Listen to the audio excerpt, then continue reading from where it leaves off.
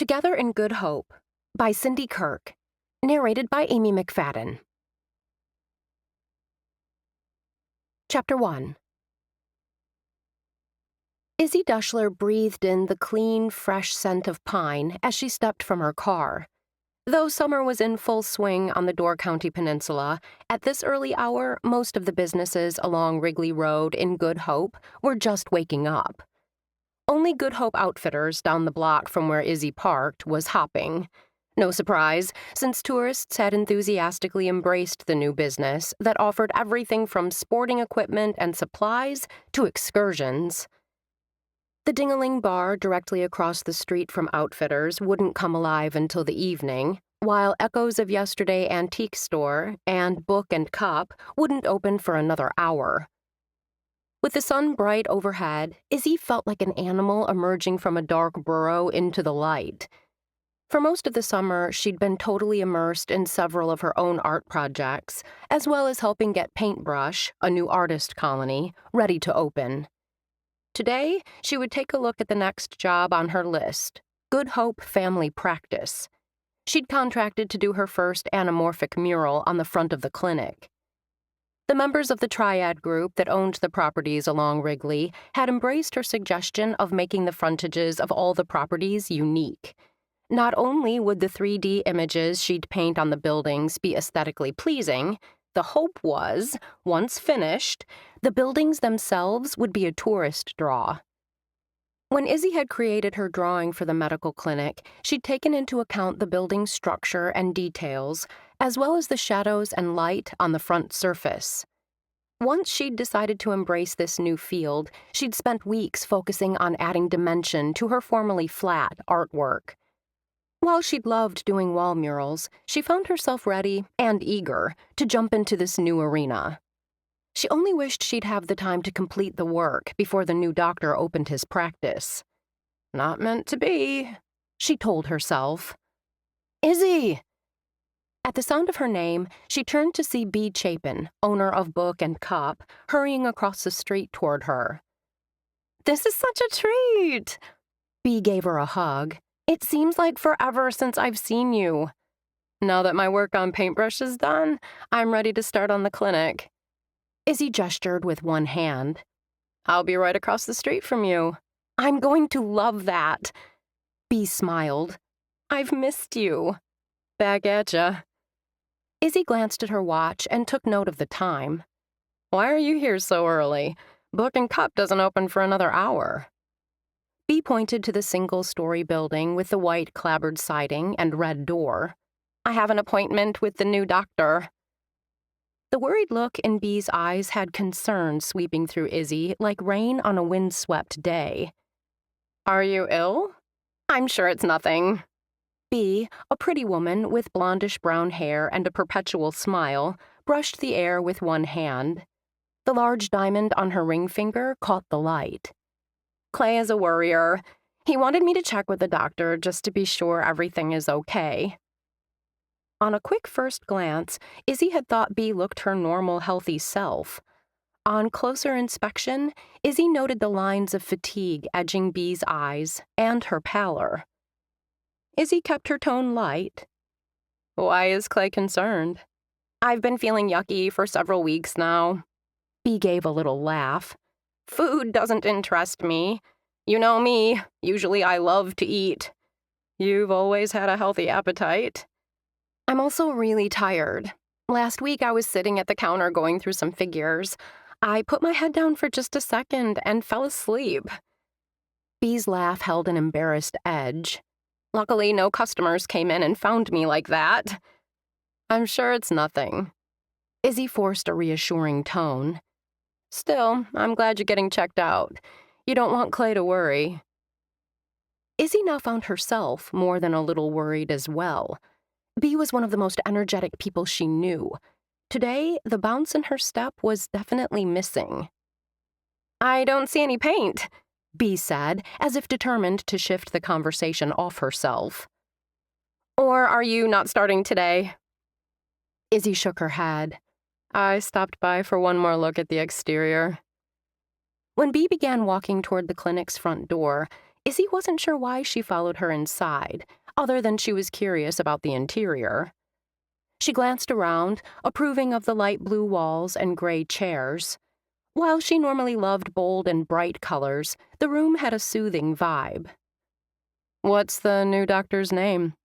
"Theo Holbrook?" Bea lowered her voice to a confidential whisper.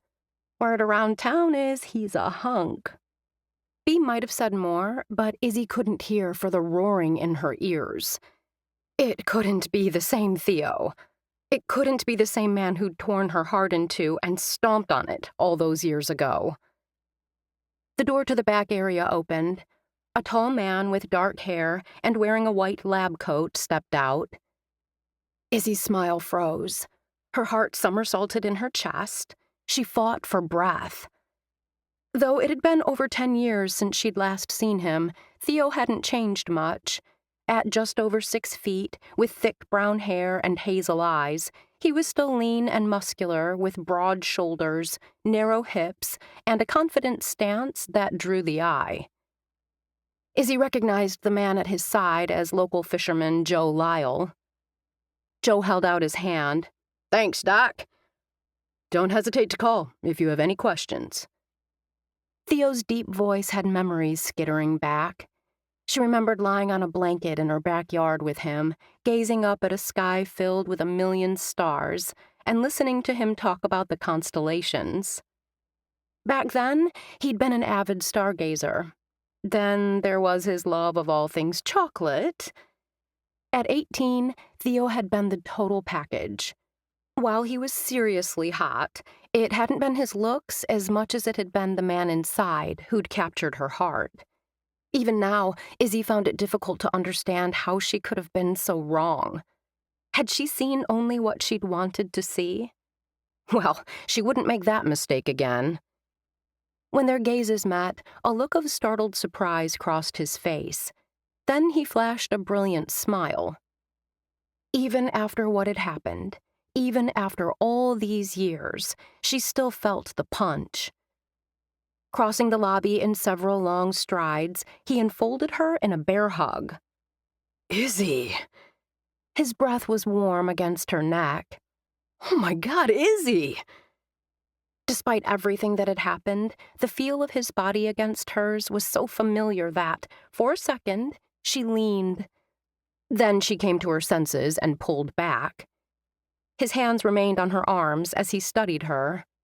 "You're still as gorgeous as ever." For one more second, maybe 2, she didn't step back. Conscious of the eyes of those in the waiting room on her, she forced a smile. "Theo, this is a surprise." Her heart might be pounding in erratic rhythm, but her voice showed no evidence of her inner distress. Bea's lips curved up in a smile. "Something tells me you two know each other." Somehow Izzy managed to find her voice. "Theo and I went to high school together." For a fleeting moment, Izzy thought she saw disappointment in Theo's hazel depths at her casual dismissal of what they'd shared. Then the smile returned. "How've you been? Are you married? Do you have any kids?" The multiple rapid-fire questions told her she wasn't the only one slightly off-balanced. Still, the questions were a solid blow to the heart, confirming what she'd always suspected. He'd been more important to her than she'd been to him. Not once in over a decade had he bothered to look her up online. If he had, he'd know the answers to those questions. "No to both." She kept her voice light, but when she attempted to smile, the skin on her face felt pulled tight. Out of the corner of her eye, Izzy saw Gladys Bertolf, town matriarch, watching intently from across the room. It didn't surprise Izzy that Gladys was here the first day the clinic opened. The woman prided herself on being in the know on everything that went on in Good Hope. She'd want to personally check out the new doctor. Knowing the woman had sharp eyes, Izzy forced a calm she didn't feel. Thankfully, when she spoke, her tone was pleasant. "I didn't realize you were our new doctor." Theo rocked back on his heels, the smile in his voice matching the look in his eyes. So much happiness radiated off him, you'd have thought he'd just run across someone near and dear to him. "This is my first day. Do you live in town, or are you just visiting?"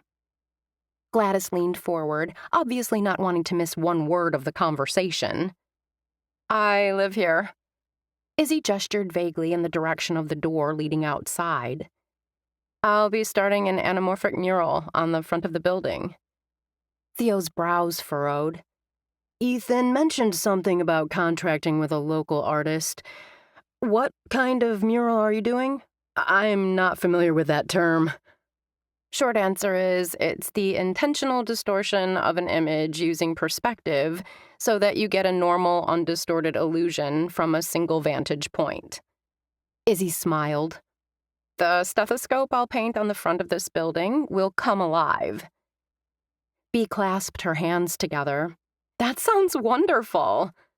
"Wait until you see what I have planned for Book and Cup," Izzy told her friend.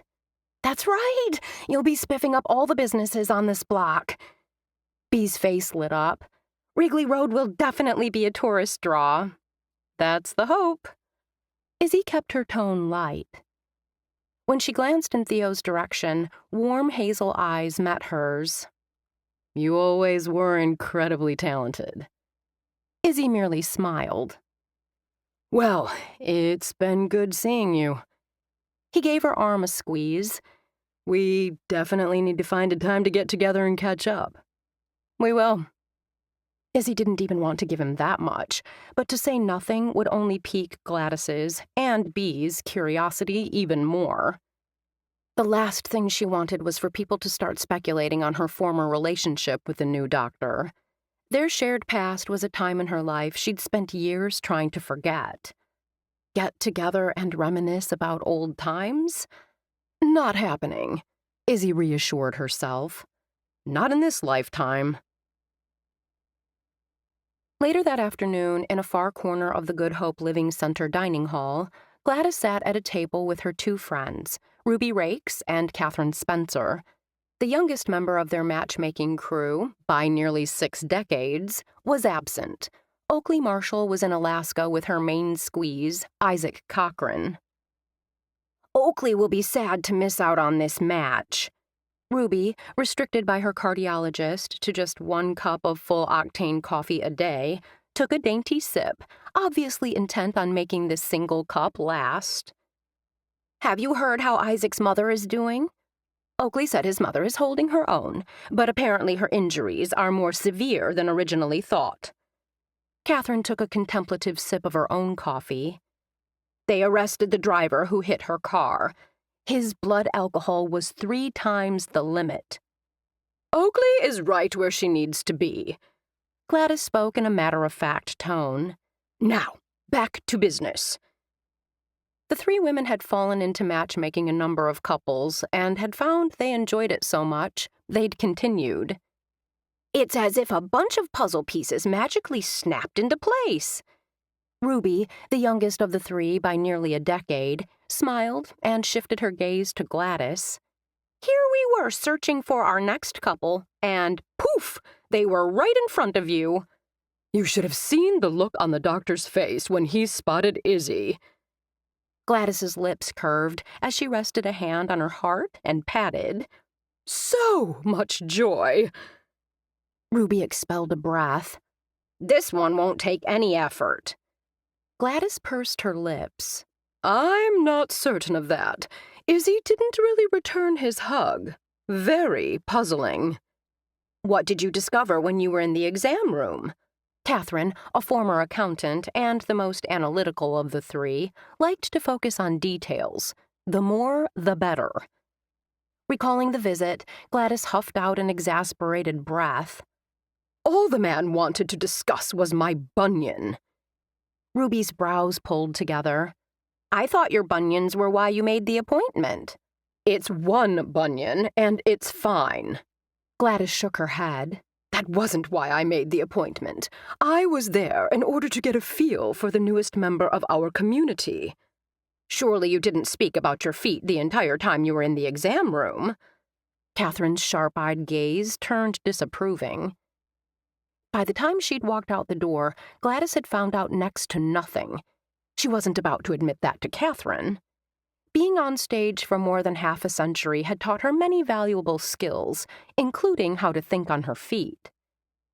Dr. Holbrook is from Michigan and played football for the university in Ann Arbor. Recalling the diplomas and the pictures on the wall, Gladys kept her voice easy, as if she had the information, but was in no rush to impart it. Not married? We already knew that, Catherine reminded her. He isn't the issue. Gladys decided to get to the point. It's Izzy. Did you at least find out how they know each other? Catherine's tone held a hint of reproach. Gladys didn't take offense. The woman did like her details and was especially fond of events that went according to plan. There was no time. Gladys tapped 2 fingers against her lips. Thankfully, as I was leaving, I casually mentioned the upcoming party at the Ding-a-Ling Beer Garden. I learned he planned to stop by.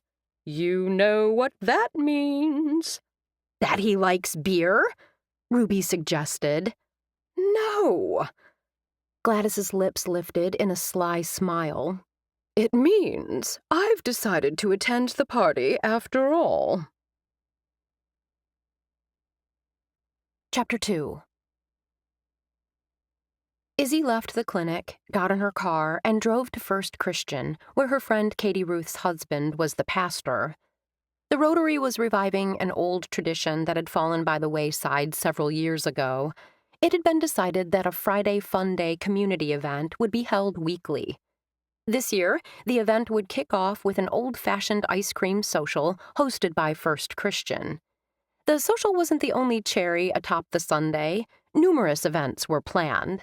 There would be booths, a bounce house for the kids, and fishing at the pier, as well as several other family-friendly events designed to draw in tourists. Although Katie Ruth was running point on the project, she was pregnant. As the event was too big for her and her husband to manage on their own, volunteers from the community had stepped up. Izzy had taken on the job of coordinating booth placements. Though she could have easily updated Katie Ruth via text, after her limited human contact this past month, Izzy was eager to see her friend in person. Izzy had barely pulled the car to a stop in front of the parsonage when Katie Ruth stepped off the porch to greet her. I have peach sun tea and sugar cookies. Katie Ruth, blonde hair pulled back in a jaunty tail, offered a welcoming smile. I'm so glad you had time to meet in person. My next job is the clinic. Once I get started, it'll be nose to the grindstone time. Speaking of the clinic, Katie Ruth's blue eyes sparkled with interest. I hear the new doctor is a real hottie. Who did you hear that from? B. Katie Ruth's smile wavered, then steadied. She stopped by. Izzy bit into a cookie. Did she let you know how her doctor's appointment went? I'll leave that for her to tell. Katie Ruth took a sip of tea and focused on breaking a sugar cookie into 2 symmetrical segments. Izzy tamped down a surge of hurt. She'd texted B to make sure all was okay. B had yet to text back. What would a response have taken? 5 seconds? 2? Yet she'd had time to stop by and tell Katie Ruth. You're not in middle school, Izzy reminded herself. The important thing was that B apparently wasn't ill. She's okay, isn't she? When Katie Ruth hesitated, Izzy's fear spiked. She placed a hand on Katie Ruth's arm. Please tell me she isn't ill. No, she isn't sick. Did the doctor figure out the reason she's been tired and feeling yucky? Theo. Katie Ruth appeared to seize on the change in subject. B mentioned the warm welcome our new doctor gave you. What was that all about? We went to high school together. Izzy waved a hand, as if that was all there was to say on the topic. I heard that. Katie Ruth leaned forward, her gaze searching Izzy's face. B got the feeling, based on his enthusiastic response to seeing you, that you two were more than former high school classmates. How much to divulge? Izzy didn't like keeping things from her friends, but this had happened a long time ago, and it was so deeply personal. Theo and I dated our senior year. Even after all these years, late spring still made her melancholy. When she spoke again, her voice displayed none of the tension gripping her body. After graduation, he went his way. I went mine. Eager to change the subject, Izzy glanced at the hanging basket nearest them. Did you get that gorgeous arrangement at the Garden of Eden? That looks like Vanessa Eden's work. Katie Ruth didn't even look at the planter. We did. How long had it been since you last spoke with the delectable doctor? The woman was like a dog with a particularly tasty bone. Izzy knew her friend well enough to accept she wouldn't be dissuaded. How long had it been? Sometimes it felt like yesterday. Izzy recalled vividly that June day. The ER doctor had barely left her hospital room when Izzy gave in to her grief. His diagnosis was what she'd feared, but it still stole her breath. As sobs racked her body, Theo's strong arms gathered her close. His lips brushed her hair, and when he spoke, his voice shook with emotion. It's okay, Iz. I'm here. It's not okay. Nothing is okay. Izzy thought about what the doctor had said. I'm right here. Theo ignored the buzzing of his phone. When you get out, I'll be right here. She clung to him. Theo was her lifeline, and she loved him with every fiber of her being.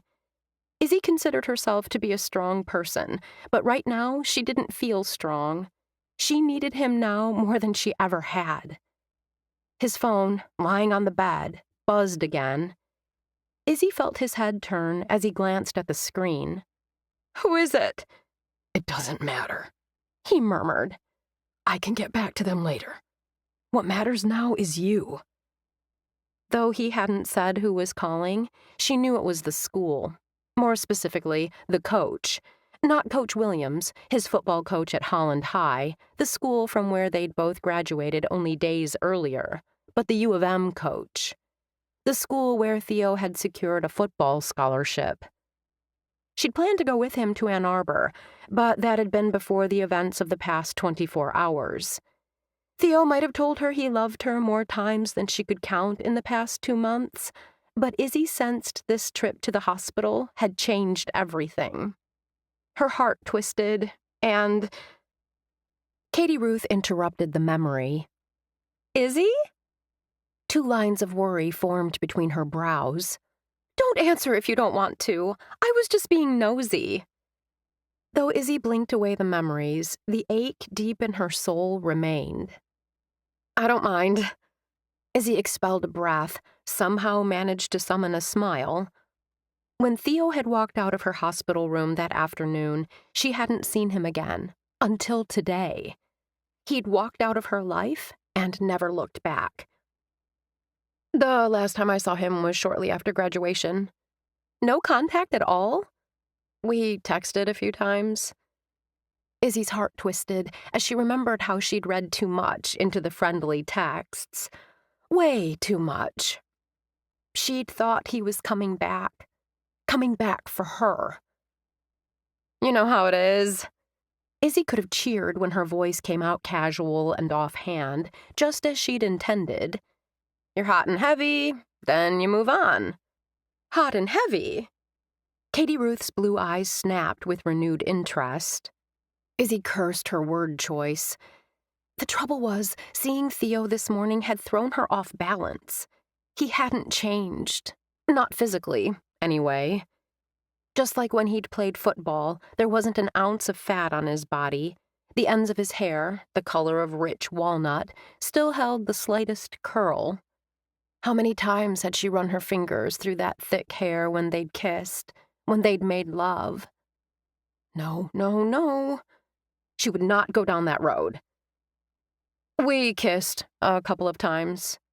Couple of dozen was more like it, Izzy thought. Is he a good kisser? Yes. Though Lizzie hadn't had any experience with boys before him, Theo had been the whole package. Not only could his caresses and kisses send her head whirling like an out-of-control tilt-a-whirl, he'd been smart and kind and funny. He left you, she reminded herself. You needed him, and he wasn't there. It's like fate. Katie Ruth leaned forward. Him starting his practice in Good Hope, and you living here now? Izzy only smiled agreeably, then pulled up the list on her phone of confirmed vendors who'd be at this week's event. So, getting on to business. I'll be doing caricatures, Izzy confirmed. I'll be donating all my profits to the Giving Tree. From the moment Izzy had first learned about the fund for those who'd fallen on hard times, she'd been impressed. The people of Good Hope didn't look down on those who were struggling. Instead, they reached out a helping hand. She knew if she ever needed assistance, someone would be there for her, too. During her nearly 5 years in Good Hope, Izzy had participated in many fundraising activities for the Giving Tree, as well as helping out during the seasonal activities that drew tourists to the area. Katie Ruth asked a few more questions about the vendors, made a few notes. They'd just concluded their business discussion when the screen door opened and Dan stepped onto the porch. Hi, Izzy. Dan offered a warm smile. It's good to see you. Izzy liked Dan Marshall. The pastor of First Christian was a genuinely nice guy who lived his faith. Though Izzy didn't make it to church regularly, especially when she'd worked late the night before at the Flying Crane bar, Dan never said a word about her less-than-stellar attendance. Good to see you as well. And perfect timing. Katie Ruth and I just now wrapped up some last-minute vendor details. Izzy smiled back at the man who'd captured her friend's heart. The ice cream social should be a blast. Thank you again for helping revive this old tradition. A church is more than simply a building. Dan moved to his wife's side, resting his hands lightly on her shoulders. It was almost as if he couldn't be this close and not touch her. Our members are part of this community. Katie Ruth and I are eager to give back to the town that means so much to us. Thanks to Katie Ruth's coordination, it's not only going to be fun, but the profits will go toward replenishing the Giving Tree coffers. Assuming we get a good turnout, that is. Your mouth, God's ear. Dan flashed a smile, then turned to his wife.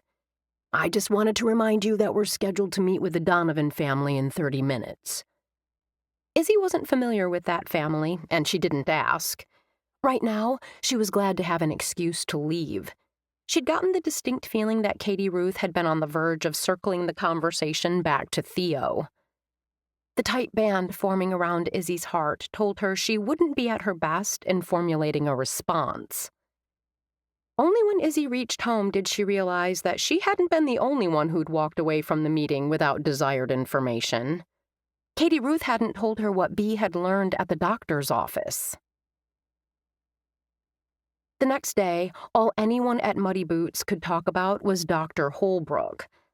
Izzy didn't normally eat much in the morning, but she'd hoped, that meeting Bea for an early breakfast before book and cup opened would serve two purposes. Not only would it keep her mind off Theo, but she hoped Bea would reassure her that the symptoms Bea had described were of no concern. Relaxing back against the cherry-red vinyl, Izzy took a long drink of coffee. The real stuff, not the decaffeinated variety Bea had chosen after a momentary hesitation.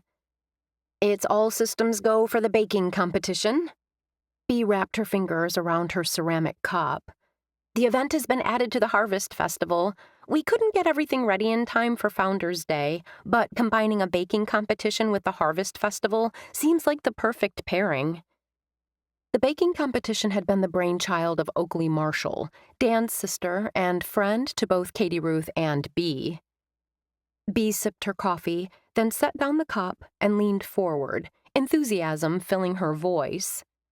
Having Finn instruct our test contestants on how to film their baking efforts worked brilliantly.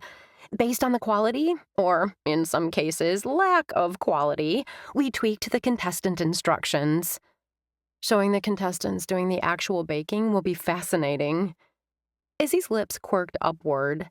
I'm not a baker, but I can't wait to watch those videos.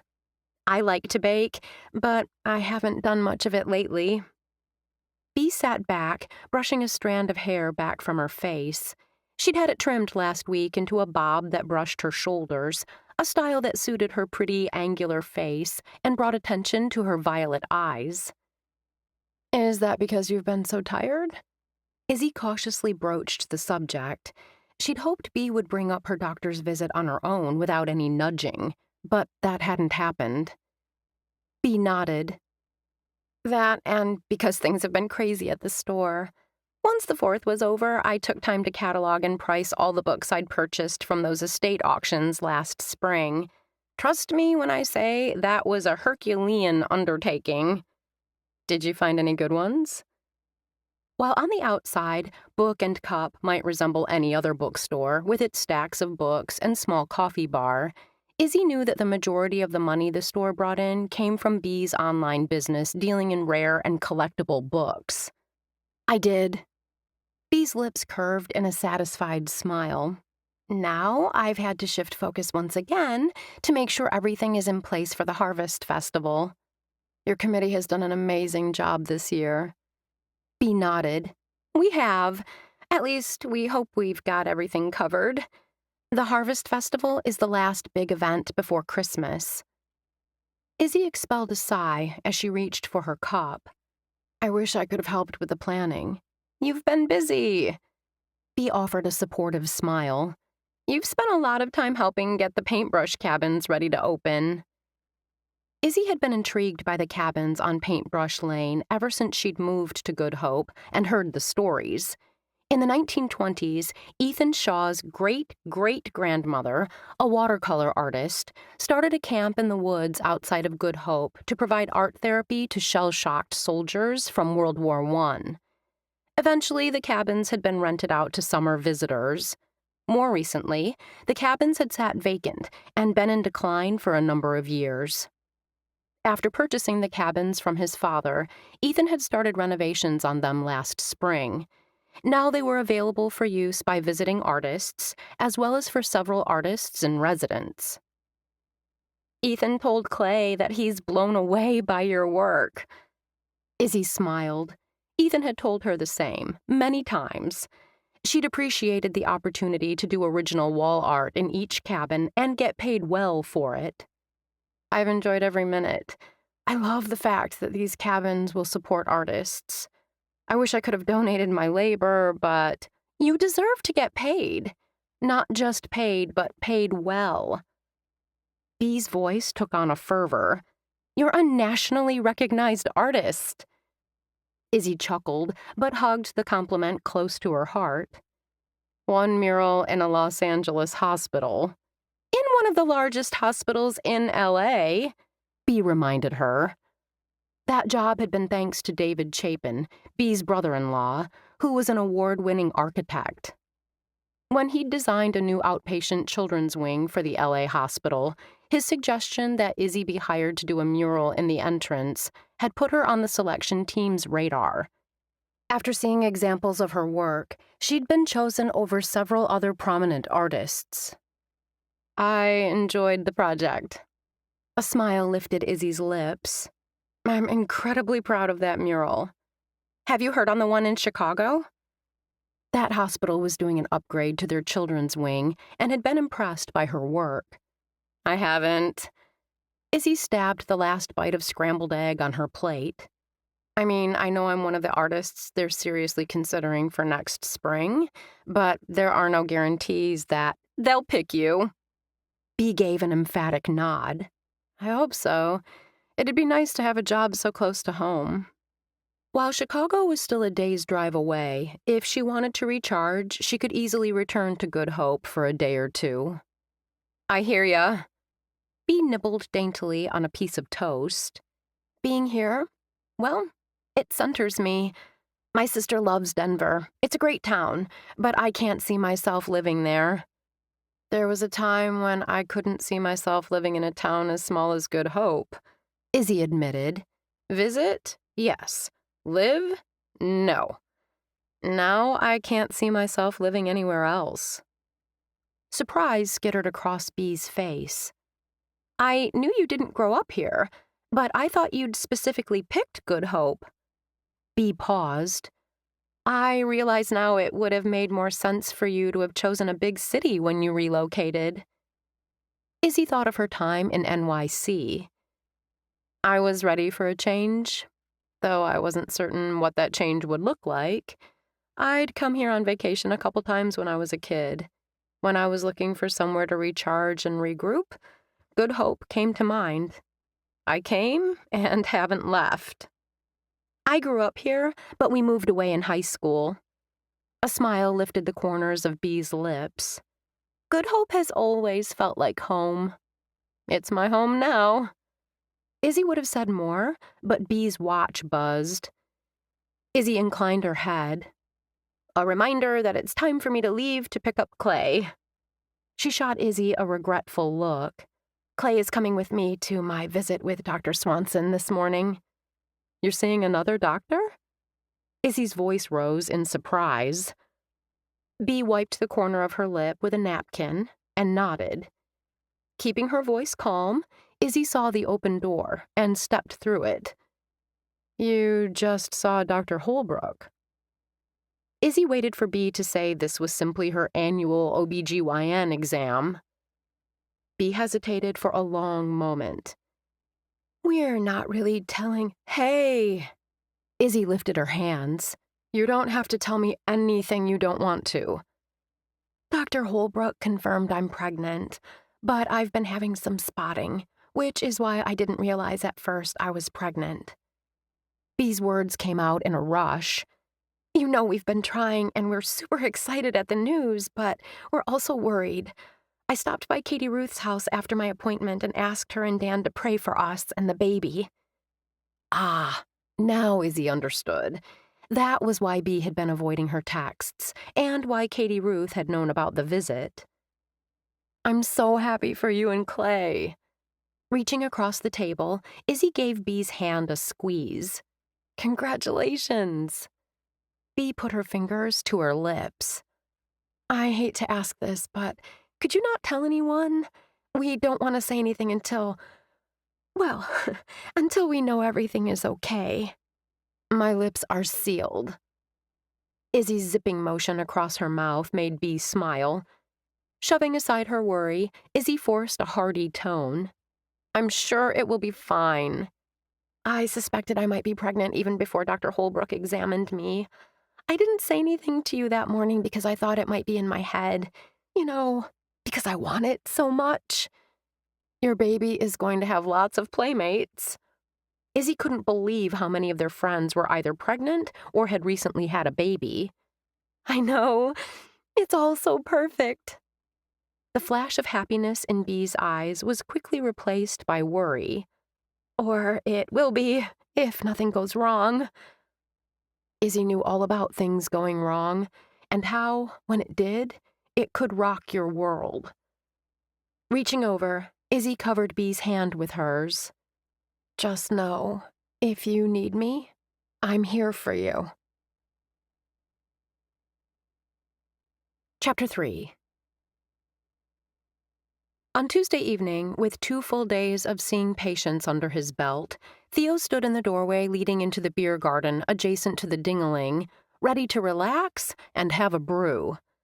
He'd been told by the 2 women instrumental in recruiting him to Good Hope, Mayor Greer McConnell and Finn Rakes, that this gathering would be a great way to dip his toe into the Good Hope community. When he'd completed his family practice residency, his plan had been to land a prestigious and well-paying position somewhere, hopefully with a large health system or a professional sports team. He'd received a few offers, but for various reasons, none had been a good fit. While a football scholarship had paid for his undergraduate costs at the University of Michigan, he'd incurred a boatload of debt during medical school and residency. His goal was to pay it off as quickly as possible. The First Provider Health System had been looking to open a satellite clinic in Good Hope. They would also front his practice startup costs, which meant he wouldn't be adding more dollars to the already staggering total he owed. The icing on the cake was, for every year he stayed, 6 months' worth of his medical school debt would be forgiven. There were other rural communities he could have chosen, but because of the tourist trade here, none was as vibrant as Good Hope. Theo had put together a spreadsheet of options, crunched the numbers, and considered the livability of each community. Good Hope had come out on top. A couple of friends had told him he wouldn't be living up to his potential by settling for practicing in the middle of nowhere. Despite knowing they were in far different situations financially than he was, he'd felt the sting of their remarks. Unlike those particular friends, his parents hadn't been able to fund his medical school education. Taking this position was the best option. While he'd never lived in a community this small, Theo was willing to keep an open mind and give Good Hope a shot. Rocking back on his heels, Theo did what he had done so many times on the gridiron. He swiftly assessed the scene and came up with a game plan. This was his opportunity to meet Good Hope's movers and shakers. The goal was to meet as many new people as possible. Then he could start putting faces to names. Across the small area, he spotted Greer McConnell and Finn Rakes. He scanned the crowd, seeing patrons wearing everything from cargo shorts to twill pants and dress shirts. As the day was warm, many of the men and women sported sandals. He hadn't been certain of the dress code, though Finn had assured him it would be ultra-casual, so he'd exchanged his dress shirt for a polo and kept the same pants. There were as many women as men in attendance. Other than Greer and Finn, they were all strangers. Except... Theo's heart skittered. He hadn't expected to see Izzy tonight. And why hadn't he? She was a well-recognized figure in this community and beyond. Last night, he'd pulled out his laptop and done some online searching, something he hadn't had time to do during his medical school years and residency. Theo had read about her career in NYC and her group of 5 artists that had seen success thanks to several big advertising accounts before breaking up and each going their separate ways. Izzy's arrival in Good Hope 4 years ago correlated to that breakup date. He'd continued to search and had gone on to read about her nationally recognized Alley Arts project. She'd even been mentioned in an article about Paintbrush and the plans for the artist colony. It struck him that he hadn't been the only one busy forging a career path over the past decade. He smiled. The realization that she'd been pursuing her dream while he'd pursued his made him happy. He still couldn't believe she was here. Theo couldn't count the number of times over the past decade that he'd thought he'd spotted Izzy, only to discover the woman wasn't her. Each time he'd seen a woman with a mass of unruly brown hair that couldn't quite be brought under control, his thoughts had turned to her. On Monday, when he'd seen her at the clinic, well, he'd acted without thinking. He'd realized a few seconds too late that having him hug her in public had made her uncomfortable. Now here she was again, less than 30 feet from him, a drink in one hand, while she chatted with a blonde woman. Izzy's hair was doing what she used to refer to as the Einstein. Just remembering brought a smile to his lips. She looked amazing in a short, off-the-shoulder tropical dress covered in toucans. Her heeled sandals showed off toned legs, and toenails painted a bright orange. Small but mighty, he used to tease. When he had, she'd punched him in the arm. So many wonderful memories. Unlike many of the women he'd dated in college, who'd had to look perfectly made up before they left the house, Izzy's face, unless he was mistaken, sported no makeup. A small swath of what looked like blue paint was just above her jawline. Another reminder that her dream from high school was intact. He smiled. In the end, they'd both gotten what they wanted. Their childhood dreams had come true. As if she could feel his gaze on her, she shifted her attention slightly. When their eyes met, he shot her a warm smile. Theo had had so many questions pushing to be asked when he'd first seen her, but there had been no time. He'd had patients in exam rooms waiting to be seen. Since they now lived in the same community, finding a time to get together shouldn't be difficult. They'd begin the process of getting reacquainted tonight. He was halfway across the outdoor area when he was forced to step around a group of 6 women talking animatedly about an upcoming wedding. When he reached the other side, he'd lost sight of Izzy in the crowd. Dr. Holbrook. Theo turned and found himself staring into pale blue eyes in a face that appeared ageless. He remembered her, Gladys Berthoff, the impressive woman with the bunion she hadn't wanted to discuss. She was rail thin, in a gauzy caftan in purple and silver, her jet black hair holding a bold stripe of silver.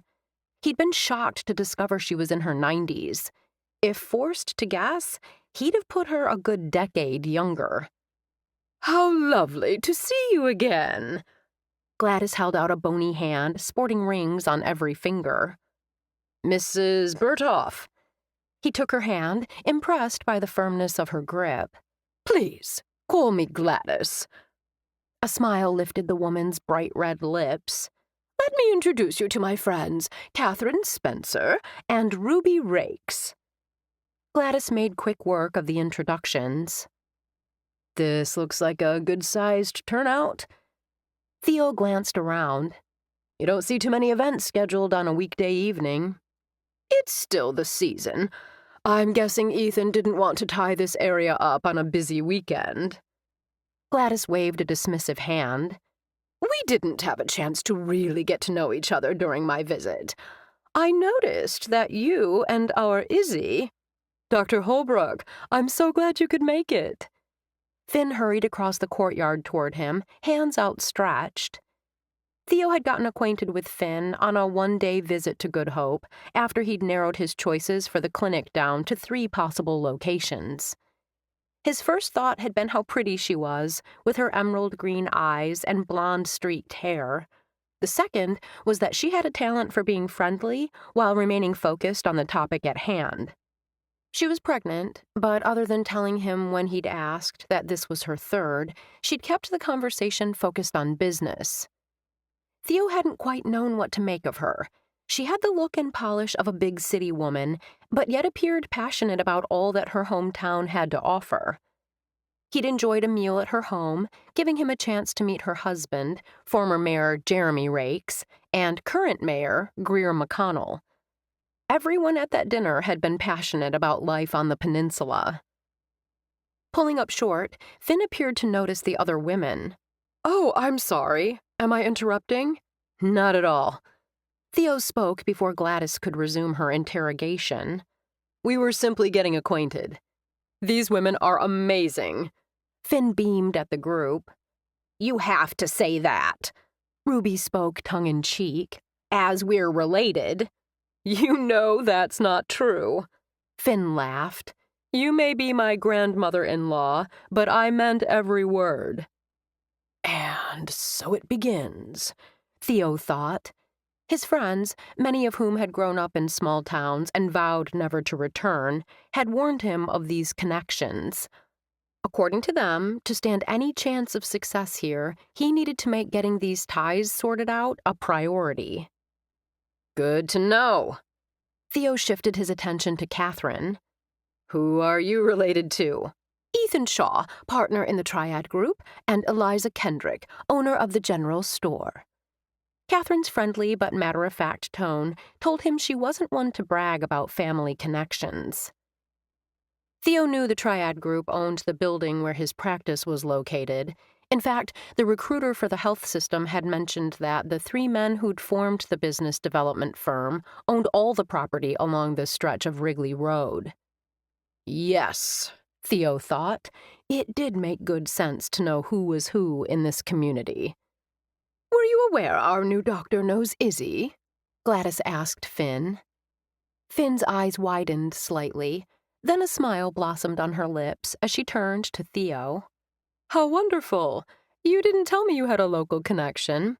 They went to high school together, Ruby added before he could think of a proper response. He hadn't seen her since. Catherine might have directed the comment to Finn, but there was a question in the look the older woman shot him. It was a guess, but an accurate one. Theo shrugged. It's easy to lose touch, especially when you'd obviously been so close, Gladys said pointedly. Theo was so happy to see her Monday that he gave her a hug right in the clinic waiting room. Finn arched a brow. Is that right? Theo smiled. Seeing her after all these years was a wonderful surprise. Now that you're here, you two can reconnect. Gladys's eyes held an intense glow. Unless you have a sweetheart. Ruby gave a sage nod. A girlfriend wouldn't like you reconnecting with an old flame. I never said she was an old flame, Theo protested. You didn't say she wasn't, Catherine pointed out. As he felt himself being backed into a corner, Theo reverted back to his college days. Needing a timeout, he held up his hands to form a T. Laughter danced in Finn's eyes. I know Dr. Holbrook would love nothing more than to answer all your questions, but I promised Greer I'd introduce him around. I'd appreciate that, he told Finn.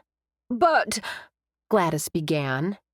I invited him tonight specifically so he could meet as many people as possible. Finn smiled, but her tone brooked no argument. Gladys fluttered a hand in the air, the glow from the outdoor string lights reflecting off her many rings. Of course. Before we start making the rounds, I'd like to ask a favor. Finn paused and glanced at the three, as if expecting them to step away, but they remained where they stood. Looking resigned, Finn focused on Theo.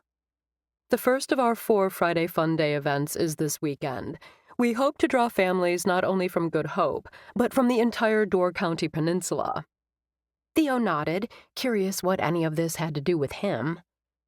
The following Friday, we'll be hosting our first ever football passing clinic, scheduled for boys in high school. Satisfaction filled Finn's voice. We're very pleased with the response. We'd love for you to help out. Everything Finn had said confirmed what Theo's research had shown. Good Hope was not your typical rural community. When Finn stared expectantly, he realized he hadn't answered her question. What's the ratio of players to coaches? Theo had done a few of these type of clinics since getting out of college and had a good idea what was involved. 10-1. Most of the coaches are from the area. Theo nodded. That was what he'd expected. Another group he could get to know. This clinic isn't just for quarterbacks, but for wide receivers, running backs, and tight ends. Finn smiled apologetically. I realize this is short notice, but a lot of these kids hope to play college ball. Adding a former Division I quarterback would add even more value to their registration cost. When Theo hesitated, Finn added, Being involved might also help you build your practice among the locals by getting your name out there. Your presence will also show more than words that you care about what goes on in your new community. Finn failed to mention it's for a fabulous cause. Gladys, obviously frustrated and unaccustomed to being left out of any conversation, added her 2 cents. A percentage of the money raised will go to the Giving Tree. Theo pulled his brows together. I don't believe I'm familiar with that charity. It's not a charity. Gladys held up a hand. The Giving Tree is a neighbor helping neighbor fund, a way for those more fortunate to offer a helping hand to those going through difficult times. When Theo still hesitated, Gladys added, Your old friend Izzy will be there. She'll be there doing caricatures this weekend as well, Finn added. I would say most of those here tonight will be helping in some capacity to ensure these Fun Friday events are a success. Gladys shot him a pointed glance. With leadership comes responsibility. Theo understood. By virtue of being a doctor in this community, he'd automatically become a community leader. That didn't bother him. He was willing to do what he could to help out. Though he committed to next weekend, he'd made sure Finn knew he was available if there was any help he could offer this weekend. Theo had to admit that knowing Izzy would be there only made him more eager for Friday to arrive. Once his last patient walked out the door on Wednesday, Theo headed straight for Peninsula State Park. Taking one of his patient's recommendations, he chose the Sunset Bike Trail / Hidden Bluff Loop for his run. It was a good choice. He enjoyed the tall trees flanking the trail and the scent of pine and lavender wafting in the air. The shady trail ended up being a perfect mix of hills. Though a good number of bikers utilized the trail, they were polite and posed no problems.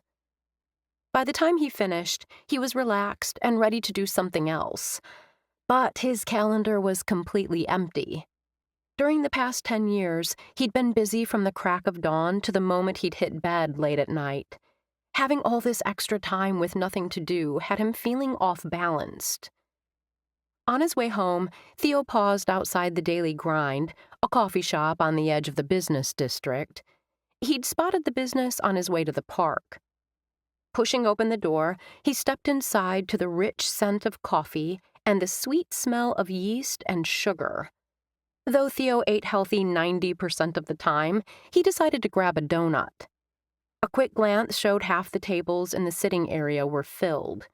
2 female customers were at the counter, and 1 man waited in line ahead of him. The 2 women appeared to be having difficulty deciding which pastry they wanted with their coffee. For 2 incredibly long minutes, they debated the virtues of a Queen Amman, whatever that was, versus a Cherry Danish. Theo shifted from one foot to the other. When one of the women took a call, still without giving her order, the dark-haired man in front of Theo cursed under his breath. Theo chuckled. The man turned and looked at Theo. Keen intelligence shone in the amber eyes that studied Theo. As the woman ended the call, the guy inclined his head and studied Theo as if trying to place him. "You don't know me," Theo told him, deciding he might as well not add to the guy's stress. "I'm new here." After a moment, the corners of the man's lips lifted in a mocking smile. "Tourist or local?" "Local," Theo admitted. "Just moved here this week." "You?" "I'm new here as well." The man extended a hand. "Luther Gannon." Theo returned the firm handshake. "Theo Holbrook. It's crazy running into someone like you." Theo arched a brow. "Someone like me? Everyone else has lived here for 100 years. Luther's smile turned sardonic. "We may just be the only 2 new locals in this entire town." Theo thought of the event in the beer garden. "Sounds accurate. We should grab a beer sometime." "Sure." Luther reached the counter. As Theo expected, Luther ordered without any hesitation, slapping down a 20 and telling the clerk to keep the change. Theo expected him to linger for a minute, perhaps make plans to grab that beer. Instead, the man grabbed his white bakery bag and coffee and headed out the door with long, purposeful strides, pausing only long enough to hold the door open for 2 grandmotherly types. Theo stepped forward. The man behind the counter appeared familiar. After a second, Theo realized he'd met him at the beer garden. He struggled to recall the man's name. Just when he was on the verge of giving up, he remembered. Ryder Goodhue. Ryder owned this shop. In fact, he owned a whole chain of coffee shops just like this one. Ryder made change for the 20, but instead of dropping the extra into a pocket in the green apron he wore, he released the hefty tip into a jar on the counter marked Giving Tree. "What can I get you, Dr. Holbrook?" "Please, call me Theo."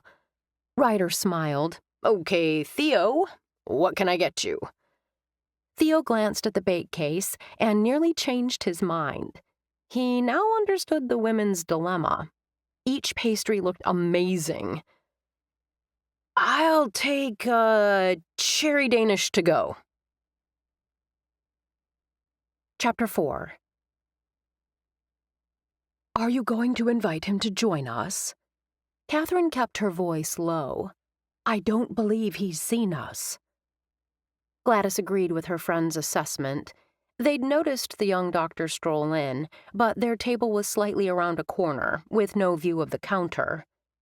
She was glad that it was Catherine asking the question instead of Ruby. Though she loved Ruby dearly, the woman tended to get loud when excited. Seeing the doctor walk into the daily grind, alone, had all of them sitting up and taking notice. When Ruby opened her mouth to speak, Gladys brought a finger to her lips and shot Ruby a warning glance before answering Catherine's question. Now is not the time. Why not? Ruby blurted, obviously forgetting the warning. Let's keep our voices low, shall we? Gladys shifted her gaze from Ruby to Catherine. I don't yet have a plan, and we don't want to scare the man off by moving too swiftly without proper consideration. You have a plan, and I know exactly what it is. Ruby's voice held a note of triumph. Gladys found herself grateful Ruby hadn't shouted the words across the room like one of those game show contestants. Catherine arched a dark brow. What is it you think Gladys has planned? Ruby leaned forward, nearly knocking over her cup of decaffeinated coffee in the process. Without saying a word, Catherine lifted it out of the way.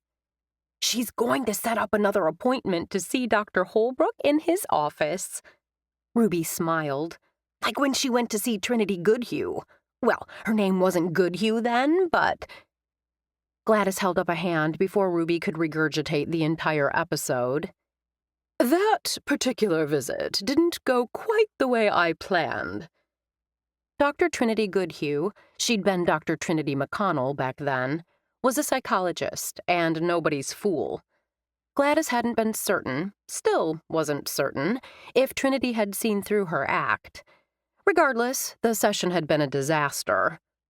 Gladys had made the appointment, hoping to get information from Trinity that would help them match the newly arrived psychologist. She told her friends that she'd been forced to endure a full hour of psychological counseling when Trinity had stuck to the reason Gladys had given for the visit. On her way out of Connections, the mental health clinic Trinity co-owned, Gladys had vowed that, in regards to spying, doctors would be off limits, at least for her. You nailed it, Ruby. Gladys's lips curved as she eyed her two friends. Except I won't be the one visiting Dr. Holbrook. One of you will. Catherine appeared horrified by the thought. I don't need to see a doctor. I already see Dr. Passmore, Ruby reminded Gladys. You see him for your heart. Gladys found herself wondering if the cardiologist, based in Sturgeon Bay, was still single. You really should have a doctor here in Good Hope for cold and flu type things. I feel fine. Ruby waved a hand. I don't have so much as a sniffle. We'll come up with some symptoms that will get you in the door. Gladys found herself warming to the plan. Catherine frowned. How are we going to pull that off? None of us has a medical background. No worries. Gladys's lips curved upward. That's what WebMD and Dr. Google are for. On Thursday afternoon, Theo gazed at the list of complaints brought forward by the octogenarian sitting in the chair in the exam room. The temporary nurse had slipped the woman into a slot intended for patients who, based on their symptoms, needed to be seen the same day they called. When he'd noted the reason for the visit she'd given on the paperwork she'd filled out, Theo had been both alarmed and puzzled. From their previous encounter, Theo was aware that this woman was Jeremy Rakes's grandmother, and if she truly were having these issues, Theo knew she'd be in the nearest ER. Instead, this small, bright-eyed woman with champagne-colored hair sat before him, looking as if she was ready for a garden party. Mrs. Rakes, Theo began. Please, call me Ruby. She flashed a smile. Everyone does. Okay, Ruby. Theo chose his words carefully. You've got quite the list of complaints here. Is Dr. Passmore aware you've been experiencing these issues? Dr. Nolan Passmore was a cardiologist in Sturgeon Bay and part of the First Provider Network. It appeared he was the one who'd been handling her issues with blood pressure and her heart. Other than that, according to Mrs. Ruby, she was on no other medications. Ruby glanced right, then left, and avoided meeting his gaze. That's why I'm here. I wanted to speak with you about these issues. I understand that, but why? Why what? Why come see me and not go to Dr. Passmore? For a second, Ruby appeared confused. I just told you. I wanted to see you. Mrs. Theo paused, then gentled his tone. Ruby, some of the issues you're experiencing, such as the spike in your heart rate, should be reported to Dr. Passmore. I can call him. Please don't. Reaching out, she touched the sleeve of his lab coat. It would only confuse him. Filing away her reluctance to consult with her cardiologist, Theo moved on to the other symptoms. Have you been to the Amazon in the past 6 months? I order from them all the time, she told him, quite cheerfully. Just yesterday, I ordered some elderberry chews. Winter is coming, and they're supposed— Not the Amazon company, Theo clarified, but the Amazon rainforest or river. Isn't that in South America? He nodded. I've never been there. She paused. Are you considering a trip there? My family is well-traveled. If you have questions or are looking for suggestions, I know they'd be happy to help. I don't have any travel plans, at least not in the near future, but I appreciate the offer. She gave him a brilliant smile. Taking a breath, Theo tried again. The reason I ask is many of the symptoms you report are those often seen in a person who has recently visited the Amazon. When she opened her mouth, Theo knew, just knew, where she was headed. He held up his hand to forestall the response. Not the website. The region in Brazil. Ruby expelled a loud breath. I told Gladys using WebMD was a mistake. Gladys Berthoff? Ruby's eyes widened, and she brought her hand to her mouth. As her expression turned stricken, she gave a cautious nod. Relief surged. The symptoms she'd listed could have been life-threatening. It would be much easier to deal with the real reason for her visit. Why don't you tell me why you're really here? Keeping his tone conversational, Theo leaned forward, resting his forearms on his thighs. As he kept his gaze focused on her, he offered an encouraging smile. I'd really like to know. Ruby hesitated for such a long time that Theo thought she wasn't going to answer. The breath she finally expelled might have sounded shaky, but when she spoke, her voice was steady. She offered a sheepish smile.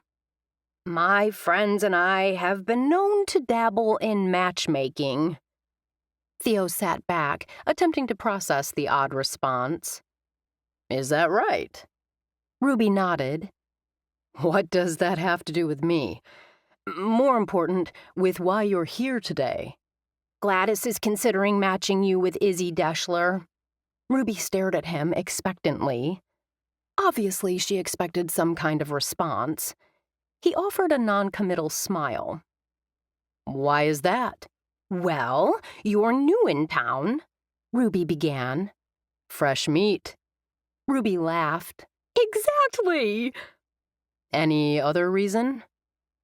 Ruby brought a finger to her lips, as if attempting to recall the exact conversation.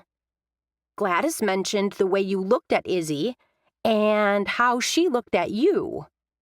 How she looked at you? Theo had thought he'd noticed a coolness in Izzy's response to him.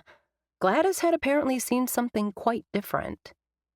He thought he might have to prompt Ruby to say more, but she continued, warming to the topic. "We've considered matching Izzy before," Ruby confided, "but we've never seen her have the slightest interest in any man. Until you." The comment had the hope Theo had tried to quell ever since seeing Izzy surging.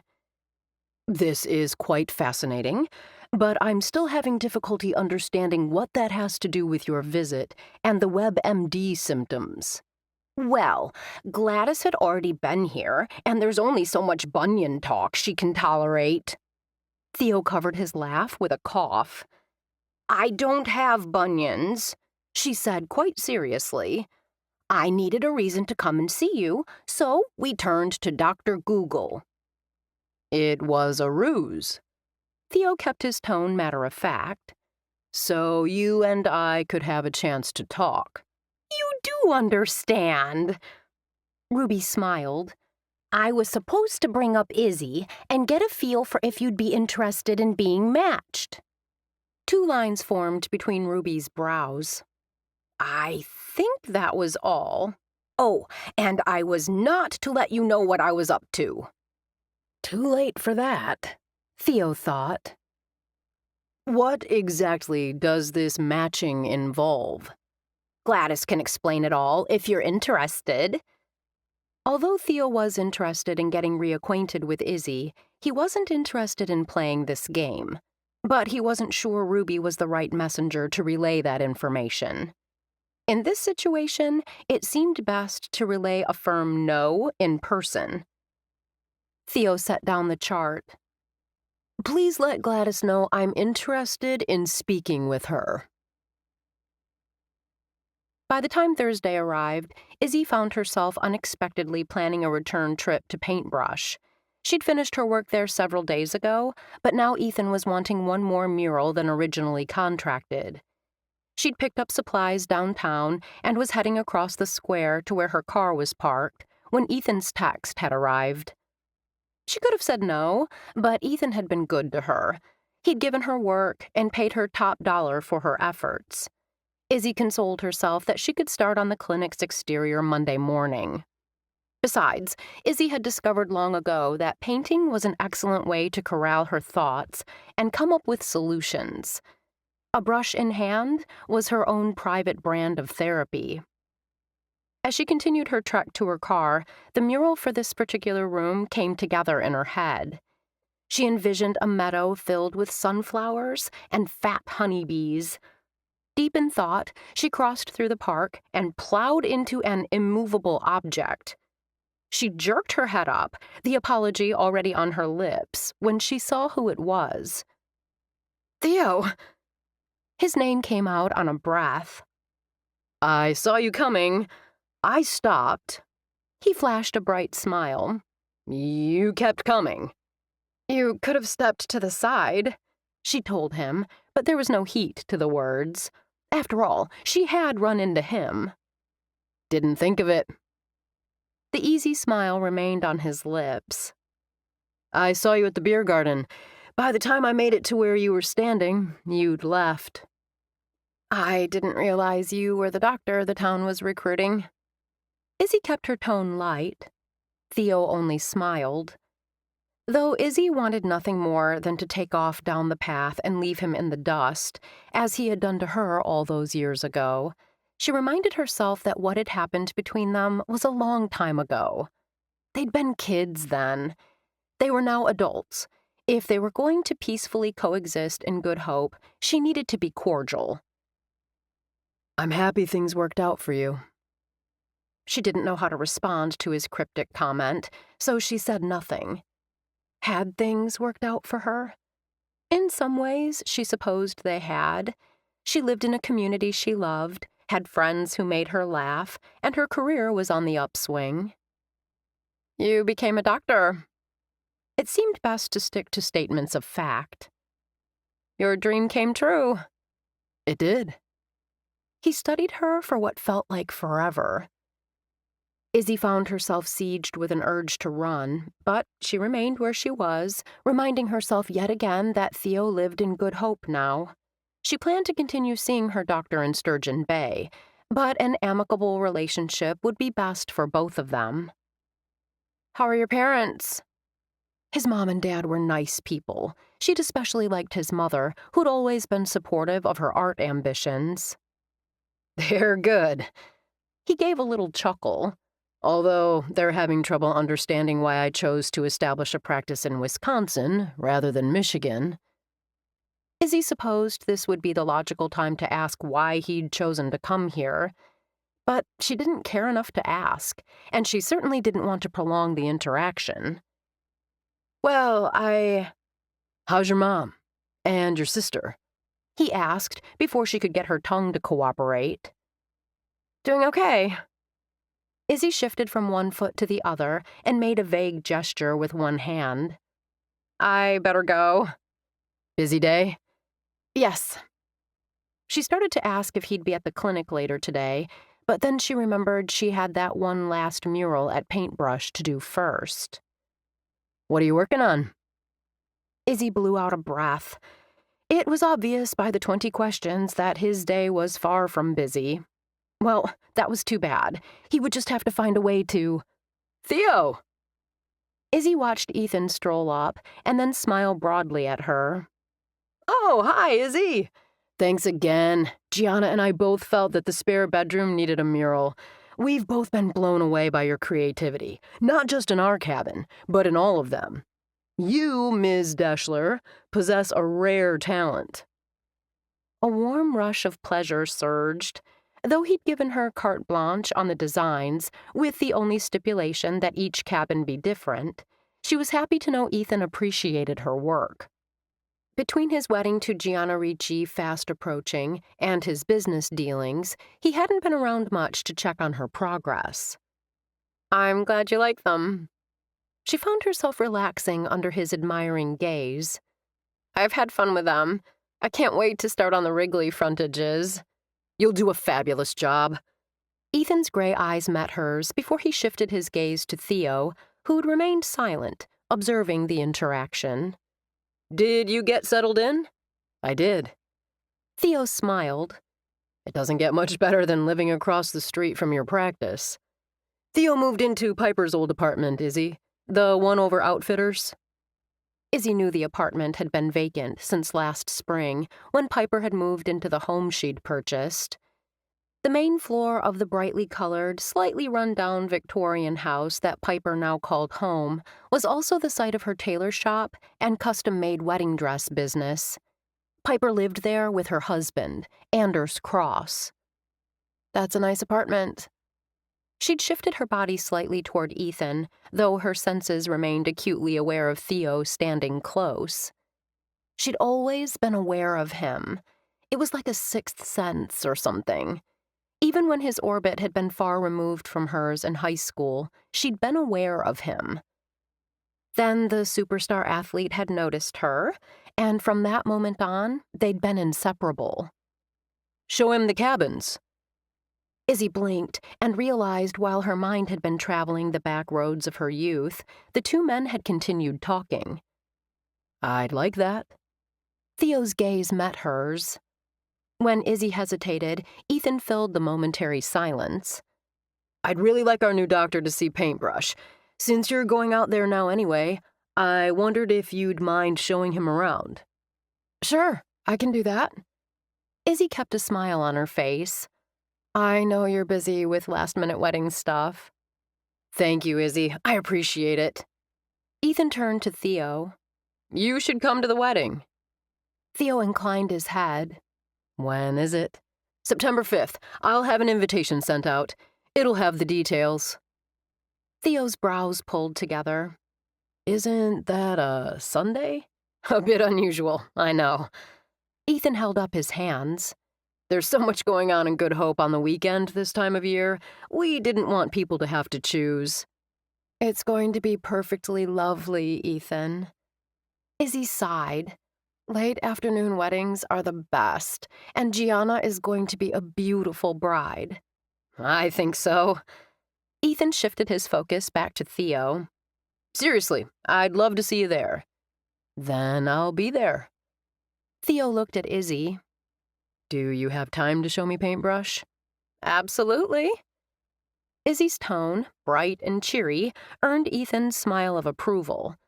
Turning to Theo, she inclined her head. What time works for you? How about now? Theo quickly added, I've got an appointment at 3, but if now fits with your schedule, it works for me. Chapter 5. Theo followed Izzy's Silverado to the cabins in a wooded area near Good Hope. He'd considered asking if she wanted to ride together. Then he'd heard her promise Ethan the mural she would do in his cabin's spare bedroom would be done tonight. While talking with her in the square, Theo had realized the connection between them might have frayed, but still held. He'd found himself wondering at odd times over the years how she was doing. Pulling his SUV to a stop beside her truck, he smiled. He no longer needed to wonder. Once he was out of his vehicle, Theo surveyed his surroundings. They'd passed a number of cabins on their way to this one, which sat at the far end of the winding road. The whimsical log cabins were all constructed in the same style. The only differences appeared to be the trim colors and brightly colored doors, with no two the same color. Each cabin sported a sign proclaiming its name. This one's sign had Hummingbird painted on it. While he admired the structure, Izzy opened her hatch and took out a bag, arranging the strap over her shoulder. As Theo stepped close, it struck him that her hair smelled like pineapple, the way it had when they'd been together. You use the same shampoo? She turned abruptly, and those full, enticing lips were so close he'd need to lean only slightly forward to kiss her. Electricity sizzled in the air. He hadn't forgotten how it had been between them. The passion they'd shared had been off the charts, and so much a part of their relationship that he'd taken it for granted. In the intervening years, he'd realized that kind of heat, that intense connection, was rare. In fact, he hadn't felt anything even close to that level of intensity since. Izzy stepped back, putting distance between them. Her brown eyes, dark and unreadable, pinned him. The shampoo, he stammered, feeling like an awkward 16-year-old under her firm, penetrating gaze. It has the same scent as the one you used before. I like it. Giving a curt nod, she turned away and gestured toward the cabin. This cabin is Hummingbird, the largest, named after an oil painting done by noted Wisconsin artist Rebecca Korth. Down to business, Theo thought. He'd hoped for different, for more. Ethan said something about an artist's colony? Other than that, Theo knew little about these cabins. How long have they been here? Asking appeared to be the right decision to try to bridge the awkwardness between him and Izzy. As she unlocked the door, she began the history lesson. By the time they stepped into the kitchen at the back of the house, the tension had left Izzy's face, and she seemed relaxed for the first time since their paths had crossed in the square. This is what I've done in this cabin. Izzy gestured with one hand toward a wall near an open area where a table would one day sit. The murals are different in each cabin, not only in subject matter and color, but in what room they're located. Some are in the living room, some in the main bedroom, while others, like this one, are in the kitchen. The scene was an abstract forest scene of a picnic beside a meandering stream, done in shades of bold yellows, reds, and greens. This mural looks done. Theo cast her a questioning glance. The mural I'll paint today will be in the guest bedroom. Theo's gaze returned to the scene in front of them. The colors really pop. Jenna loves the bold and bright. Izzy smiled with satisfaction. This scene came together just as I envisioned. There were so many questions pushing at his lips. Questions about her schooling, about her life in New York, and the breakup of her group there. More specifically, what had drawn her to Good Hope? Theo knew some of it through his recent internet sleuthing, but many questions remained unanswered. "I need to get to work." Her tone, polite but dismissive, told him that now was not the time to ask about renewing their friendship. They lived in the same community now, and it was clear, at least to him, that the embers from that long-ago fire still smoldered. Once he was settled, he hoped they'd have a chance to explore the closeness they'd once shared. In the meantime, she had work to do, and he had an appointment at the Good Hope Living Center. "Thanks for showing me around. I appreciate it." Then, without waiting for her reply, Theo headed toward the door. Later that afternoon, Theo strode into the Living Center, wondering what the rest of the day held in store. He had to admit these three older ladies intrigued him. Though Catherine remained a mystery at this point, he'd already formed impressions of Ruby and Gladys. Ruby was a sweet woman with an infectious smile and a good heart. Gladys was, well, formidable, a strong, determined woman who didn't tolerate bullshit. Izzy was like that too, funny, strong, and determined. At least she had been before the events of their last few months together had knocked her world, their world, off kilter. The beauty of the Living Center lobby had Theo pausing to take a good look around. Before making the trek over here, he'd done a little research on the place on his phone. Relatively new, it had been built several years ago with funds from the Chapin Foundation. The place not only housed independent living apartments, but there was a daycare in one wing. From the soaring ceilings and massive chandelier to the massive stone fireplace in the entry, no expense had been spared. A young woman sat behind a reception desk. She put down her phone and offered him a bright smile as he approached. "Good afternoon. How may I assist you?" Theo offered the woman a smile. "I was wondering if you could direct me to the terrace closest to the duck pond." Her expression showed no surprise, telling him the description Gladys had given him was commonly used. She gestured to a set of French doors. "Right through there." "Thank you." Theo noticed the woman's phone was back in her hand, and she was laughing at a video before he hit the door. He stepped out into an oasis of tall, leafy trees, vibrant bushes in a variety of colors, and huge clay pots filled with assorted blooming flowers, all around a kidney-shaped pond. Tables were spaced strategically on the terrace, most in the shade, all with a good view of the water that boasted several ducks paddling lazily in the sun. Even though her back was to him, Theo spotted Gladys immediately. Her erect posture and jet-black hair made her an imposing figure even at a distance. Ruby, who sat facing him, began waving wildly, a broad smile on her face. Catherine shifted in her seat and lifted a hand in greeting. Gladys didn't turn, but then he hadn't expected her to. She reminded him of a mob boss. People came to her, not the other way around. Still, when he reached the table, she offered a warm smile. "Dr. Holbrook, thank you for fitting us into your busy schedule. Please have a seat. Would you like something to drink?" "I'm fine." Theo took a seat in the only open chair at the foretop. "This is a beautiful place." "It's wonderful," Ruby agreed. "The staff is top-notch." "They're very accommodating," Gladys agreed. "While I do hire my own person to run errands, there are staff willing and eager to assist. For a price," Catherine clarified. "Enough about the Living Center." Gladys waved an imperious hand. "Tell us about you." Those pale blue eyes pinned him.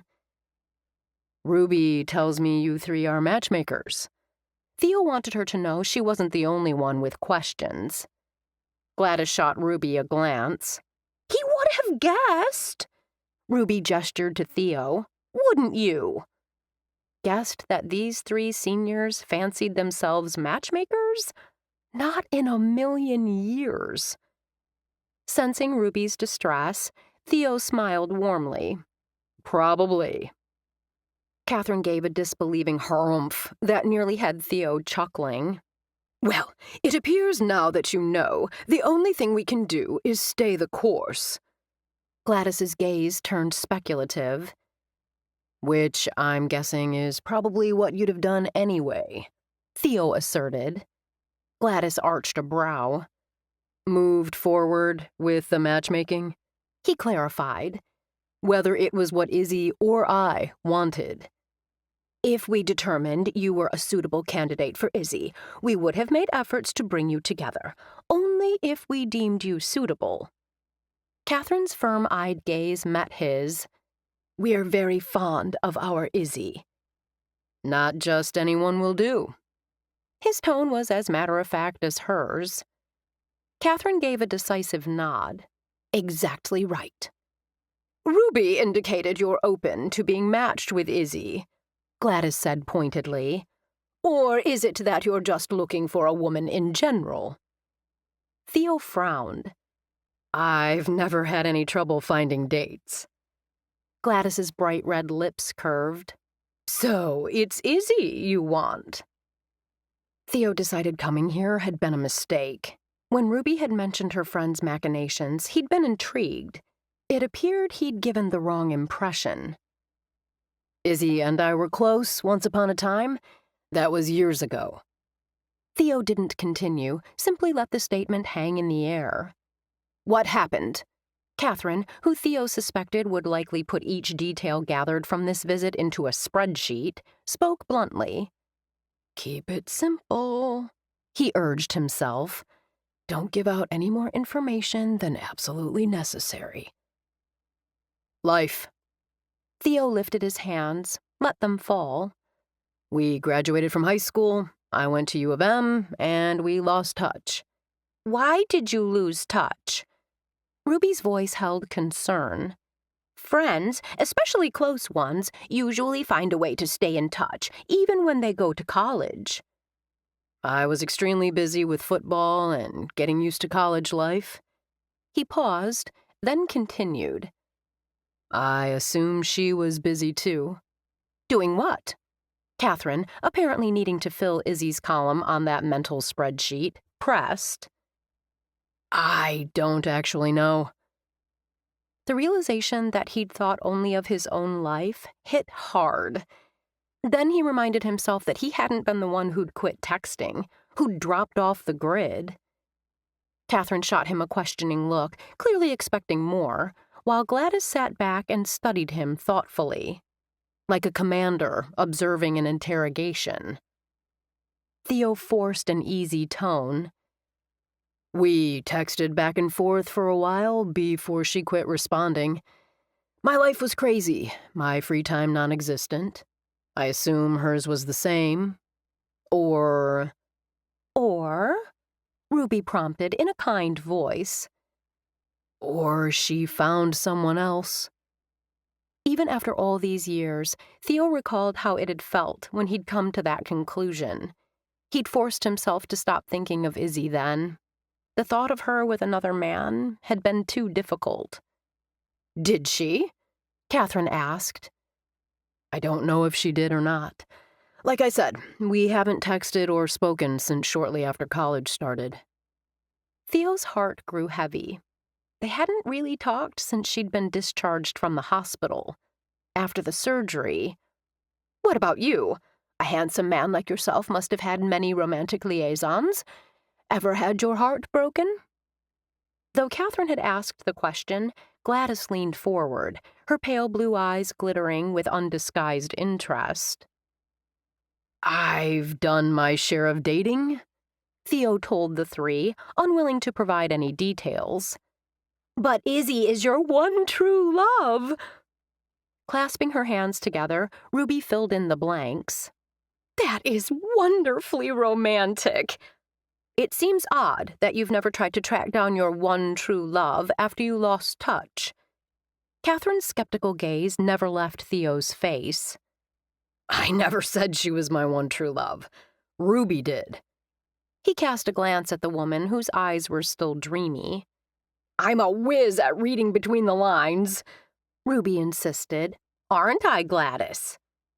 Gladys offered a slow nod, then gestured to their other friend. Catherine brings up a valid point. 10 years is a long time to go without seeing someone who was once so dear to you. I had to work my ass. Theo paused and rephrased. I studied hard during medical school and residency. I'm determined to be the best doctor I can be. I didn't have time for even an old friend. Now I've launched a new practice. While I appreciate your interest in my social life, you need to put me on the back burner for at least 6 months. Better yet, a year. Once I'm settled, we can talk again then. Catherine gave an approving nod. Gladys moved to the forefront. Oh, not literally. She remained where she was seated, but she lifted a bejeweled hand, making it clear to everyone at the table that she was taking charge of the interrogation. Conversation. While I noticed you were thrilled to see Izzy, she didn't appear equally happy to see you. Gladys inclined her head. Why is that, you think? Theo raked a hand through his hair. To be honest, I don't know. We parted on good terms. I was the last one to text, so it isn't as if I ghosted her. Catherine narrowed her gaze. You're certain you made the last contact? He nodded. Catherine pursed her lips. That is puzzling.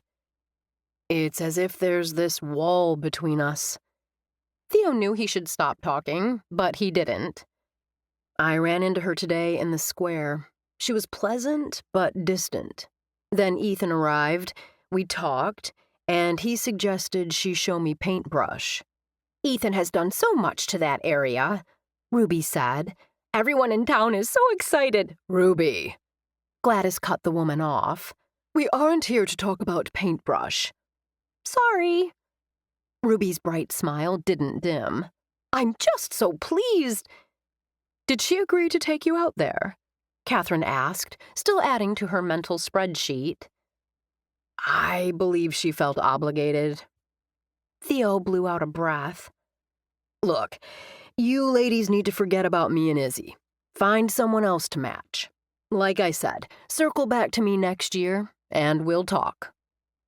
The last thing Theo wanted was for Izzy to feel pressured to spend time with him, especially when he remembered how happy she'd been when they were together, how eager they'd both been to spend every free minute together. He knew what pressure felt like. There had been a lot of it on him his senior year. Though college scouts had been coming around since his freshman year of football, Theo had held off making any decisions on what college he would choose until his senior year. Playing well, giving his top effort every game, as well as keeping his grades up, had him feeling as if a vice had clamped around him, squeezing out his air. His mother hadn't been so bad, but his father. Theo knew his dad had only wanted the best for him, but it had gotten so all his dad had ever wanted to talk about was football and grades. Only with Izzy had Theo been able to relax and let down the confident facade that had become his mask. With Izzy, he'd been able to share his hopes and, yes, his fears. The sharing street hadn't been one way. He'd listened to her concerns and offered support. Her mother had been the practical sort. As the single head of the household, Izzy's mother had had a lot on her plate. Pragmatic to the bone, Linda Deschler had never appeared to value or appreciate her daughter's talent. What would you like from us? Gladys answered. Nothing right now. Theo shook his head. Like I said, circle back in a year or so. Then we'll talk. Maybe, he added silently. Was Izzy maybe concerned he'd changed too much? That he wasn't the same guy she'd once known? Could that be why she appeared determined to keep her distance? All he could do was let Izzy see that he was the same guy she'd once loved, and take it from there. Chapter 6. Izzy brought her supplies to the clinic at daybreak on Friday morning. She hummed as she set up the scaffolding. The day promised to be warm, but this morning, the weather was practically perfect. The first of the Friday fun days started at 10, but beginning her work at sunrise would give her a good 3 hours to get the first section done. She didn't think she'd need all that time. Though some artists outlined the whole image before they started painting, Izzy chose to follow in the steps of an artist she particularly admired by doing only a section at a time. With precise measurements and calculations in her head, Izzy outlined the section and then began to paint. 2 hours later, she was finished. She'd completed the section with time to spare. With efficient movements, Izzy cleaned up and put away her colors, her brushes, and her compass level. Stepping back, she studied the wall. It didn't look like much of anything now, but it would. Satisfaction surged. This first effort was going to be a success. She could feel it.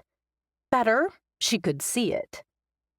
She bent over and picked up a brush. Ready for a break? Startled, she whirled, holding the recently cleaned brush like a weapon. What are you doing here? Izzy accused Theo, then slowly lowered the brush. I'm sorry, I didn't mean to be rude. You startled me. I didn't think you were working today. I'm not. Any calls coming in will be referred to the on-call physician in Sturgeon Bay. Theo smiled, and his tone remained light. The benefits of not having a lot of patients yet, and being part of a large health system. You still didn't answer my question. I live here. Well, not here. He gestured with his head toward the building across the street. I saw you working, but didn't want to disturb you. Now that you're done, I thought you might be hungry. Theo held up a bakery sack. Izzy inclined her head. What's in it? Cherry danishes. I've got 2. Interested? Izzy resisted the urge to bolt. The action would seem unnecessarily dramatic. Once again, she reminded herself that now that Theo lived here, she would need to find a way to coexist with him. I love anything cherry. I brought coffee, too. For the first time, she noticed he had a carrier in hand that held 2 cups. The rich aroma of premium coffee mingled with the scent of yeast, sugar, and cherries. The rumble in the pit of her stomach reminded her she'd skipped breakfast. Izzy hesitated for a long time, but he didn't push. Her stomach let out another growl. Oh, what the heck. Let me put down my tailgate. After stowing her supplies, they sat on the tailgate of her truck, coffee cups and the bakery sack between them. I need to start looking at getting some artwork for the walls in the waiting room. Theo brought a cup to his lips, and his expression turned thoughtful. The thing is, I'm not sure exactly what art would look best in there. If you find any pieces that interest you, I'd be glad to give you my opinion. The offer was out of Izzy's mouth before she had a chance to fully consider it. Reaching into his pocket, Theo pulled out his phone. Put in your number. She made no move to take the phone. Why? How am I going to send you pictures of the artwork in question if I don't have your number? He smiled. Or we could get together and go through the possibilities in person. Not doing that, Izzy thought. Even as her fingers flew across the keys as she added herself to his contacts, a sick feeling took up residence in the pit of her stomach. What the heck was she doing giving him her number? Once the phone was back in his pocket, he cocked his head. Another option might be for you to do murals in the waiting room and each exam room. Would you be interested in doing something like that? Izzy offered a polite smile. I'm afraid I don't have time right now. Completing the frontages on Wrigley Road businesses before the snow flies are my priority. She took another bite of Danish. I realize it's only August, but snow in October isn't unusual here. They talked for several minutes about what she planned to paint on the businesses. The interest in his eyes reminded her of when they dated. Art had been her passion, but he'd always seemed to enjoy listening to her talk about her projects. I need to get going. Izzy hopped off the tailgate just as a car screeched to a stop in front of the clinic. Thank God you're here. A man in his late 30s opened the car door and helped out a boy of 11 or 12. Gauze bandages were wrapped tight around his forearm. The child's face was white, and blood seeped through the gauze. What happened? Even as he spoke, Theo was on his feet, unlocking the door to the clinic and motioning the man and the child inside. Exam room 1 is through the door on your right. Theo glanced over his shoulder at Izzy. I may need your help. He didn't look back, knowing she'd follow. I'm Corey White. The man spoke quickly, lines of strain bracketing his eyes. This is my son Charlie. He's 11. Almost 12. The boy's voice cracked. Puberty had begun, Theo thought with a smile. Good to meet you both. Once in the exam room, Theo washed his hands. Charlie, I want you to sit on the table so I can get a look at that arm. Can one of you tell me what happened? He noticed Izzy standing in the doorway. He gestured for her to come in before returning his attention to Corey and his son. Chris is his older brother. Corey cut in. Well, Chris and I were cutting up these old pieces of carpet with Dad's utility knife. I was holding the carpet down with my other hand, and the knife caught on something. I gave a hard jerk, and it came up, and... Tears filled the boy's eyes. It hurts. It bled all over everything. We'll take care of it. Theo looked at Corey and offered a reassuring smile. You did the right thing bringing him in. Theo refocused on the child. 11, about the same age as his son or daughter. He shoved the thought aside as he examined the 3-inch laceration while taking a quick medical history. When Corey's face went white, Theo turned to Izzy. Izzy, would you mind holding Charlie's hand while I suture the wound? Theo turned back to Corey, gesturing with his head. Why don't you grab a seat over there? That way Charlie can see you. Theo knew the dad wouldn't be able to see the wound or the needle from that angle. Hopefully he wouldn't faint. If he did, Theo would have 2 patients to attend to instead of 1. Izzy moved to the exam table and smiled at the boy. Hi, Charlie.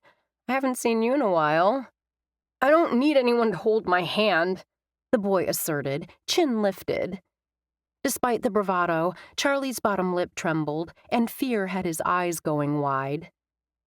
Holding on to Ms. Deschler's hand will help you keep your other arm steady.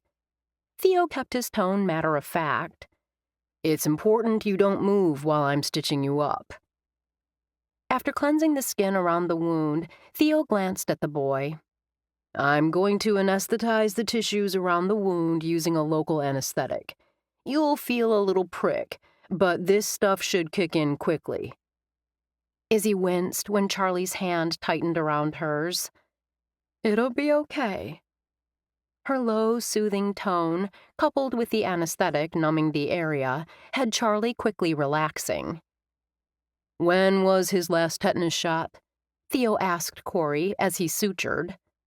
When he was 6, I think. Corey's brows furrowed. Let me text my wife. She keeps track of all that. Seconds later, Corey's phone dinged. He scanned the message, then looked up. Jackie says he was 5 or 6.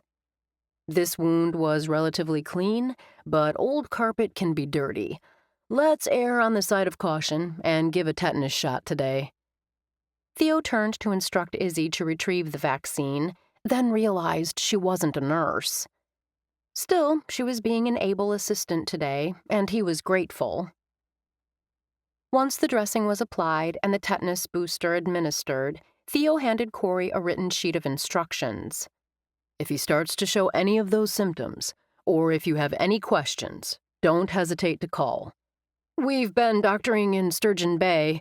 Corey told him. Would it be a big deal to have our records transferred here? Not a big deal at all. Theo smiled. Is your current doctor part of the First Provider Health System? Corey nodded. We're on the same computer system, so I already have access to all your records. Theo nodded. I don't need to have you sign anything now, but when you return in 10 days, we can make that change. You take care of the whole family, right? Corey rested a hand on his son's shoulder. Jackie and I have 2 other kids. I can take care of your entire family, Theo assured him. Caring for and getting to know everyone in a household was what had initially drawn him to family medicine. During his residency, he'd discovered he especially enjoyed working with children and seniors. My wife has MS, Corey told him. She sees a specialist in Green Bay. I'd recommend she continue with that doctor, but she could see me, if she wanted, for colds, flu, that kind of thing. Or if Mom cuts herself with a knife, Charlie piped up. Theo laughed. That too. Izzy walked out the door with Corey and Charlie. The kindness Theo had shown to Charlie had her catching a glimpse of what he'd have been like as a dad. Charlie was 11, nearly 12. The boy had been born around the time she and Theo had parted. Memories and all the what-ifs had her hustling out the door with Corey and his son. Though most of the bonds tying her and Theo together were history, it appeared a few tattered strands remained. No worries. Hadn't she heard the first step toward dealing with an issue was to recognize it? Knowing parking would be at a premium anywhere near the town square, Izzy returned home to exchange her truck for her bicycle. Her house wasn't much, but she liked the privacy that came with living alone. When Cassie Lohmeyer had married Cruz Slattery and moved with him to Green Bay, Izzy had taken over the lease of Cassie's small, run-down house. It hadn't changed much since Cassie and her children had lived there, although the owner had sprung for a new roof last year. Izzy had painted the interior and pulled up the worst of the carpet. One day, when she had time, she'd tackle the threadbare carpet in her bedroom. Wheeling the bike she kept in the living room, in this neighborhood, you couldn't be too cautious. Outside, Izzy settled the strap of her supply bag across her body and pedaled off in the direction of the town square. Even though the booths wouldn't open for another hour, Izzy wanted to be there early, not only to make sure all the vendors showed up and had what they needed to function, but to help Katie Ruth in any way she could. The entire downtown area was already hopping by the time Izzy arrived and secured her bike.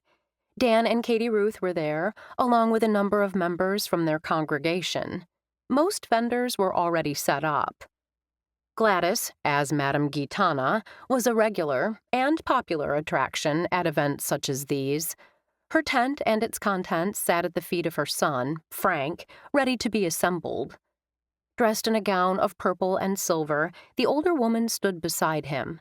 Her hair was partially covered by a scarf adorned with gold coins. Izzy gave a friendly wave, then located her own booth. As promised, Katie Ruth, or, more likely, her husband, had positioned the chairs and set out her sign advertising $15 caricatures. This meant Izzy had had only to bring her supplies and her skills. Now that Izzy knew she could jump into action at a second's notice, she briskly walked the aisles, making sure everyone else was ready. She came to a skidding stop when she saw a pool noodle obstacle course set up in the field north of the square. Noodles had been hung from branches, attached to fences, and placed on the ground. Even at this hour, kids navigated the course, jumping over the noodles, doing the limbo under them, crawling around them, as well as walking on them like balance beams. Izzy noticed Trent Williams and Jesse Tucker, 2 trainers from the Y, were among the adults supervising. Another group of children played badminton, while yet another played a version of freeze tag. Her eyes widened at the sight of Theo. He hadn't mentioned he was participating in any of the activities today. Right now, he tossed a football to a group of middle school-age boys that included Chris White, Charlie's brother, and his two best buds, red-headed twins Connor and Callum Brody. The twins' father, Max, was keeping Theo supplied with footballs. Crossing to Max and Theo, Izzy stopped and waited for a break. "I want to check and make sure you guys have everything you need." Theo offered a smile, punching a fist in the air when Chris caught the ball he'd just thrown. "We're good here. Just tossing a few rocker throws to warm up. Do you need any help with booth setup?" The question took her by surprise, though she wasn't sure why. "Thanks, but everything is under control. When we break, I may stop over and have you draw a caricature of me for my mother." Theo flashed a smile. "Her birthday is coming up. I know she'd get a kick out of it." "I'd be happy to do one." Izzy had only fond memories of Theo's mother. Rebecca Holbrook had been much more supportive of her talent than Izzy's own mother, who'd considered her doodles a hobby and constantly urged her to focus on something practical. During her senior year, it had been Theo's mother in the audience when Izzy had won a citywide art contest. Even though Izzy understood Linda Deschler hadn't wanted to encourage her daughter's interest in something she considered frivolous, the lack of support had stung. "I remember when Josie—" Izzy paused. "You remember Josie, don't you?" Theo nodded. "The one who came in second to you in that art contest." "That's the one. Well, Josie made this remark in front of your mother to the effect that a real artist wouldn't lower herself to do caricatures.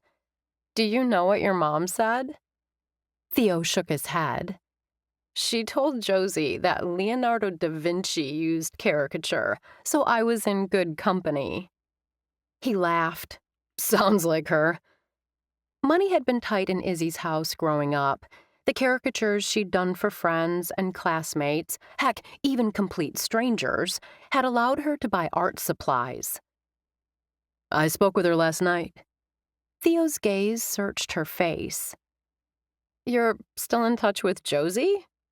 Izzy couldn't hide her surprise. She hadn't thought of their classmate in years.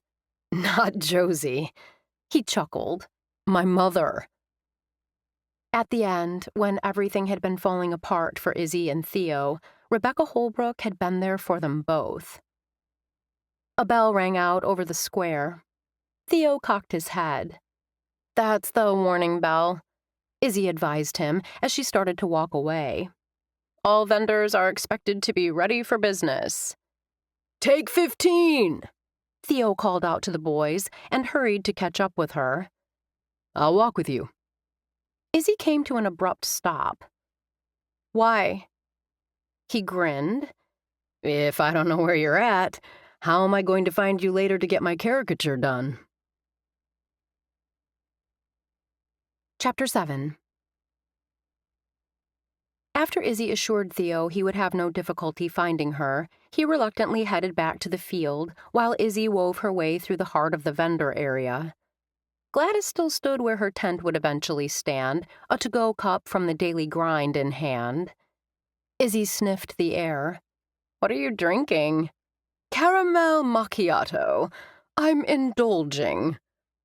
Gladys's red lips curved ever so slightly. "I was going to order boring black. That's what I always get. But shaking things up can be a good thing. Don't you agree?" Something in those sparkling blue eyes had Izzy hesitating. Then she chided herself. She had to quit reading something into simple statements. "Change is good, but right now, I'm hooked on the grind's Ethiopian blend." Izzy cocked her head. "Ready for a fabulous day?" "I am." Gladys gestured with one hand toward where Frank and another man stood. "The tent isn't up yet, but it should be shortly.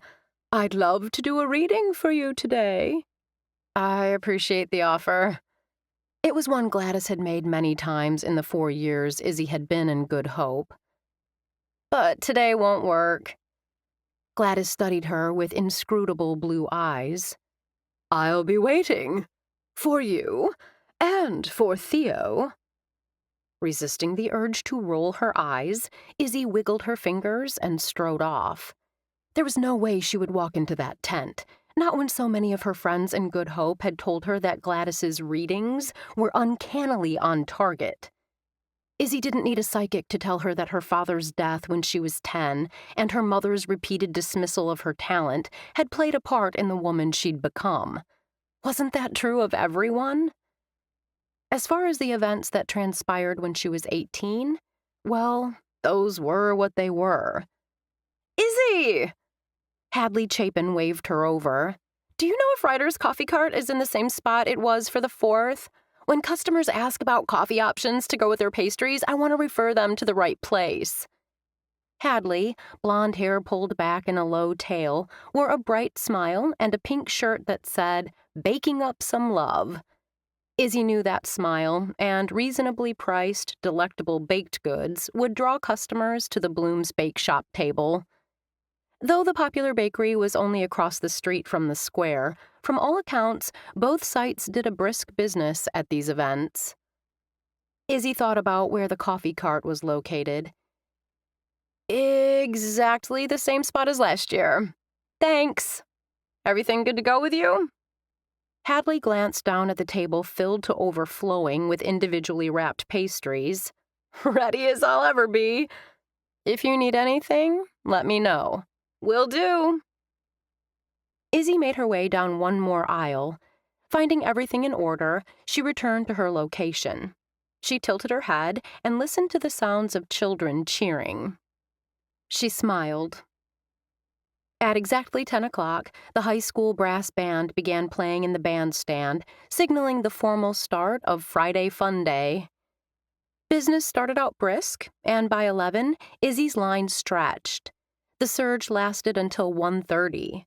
The sun, shining brightly in a sky of clear blue, had the day warming to an uncomfortable 85. Izzy finally pulled her mass of unruly hair off her neck into a high pony. Her stomach growled. It had been a long day already, but Izzy didn't plan to take a break. She was rummaging through her bag for the protein bar she'd stuffed in there this morning when her nose caught the scent of spicy chili. Looking up, she saw Theo juggling 2 chili dogs and sodas. Izzy sprang to her feet. Let me help you. Lifting the cups of sodas from his hands, she glanced around. Where are you taking these? You have arrived at your destination. He spoke in a pitch-perfect GPS tone. Unable to keep from smiling, Izzy cocked her head. I brought you lunch. He paused as if a thought had just occurred to him. Unless you've already eaten. If I had, I have no doubt you could down both of those dogs and still go back for more. His smile flashed. You're remembering when I ate 6. They'd been at the county fair, and he'd accepted a dare from a fellow teammate. The day had been a sunny one, just like this. She could almost smell the cotton candy, peanuts, and fried everything in the air. Izzy's lips twitched. I remember you had a stomachache of epic proportions and vowed you'd never eat another hot dog. Her gaze settled pointedly on the long, silver-wrapped hot dogs he held. That was then. Dropping down into her customer chair, he held out a dog. This is now. Izzy considered refusing. Then her stomach growled. Again. Handing him the other soda, she took the hot dog he offered. Placing the drink on the ground, Izzy carefully opened the wrapping on the hot dog, grateful for the napkins Theo pulled from his pocket. Gazing down at the foot-long hot dog smothered in chili and topped with jalapenos, a lump formed in Izzy's throat. My favorite. He lifted his naked dog and held it out for her inspection. My favorite. What was she doing? Izzy wondered, sitting here with him now as if nothing had happened, as if they could simply pick up where they'd left off. Why are you doing this, Theo? What kind of game are you playing? No game. Puzzlement filled his eyes. I thought you might be hungry, so I brought lunch. Izzy was sorely tempted to hand the hot dog back to him and make it clear she didn't want anything from him. When she'd needed him most, he hadn't been there for her. What would that accomplish? She asked herself, other than drawing negative attention to both of them. Thank you. Relief flooded his eyes. The one you have is called a taco dog. Izzy took a bite, chewed, nodded. It's good. She was playing with fire by accepting the food, by sitting here and talking with him as if they were old friends. Though they had once been the best of friends, that had been a lifetime ago. Now they were both part of the Good Hope community. The community was a tight-knit one, and it was essential they find a way to coexist peacefully. That wouldn't happen if she went off on him for buying her lunch. She noticed the cup of soda he'd given her was filled to the brim with ice, just as she liked. How did the passing thing go? His lips twitched. Passing thing? She waved her free hand. The football thing. Good. He smiled as he brought his own hot dog to his lips. I enjoyed it. I believe the kids did too. Several of them signed up for the camp next week. Though Izzy had never professed to be a sports expert, far from it, she'd enjoyed watching Theo on the football field. She'd especially liked it when he'd thrown the ball far down the field and his teammate had caught it. She hadn't liked watching the other team's players tackle him, though. What did you enjoy most about it?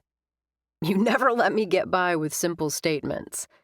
He took a couple gulps of soda. It'd have to be the looks on their faces when they made a difficult catch. Did you spot any future NFL stars? Izzy bit into her hot dog and chewed, comfortable with the impersonal direction of the conversation. It's difficult to say. I don't know them or their situation. Sometimes factors in their life make it difficult for them to develop their talent past a certain point. He inclined his head. We both know this kind of thing isn't confined to sports. It also happens to musicians and artists. Izzy guessed by the look in his eyes that he was thinking of her mother and the total lack of support. Then again, she reminded herself, her mother had been there for her when he hadn't been. What do you think of the festivities?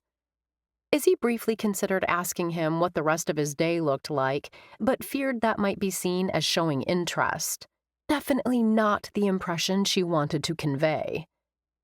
Isn't this lovely? Izzy recognized Ruby's voice even before she turned in her seat. Ruby stood with Catherine, a bright smile on her face, her hands clasped together in obvious delight. Puzzled, Izzy glanced around. Isn't what lovely? Catherine elbowed Ruby when the woman opened her mouth. We were just talking about how lovely the day turned out, Catherine said. A little warm for my taste. Ruby seemed to catch the look Catherine had shot her. Though still lovely. Not sure why Catherine cared what Ruby thought of the weather, Izzy let it go. Catherine turned to Theo. Thank you again for agreeing to help with the children's games in the courthouse. Izzy arched a brow at Theo. He grinned. I'm handling the cakewalk. Izzy settled her gaze on Catherine. You didn't tell me there was a staffing issue. Though Izzy's job was to oversee booth placement, she was also a troubleshooter. Those running the booths were told to come to her if they experienced problems. I wish you'd have come to me, Catherine, Izzy said. I could have. You were busy, and I was more than capable. Wade Lingstrom and his wife Mary Jo were handling the cakewalk, but Mary Jo went into labor, and they had to leave. I have Owen Vaughn filling in until 2 o'clock. Catherine gestured to Theo. Then this guy will take over. Thank you. Izzy met Catherine's gaze. Sincerely, thank you. Catherine inclined her head. My pleasure. Catherine is a whiz at solving problems, Ruby exclaimed. It's the accountant in her. She likes everything to add up. Ruby's gaze shifted to Theo. That's why. Izzy wasn't certain what Ruby had been about to say because Catherine's hand closed around her friend's arm. Let's let these two eat while they have a chance. Theo, you'll need to be ready to take over from Owen promptly at 2. I'll be there, Theo promised. You'll like the courthouse. Ruby fanned her flushed face with one hand. It's air-conditioned. Izzy chuckled. Way to score a primo assignment, Holbrook. AC and a table of cakes, cookies, and pastries? Right up your alley. The easy teasing in her voice took her by surprise and had Theo grinning. Catherine exchanged a pointed glance with Ruby before the older woman's gaze shifted to Izzy. Gladys wanted me to remind you that you promised to stop by for a reading. Izzy offered a non-committal smile, keeping the conversation totally off Gladys until the two women strolled off.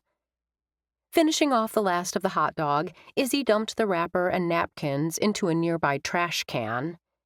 Theo followed her example. He inclined his head. Are you going to do the reading with Gladys? Izzy smiled. Not on your life. Theo decided the heat must have driven everyone inside. Maybe because he'd played in his share of games on hot, late summer days, he didn't mind the heat. Compared to those days on the field, this latest assignment was, a cakewalk. Ready? Theo glanced out over the kids, eagerly waiting for the music to begin. We're ready!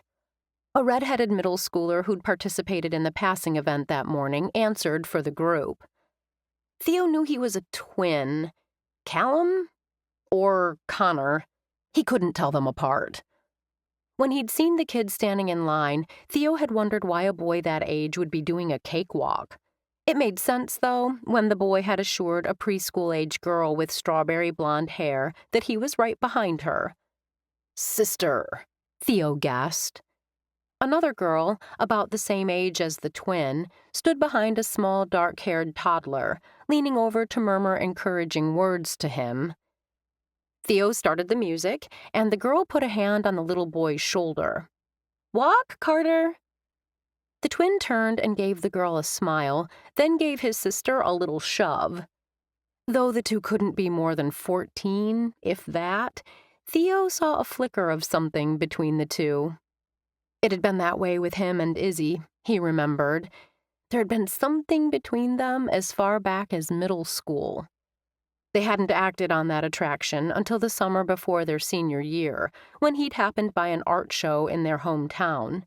They'd gotten to talking, and the rest was history. It's time to stop the music.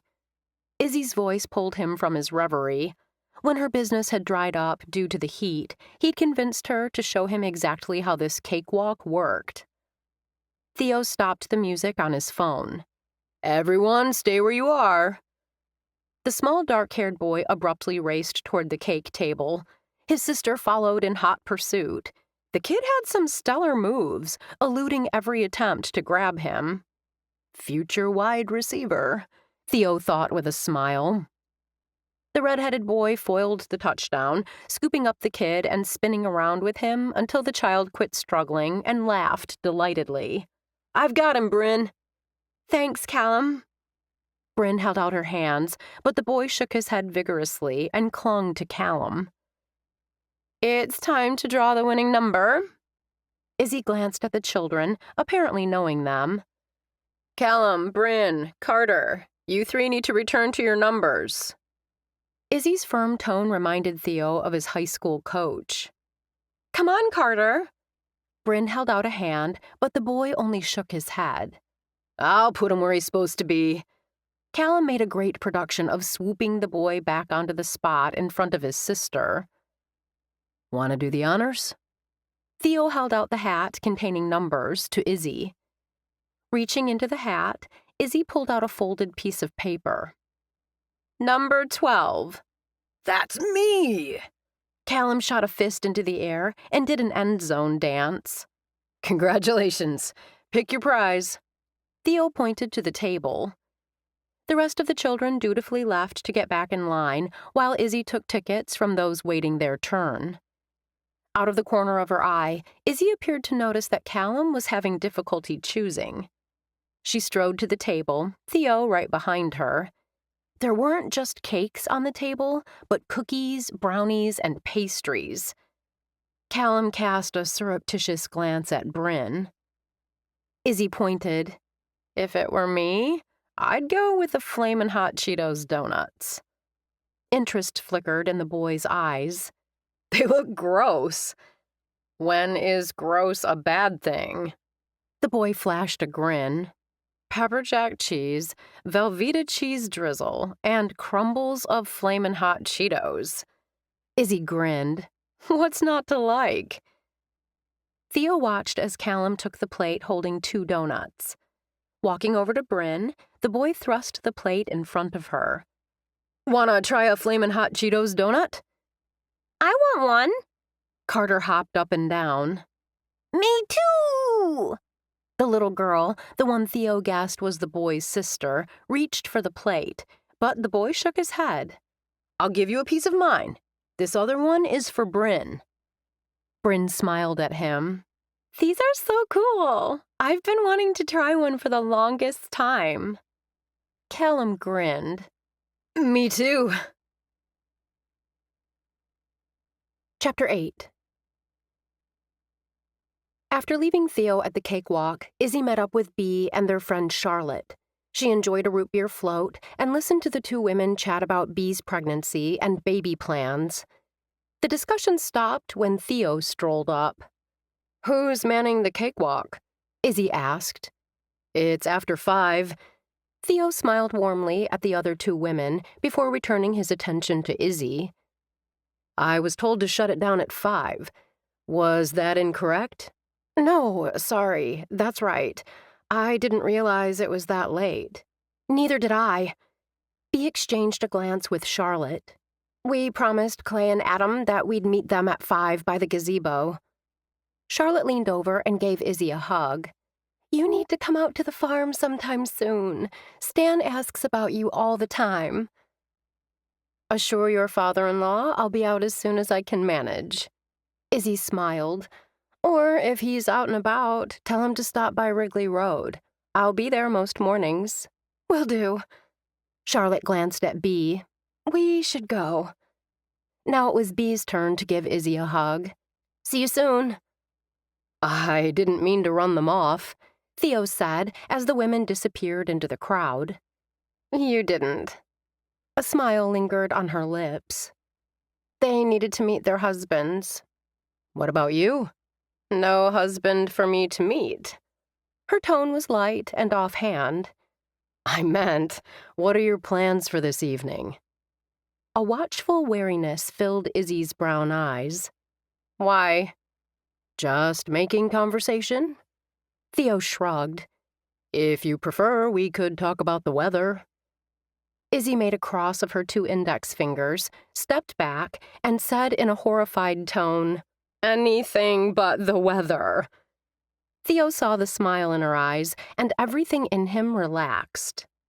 Okay, let's talk about what is going on in Good Hope tonight. Do you want the list? Is there more than one thing? Izzy laughed. During this season, it isn't uncommon for there to be more than one evening event on the weekend. Tipping her cup up, Izzy downed the last of the root beer. After holding out his hand for her empty cup, Theo walked over and dropped it into a garbage can that looked like a shark's mouth. Friends told me I was crazy to open a practice in a small community. Izzy stiffened. Really? They said there would be nothing for me to do. He grinned. They were wrong about that. What made you choose Good Hope? Good Hope offered me the best deal. I have student loans to repay. Curiosity filled Izzy at his words. Is that the only reason you're here? Theo rocked back on his heels. Not the only, but definitely a factor. You know my family situation. My dad is an electrician, my mom works in the school office. Football covered my undergrad degree, but med school was expensive. Izzy offered a grudging nod. Though his parents did way better on the money front than her mother, Theo had 3 younger siblings. Money had been especially tight in the Holbrook household. Good Hope wasn't the only rural community that recruited me, Theo explained. I don't want you to think I didn't have options. When I looked at the kind of life I wanted, this town stood out. Izzy expelled the breath she hadn't realized she'd been holding. She wasn't sure why it mattered to her whether Theo was in Good Hope under duress or he wanted to be here. What about you? Theo's hazel eyes settled on her. Is this just a temporary stop for you? This is my home. Izzy paused, then continued. While Holland, Michigan was a perfectly lovely town to grow up in, and New York City's art scene is amazing, there is no place like Good Hope, in my experience. How does it work for your art to be... Someone told me I'd find you two over here. Gladys, resplendent in her Madame Gitana outfit, smiled. Like a quarterback making a handoff, she shoved her purple globe at Theo. I'm ready for you. Theo's fingers automatically curved around the ball. Fascinated, he lifted it up and studied it as he rolled it around in his hands. This is beautiful. What's it made of? Natural amethyst quartz, Gladys informed him. Some balls are clear, but this type is best for answering questions about matters concerning the past, issues of guilt and blame. Theo nodded. Several teammates of his had had psychic readings done at county fairs. He'd been fascinated by the process, though his fascination had been laced with a healthy dose of skepticism. How does it exactly work? He held the ball out to Gladys, but the older woman ignored the gesture. The crystal is a tool for freeing my third eye. Gladys's lips lifted. You're not a skeptic. It was more statement than question, but she inclined her head as if expecting an answer. I'm a man of science, but a lot of what goes on in this world can't be explained. Theo smiled at Izzy's startled look. I keep an open mind. Excellent. Gladys nodded her approval. Let's begin. Here? Izzy's brows pulled together. What about your tent? One of the support things. Gladys waved an airy hand as if the particular name was too unimportant to be recalled. Broke.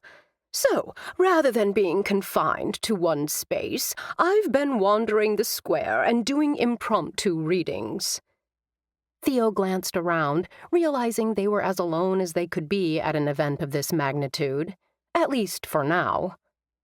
You're going to do it? Izzy's surprise came through loud and clear.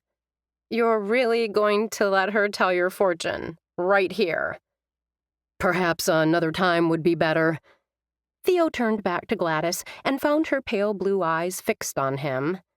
Once again, he held out the ball to her. Instead of taking it from him, Gladys curved her bejeweled fingers around his and arched a questioning brow. Now works, he told her. Slanting a glance at Izzy, Theo smiled as unexpected warmth flooded him. The sound of Gladys clearing her throat had him shifting his attention back to her. The older woman's gaze settled on him, piercing the distance between them. You need to know. Maybe he doesn't, Izzy began. Silence! The sharply spoken word pierced the air. Self-awareness is essential for healing. Clearly startled, Izzy blinked. Theo shot Izzy a reassuring smile before refocusing on the older woman.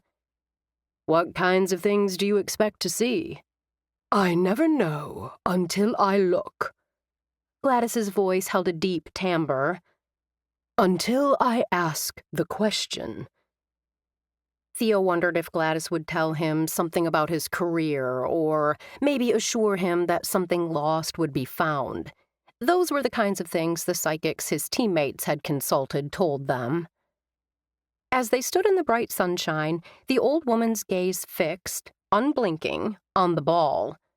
A minute slowly ticked by. When Gladys's eyes became unfocused, Theo's gaze turned sharp and assessing. After a moment, he relaxed, concluding she wasn't in any distress. Izzy didn't appear as confident, her brows furrowed in worry. Theo offered Izzy a reassuring smile. Several people had mentioned Gladys's acting career to him.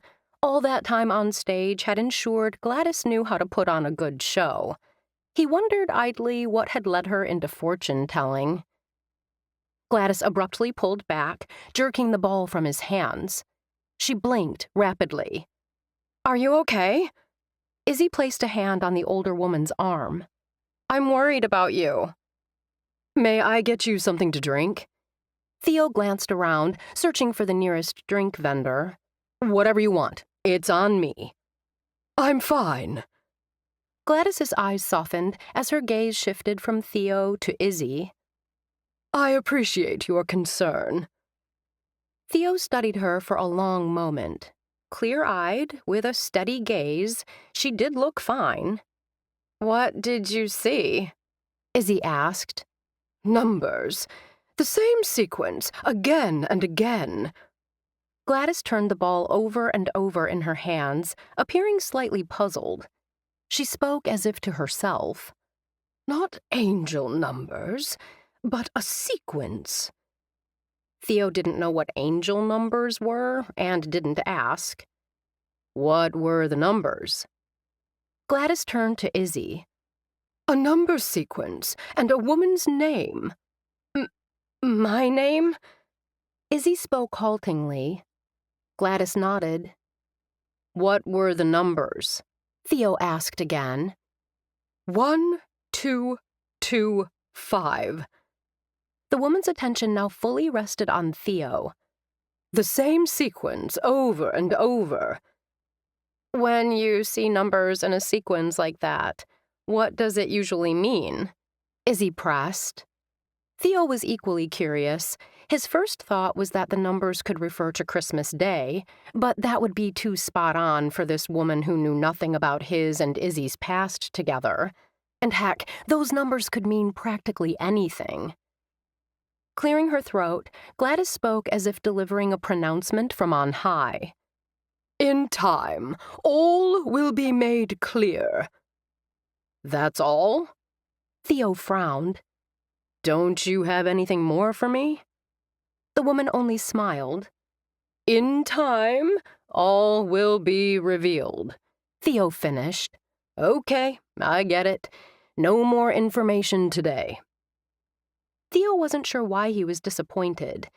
He hesitated, then pulled out his wallet. "How much do I owe you?" "Whatever you wish to give." Holding on to the crystal with one hand, Gladys pulled out the skirt of her caftan to reveal a large pocket filled with bills. "All proceeds from my readings today will be donated to the Giving Tree." After dropping in a 20, Theo stepped away and lifted his face to the sun, relieved the strange experience was over. He wished he knew what Gladys was getting at with that number sequence. "Did you see anything else?" he heard Izzy ask Gladys in a low tone. Theo didn't hear what Gladys said, but he saw her shake her head. 1, 2, 2, 5. Theo rolled the numbers around in his head. Tenacious to a fault, he'd solve this puzzle. Eventually. But that wouldn't happen today. For now, the answer to that mystery remained elusive. Soon after the two of them left Gladys, Theo paused to speak with Jeremy Rakes. As Finn was nowhere in sight, it was easy for Izzy to wiggle her fingers in a farewell gesture and keep going. As she strolled toward where she'd left her bike, Izzy pondered the number sequence. The obvious meaning, Christmas Day, sent a chill through her. Gladys couldn't possibly know the significance of that date. She doubted Theo even remembered. She'd lingered behind, hoping to get more information from Gladys. When she'd asked what else the woman had seen, Gladys had told her the numbers had been bathed in blue. It had taken every ounce of self-control Izzy had not to react to that. No way could Gladys know, she thought. There was absolutely no way. And if she did, what was the point of even bringing it up that way?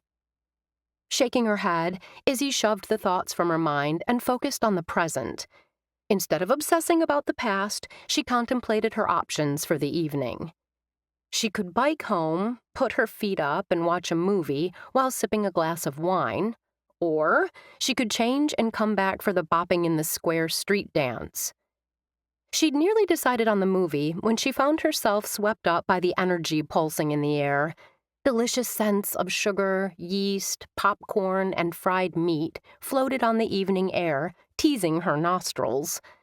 The heat that had blanketed the town earlier had yielded to a cool breeze off the water. Overhead, flags and banners advertising the upcoming Harvest Festival hung from the ornate light poles that edged the street. In the distance, the high school band's brass section blared a rousing rendition of a modern hit that Izzy couldn't quite identify. The beat was infectious and had her hand tapping against her leg as she made her way to her bike. Eventually, the budding musicians would vacate their seats and be replaced by a popular band out of Green Bay who would rock the stage for the street dance. The roads around the business district were completely closed off. Food trucks that had been up and running since this morning were doing a booming business. The fun, festive atmosphere called to her, urging her to simply relax and enjoy. She hadn't initially planned to attend, thinking she'd be wrapped up in an art project, but her friends would be at the dance tonight. Impulsively, she decided to set the movie and wine plan aside and join them. Izzy glanced down after she took a shower and changed her clothes. Theo noticed Izzy kept walking after Jeremy stepped forward to speak with him. "How was the session with Madame Gitana?" Jeremy asked. "Strange." Theo chuckled. "Have you ever had her do a reading on you?" "Not on me." Jeremy smiled. "But a lot of people I know and respect say she's remarkably accurate." Theo could see curiosity in Jeremy's gaze, but sensed he wouldn't ask. "For me, she only saw a series of numbers. 1, 2, 2, 5. She said they aren't angel numbers." "Whatever those are," Jeremy said with a laugh. "Exactly. In time, all will become clear." Jeremy's spooky voice and hand gestures, as if waving them over a crystal ball, had Theo chuckling. "I'm not too worried about—" Theo paused when Corey White strolled up. "Hey, Corey, how's Charlie?" Noticing Jeremy's curious gaze, Corey jerked a thumb in Theo's direction. "Doc here fixed Charlie up this morning. The boys were using my utility knife to cut carpet, and Charlie slashed his arm open." Jeremy winced. "Ouch." "Yeah, ouch." Corey gestured to his wife. "Dr. Holbrook, this is my wife, Jackie." Theo extended a hand, taking note of the cane and her slight unsteadiness. "It's a pleasure to meet you." "Thank you for taking such good care of my son." Jackie met his gaze directly. "It was a relief for us to get him cared for so close to home." "He's a great kid, a real trooper." "He told me how Izzy held his hand so he'd stay steady." Jackie inclined her head. "Are you and she—" "Izzy is painting the outside of the clinic. I roped her into assisting me when your husband pulled up." Theo gave a little laugh. "Good thing she's not squeamish." Jackie smiled. "I'll have to tell her thanks the next time I see her." "How is Charlie feeling?" Theo asked. "The wound looks good. Charlie is proud of it." Jackie shook her head. "I caught him lifting the dressing so he could show his friends the sutures. He told them that he and Chris had been in a knife fight." "Chris is his older brother, the one catching passes this morning." Slowly, Theo was getting to know the connections in this community. Knowing more about the families he treated was important to him, which was why events such as these were so useful. "The Open Door reported Izzy is going to be painting a 3D stethoscope and thermometer on the outside of your building." Corey cocked his head. "Is that right?" Ethan had told Theo of the exterior plans, but at the time hadn't mentioned the name of the artist. It's true. Theo couldn't wait to see how it turned out. Knowing Izzy, it'd be stellar. What's the open door? It's a digital newsletter that tells you what's going on in Good Hope, Jackie explained. There's also a not-to-be-missed gossip section. Theo chuckled. I'll probably skip that section. I wouldn't recommend doing that. Jackie's expression was surprisingly serious. As you build your practice, you'll want to get to know what's going on with the people in this community. Theo gave a non-committal nod. Gossip column? Just the thought made him smile. Corey rubbed the scruff on his chin. I'm surprised Finn or Greer hasn't already signed you up for the newsletter. I'm sure Finn has, Jeremy said, stepping into the conversation. My wife is extremely thorough. I've been skimming my email recently. It's probably there. Or it ended up in my spam folder. Theo spoke with Jeremy and the Whites for a few more minutes before heading to his vehicle. He probably should stay for the street dance, meet some new people, maybe even dance. Theo paused, wondering if the one woman he was interested in dancing with would be there. Chapter 9. Izzy found her hips swaying as the band launched into a song popular in her high school days. The music acted as a time machine, transporting her back to the senior spring fling at Holland High. Theo had held her in his arms that night as they danced to this very melody. The seniors' only event at the beginning of April had included a fun day of games and activities, followed by a dance in the gymnasium that evening. The planning committee had chosen a fictional high school theme. The TV show Glee had been popular at the time, so Izzy's committee had transformed the gym into William McKinley High School. The music department had gotten into the act with their own version of the New Directions choir, opening the dance with a medley of the top 10 Glee covers. Izzy didn't even need to close her eyes to see the decorations, hear the music, and feel the heat of Theo's hand on her waist. There had been a kind of watchful waiting between them in the air that night.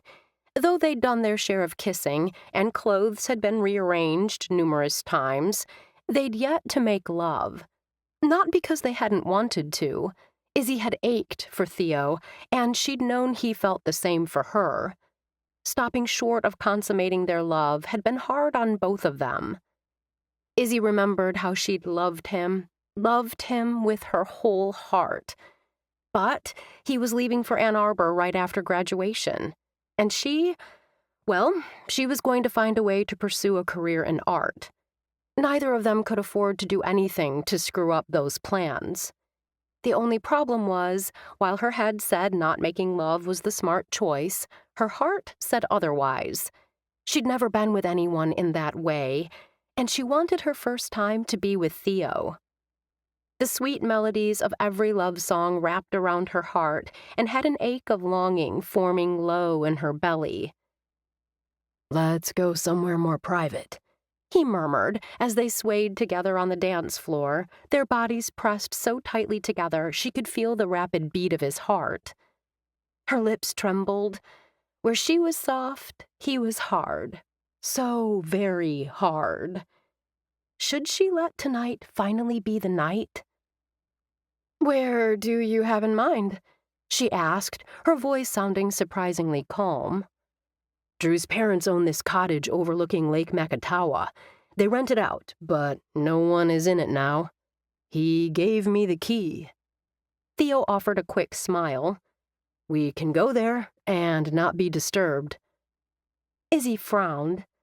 "Drew gave it to you so you could take me there?" Nah, he knows how uptight I've been lately, and he gave it to me so I'd have a place to go this weekend, if I wanted to chill. Theo's smile didn't reach his eyes. You know how it's been lately with my dad. He's a good guy, but he wants you to succeed. Izzy stroked his neck. You're going to be the first Holbrook to attend college. I know. Theo expelled a breath. It's just that going to U of M on an athletic scholarship is huge. I have to be good on the field and in my classes. What if I don't have enough time to study to keep my GPA up? School doesn't come as easily to me as it does to you. Stop. She gave his arm a swat. You are the whole package. You've got brains, talent, and... Izzy lowered her voice and brought her mouth close to his ear. You're sexy as hell. He laughed, and this time the smile reached his eyes. Taking her hand, he walked swiftly from the dance floor. Leaving early? The show choir director, who was also one of the chaperones, lifted a brow. Izzy's mother called. She's not feeling well. Concern blanketed the man's features. He shifted his gaze to Izzy. I'm sorry to hear that. Please give her my best wishes for a speedy recovery. I will. Thank you. When they were in the hall and headed toward the car, Izzy laughed. My mom isn't sick. It's her sister who's sick. That's why she's in Grand Rapids this weekend. Does it really matter which one of them is ill? Theo grinned like a loon. The point is, your mom won't be home until tomorrow afternoon. A shiver traveled up Izzy's spine, not of fear, but of anticipation. They were really going to do this. Tonight. Not in the back of his car or on a blanket in the woods. In a real bed. Just the thought had her going weak in the knees. Then she remembered her mother was only part of the equation. What about your parents? Won't they expect you home? Not until tomorrow. Theo shrugged. My dad came down on me hard because I got that B+ in chem. Just went off. I think he felt bad, so when I asked if I could spend the night at Drew's tonight, he said yes. He thinks Drew is a good influence. Izzy laughed. Drew was hardly the stellar influence Theo's parents thought he was. Still, he did have a cottage, and he'd given Theo the key. Always the gentleman, Theo opened the car door for her, then rounded the front of his Jeep. Once behind the wheel, he leaned over and kissed her gently on the lips. Izzy's heart became a sweet mass in her chest. Theo was the best. He was always giving her compliments, telling her she had talent and that he knew, just knew, she'd be a big success one day. He bolstered her confidence every time her mother tried to tell her to be practical and get a job at either the Hayworth or Herman Miller factory building furniture and pursue her art hobby in the evening. Obviously mistaking the reason for her silence, Theo reached over and took her hand. We don't have to do this if you don't want to. Her fingers felt so small in his, but they were strong and sure as they curved around his. I do want this. I want you. Izzy spoke from the heart. I was thinking about my mom telling me to get a job and work on my hobby in the evening. Theo gave a derisive snort. Izzy gave his hand a squeeze. My mom doesn't have an artistic bone in her body. She doesn't understand true passion. True passion is what I have for you. Theo let out a breath. I love you, Iz. He'd never said those words to her before, not once in all the months they'd been dating. She had friends whose guys tossed out the L word on the first date. Love you back. She meant it, too. While it didn't make knowing he'd be leaving for the University of Michigan in a matter of months any easier, it confirmed the rightness of her decision. There would be no regrets. She would have no regrets. Izzy straightened in her seat as a thought struck her. Do you have protection? Though she knew some of her friends used withdrawal as a method of birth control, she would not leave Theo's future, and hers, to chance. I do. He patted his pocket. I've had them for a while now, waiting for the right moment. The night they'd spent together had been everything she'd dreamed of and more. They'd taken their time, accepting pleasure and giving it. Amazing was too small a word for what they'd shared. As Izzy strolled down the street in good hope, she found herself wondering how it would be after all these years. He was a man now, not a teenage boy, so he'd obviously have lots more experience. Well, she'd steered clear of most relationships after everything with Theo had fallen apart. "Izzy!" Bea called to her from a bench in front of Bloom's bake shop. Her friend wore a royal blue summer dress that brought out the violet in her eyes. After motioning Izzy over, she patted the spot beside her. After dropping down, Izzy glanced around. "Where's Clay?" Bea smiled. "He went to get me a frozen raspberry lemonade." "How are you feeling?" Izzy thought her friend looked better than she had the other day. "You look great." "I'm feeling okay." She lowered her voice. "I don't have any pain, so Dr. Swanson seemed to take that as a good sign. And my bleeding is light rather than heavy. Another good sign. I bet everything is going to be just fine." Izzy forced a hearty tone. Though she knew what it was like to think something was going well only to have it blow up in your face, she would not be a Debbie Downer. "Dr. Swanson told Clay and me that 25% of pregnant women experience bleeding before 12 weeks gestation." "How far along are you?" Izzy asked. 10? Bea flashed a smile. 2 weeks more and we're home free."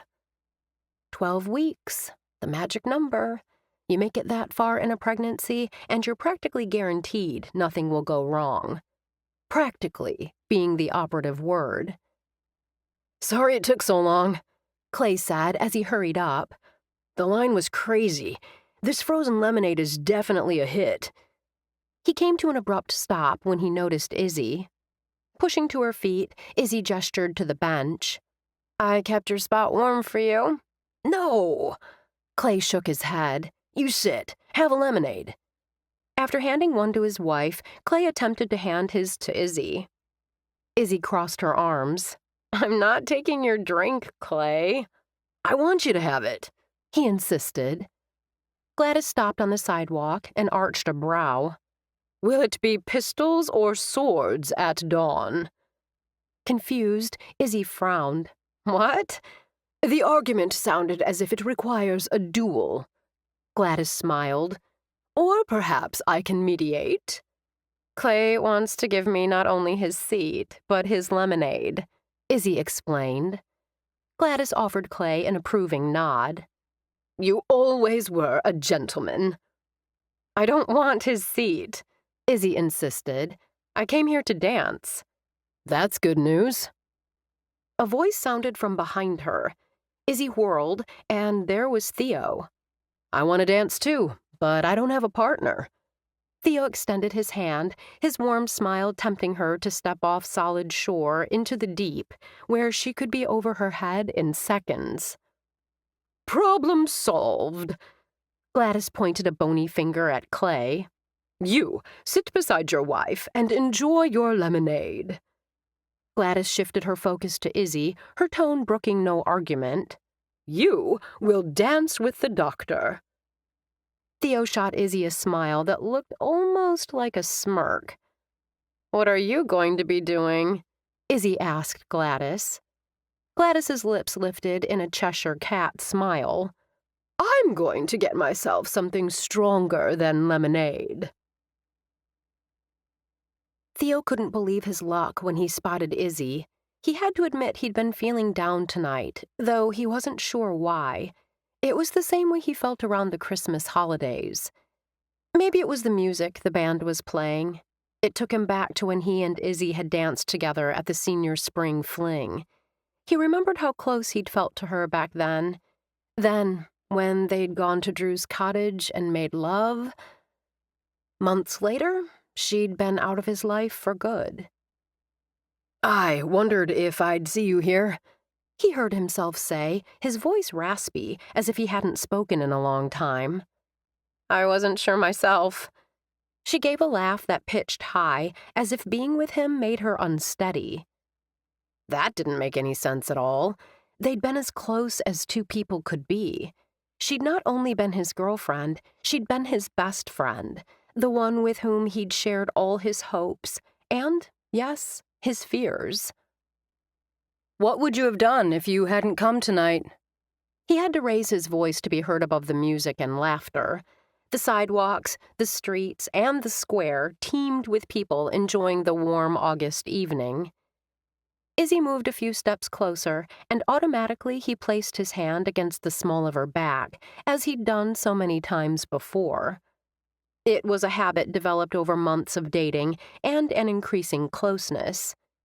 She stiffened and might have moved away, but the crowds were pushing them together, and there was no place for his hand to go. They continued to walk in the direction of the band. As the noise grew louder, she leaned close to say, "Movie, popcorn, and lots of wine." For a moment, Theo wasn't sure where that had come from. Then he remembered he'd asked what she'd be doing if she hadn't come tonight. Movie and popcorn. Theo recalled their movie date nights, sitting on his parents' sofa, his arms slung around her shoulders, stealing an occasional kiss or two if they knew his mom or dad weren't nearby. The problem was, his parents had made pretty good chaperones. How to Lose a Guy in 10 Days. The title of her favorite movie back then popped out. He'd watched it so many times with her, he could practically recite the lines.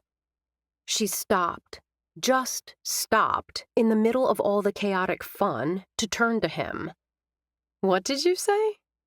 "Your favorite movie." He met her questioning gaze. "Is it still on your must-watch Friday night list?" She chuckled, and the tightness in her face eased. "We didn't watch it every Friday. You had games on Friday, remember?" This was more like it, he thought. This was the girl he remembered. "Every Saturday, then?" He deadpanned. This time, laughter bubbled up and spilled out. Her brown eyes danced, making her face look luminous. "We didn't watch it that much." "Bullshit!" Izzy recognized the line from the movie. She responded as Andy had in the movie. "Are you calling my bluff?" "Yeah, I am." Theo spoke Ben's line before his mouth spread into a grin. Then he added, "Good times." Though her smile wavered, she nodded. "We did have some good times." Should he bring up the past? What was there to say? I wish things could have been different. If only we'd stayed in touch. Before he could consider just the right thing to say, the band launched into the Black Eyed Peas hit, "I Got a Feeling." Theo met Izzy's gaze, and they grinned.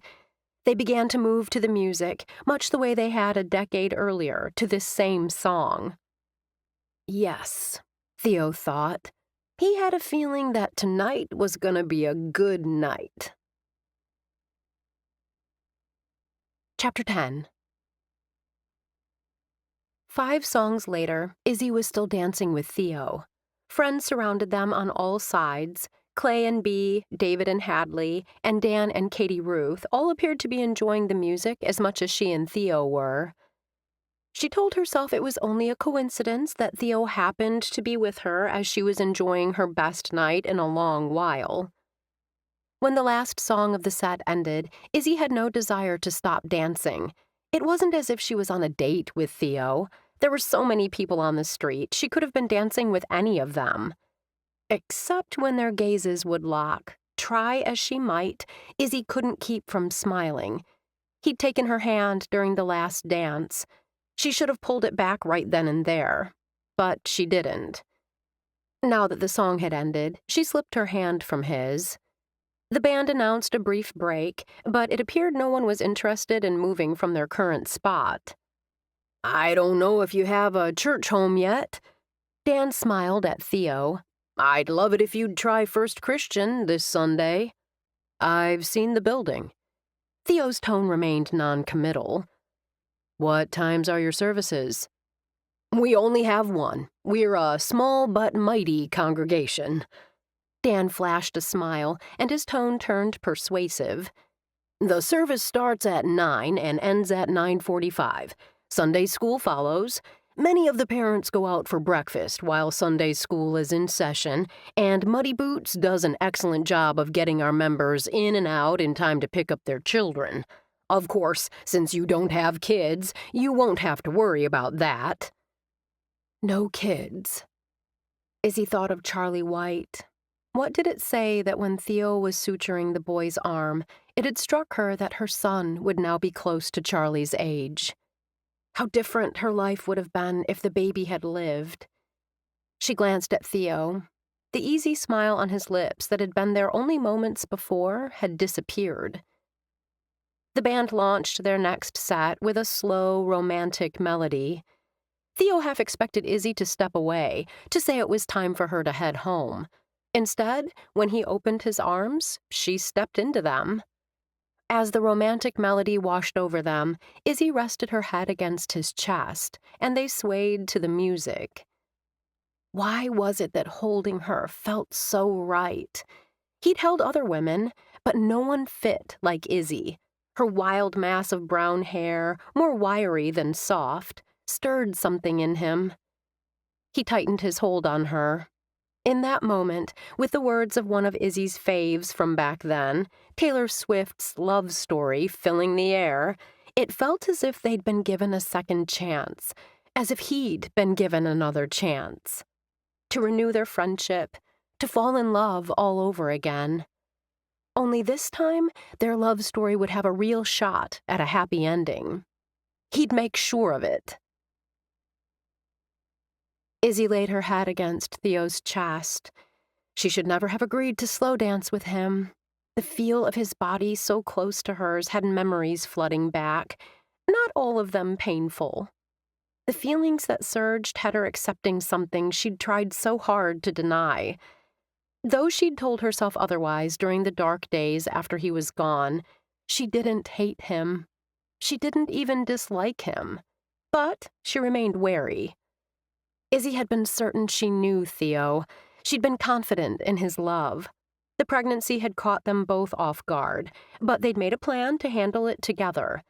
As their special day had approached, she'd asked her mother, "What time do you think we need to be at the gazebo for the wedding on Saturday?" Izzy picked a piece of lint from her dark top. The days since returning home from the hospital had been difficult ones emotionally. She'd cried more in the last 4 days than in her entire life. Though Theo had left for Ann Arbor to meet with his coach, she thought of his love often. It made her feel comforted and kept her strong. In Izzy's mind, despite the loss of their child, there wasn't any reason she couldn't still go with Theo to Ann Arbor. She needed to be with him, and she believed he needed her, to steady him, to support him, to love him. Sympathy had filled her mother's eyes. "Honey, there isn't going to be a wedding. You lost the baby. There's no reason for him to marry you now." "He wasn't marrying me because of the baby." Izzy's voice rose. "We love each other and want to be together. Theo is already in Ann Arbor." Her mother set down the shirt she was mending. "He's not coming back." "You don't know that." Izzy flung out the words, even as fear washed over her. "He'll be back on Saturday." "Did he say that?" No, Izzy thought. He hadn't mentioned coming back in the few texts they'd exchanged since he left. That didn't mean anything. He was likely busy looking for a place for them to live. "Theo loves me. He told me he does 1,000 times. Izzy lifted her chin. "He said he can't live without me. He wasn't marrying me because of the baby, but because he loves me." "Honey, he likely said all those things because he's a nice boy." Her mother heaved out a breath. "He's also a young man with a big future ahead of him. As neither of you were interested in considering other options, he was willing to marry you. Now that there's no baby, there's no reason." Izzy didn't respond. In that moment, she knew there wasn't anything she could say that would convince her mother otherwise. Besides, just talking about losing the baby had her heart swelling and a lump forming in her throat. How could you love someone you've never even met? someone who'd propelled your life into turmoil. Yet, she had. If she could have done anything to keep her child safe and growing inside her, she'd have done it. Izzy pressed her lips together even as tears slipped down her cheeks and her hands clenched into fists at her sides. Theo would be there on Saturday. She knew, just knew he would. He loved her. He would be with her while she processed her grief, and she would help him get through his, because surely the loss of their baby had hit him just as hard as it had hit her. She and her mother didn't speak of the baby or the wedding again. It was as if her mother had dusted off her hands and decided the miscarriage was for the best, and it was time for Izzy to move on. Her mother had said as much on that first day home from the hospital. At Izzy's outrage, she'd wisely not repeated the words. Still, Izzy knew that's what her mom still believed. The house on Saturday was quiet as Izzy dressed. Though she hadn't heard from Theo in the past 2 days, her belief that he'd meant the words he'd said remained strong.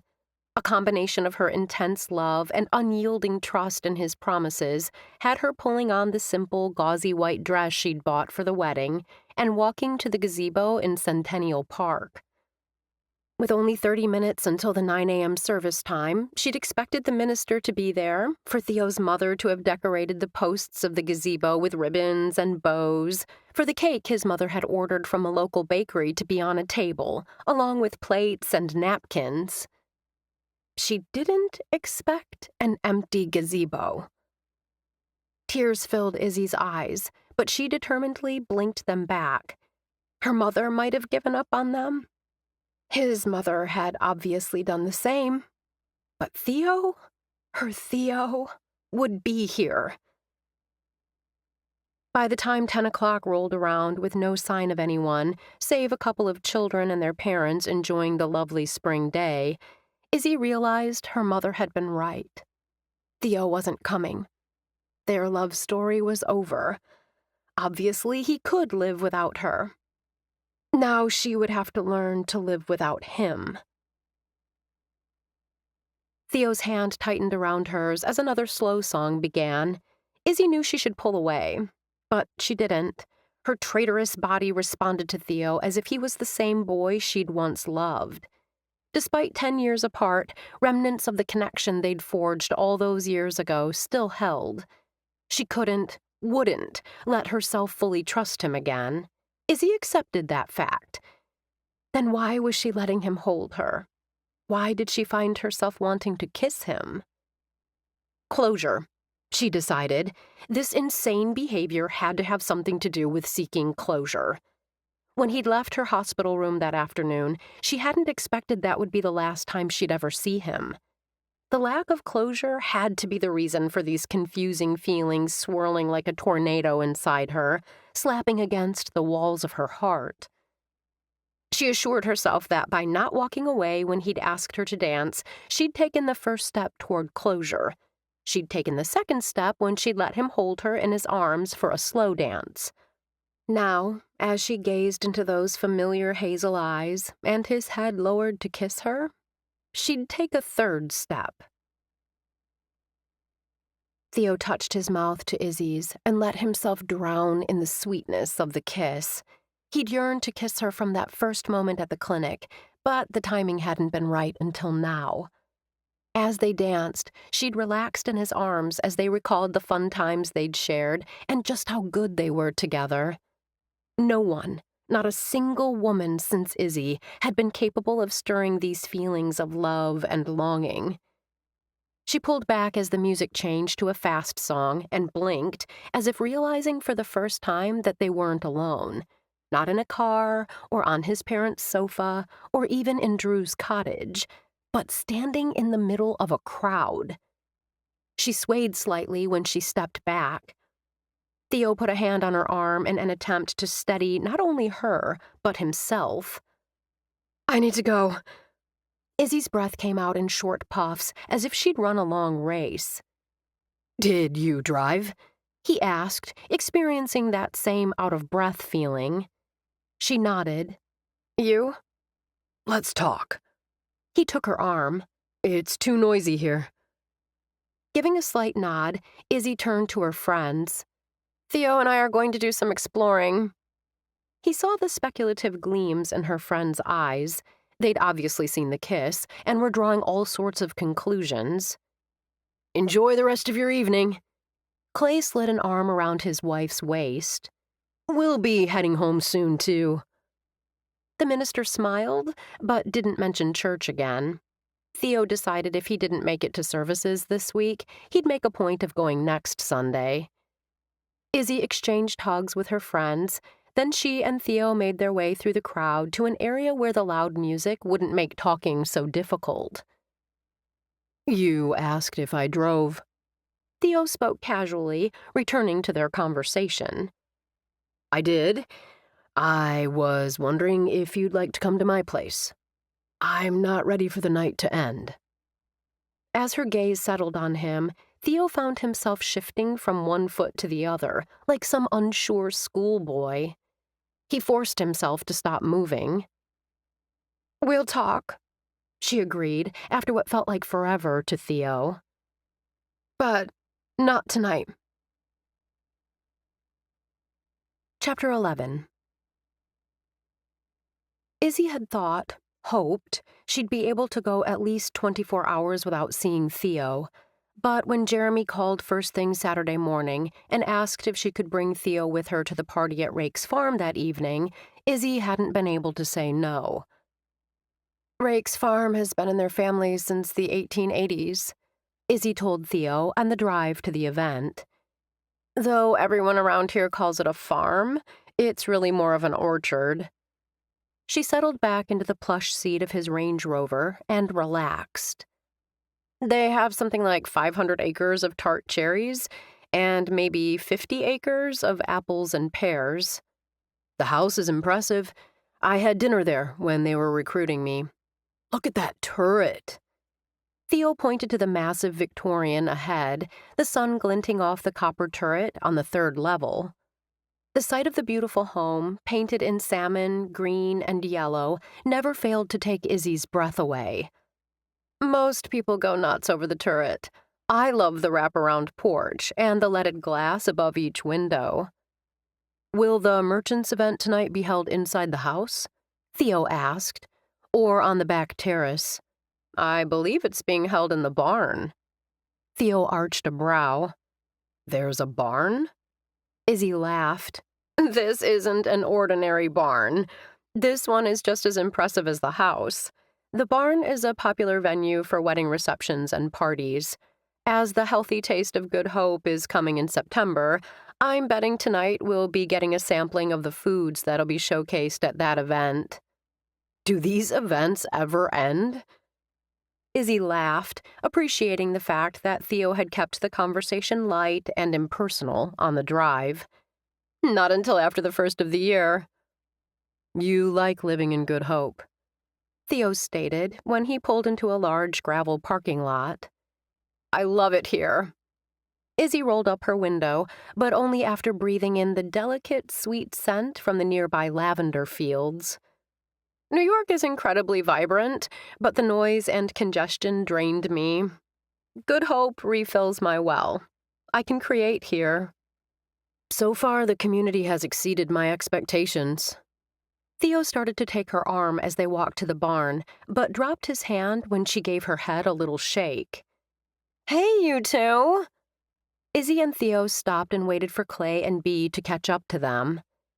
The two held hands, and the happy smile on Bee's face told Izzy that Bee's pregnancy was still going well. Bee's gaze shifted from Theo to Izzy. Did you guys come together? We rode together. Izzy kept her tone light.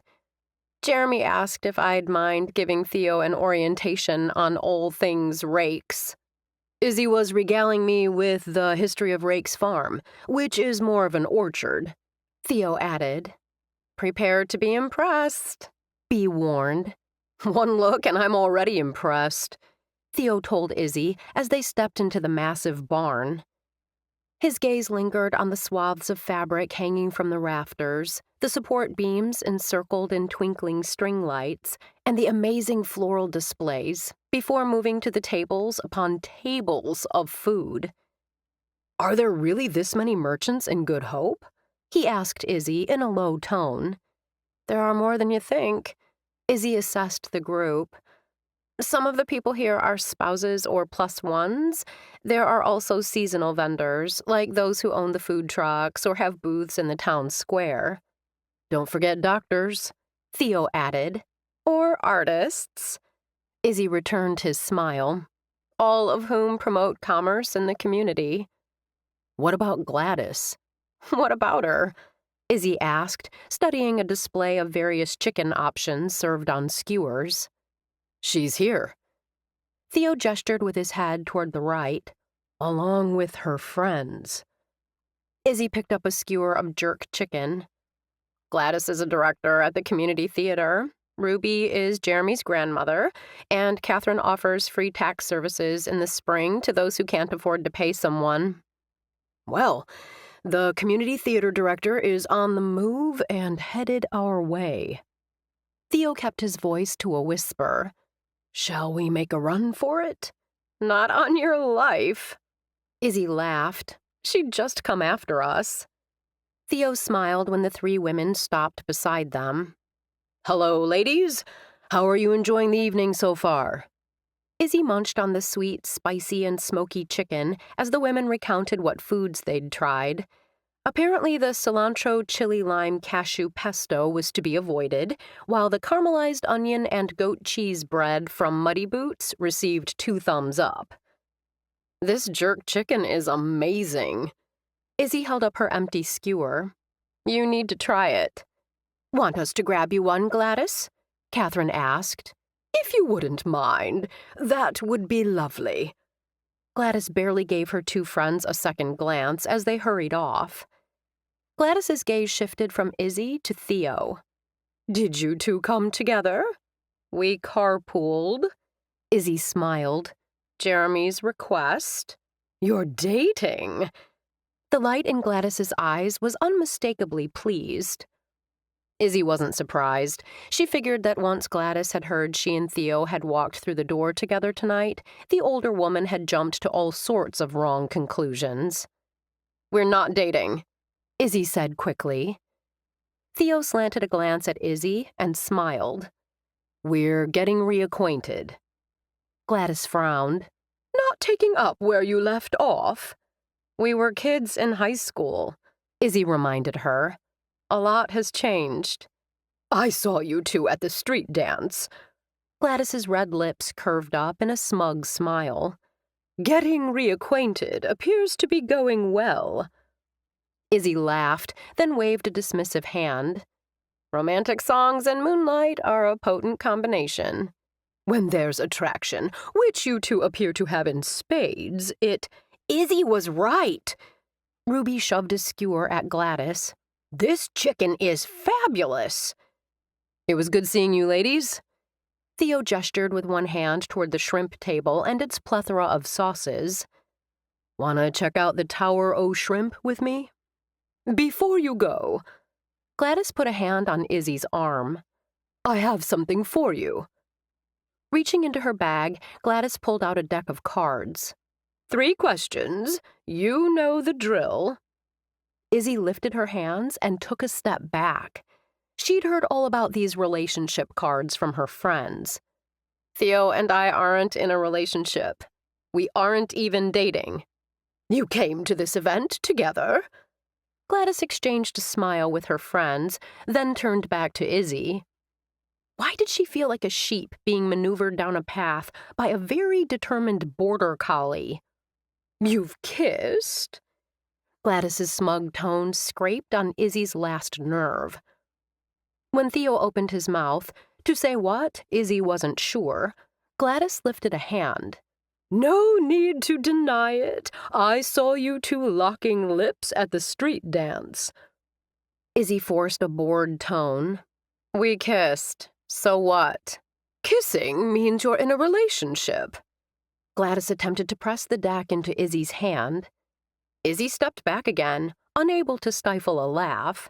Gladys, I had no idea you were so old school. A kiss does not mean we are in a relationship, so you can keep your cards. For now.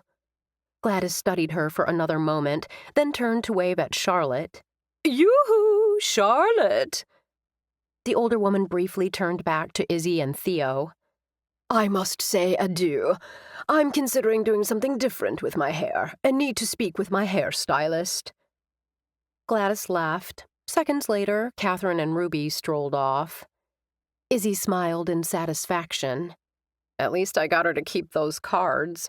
You know, she only typically tries to give them to couples she's trying to match. Theo chuckled. Then I'm surprised Gladys didn't try to foist them on me when I met with her and her friends at the Living Center. Izzy frowned. When was that? Shortly after I arrived? Theo gave a little laugh. She wanted to match you and me.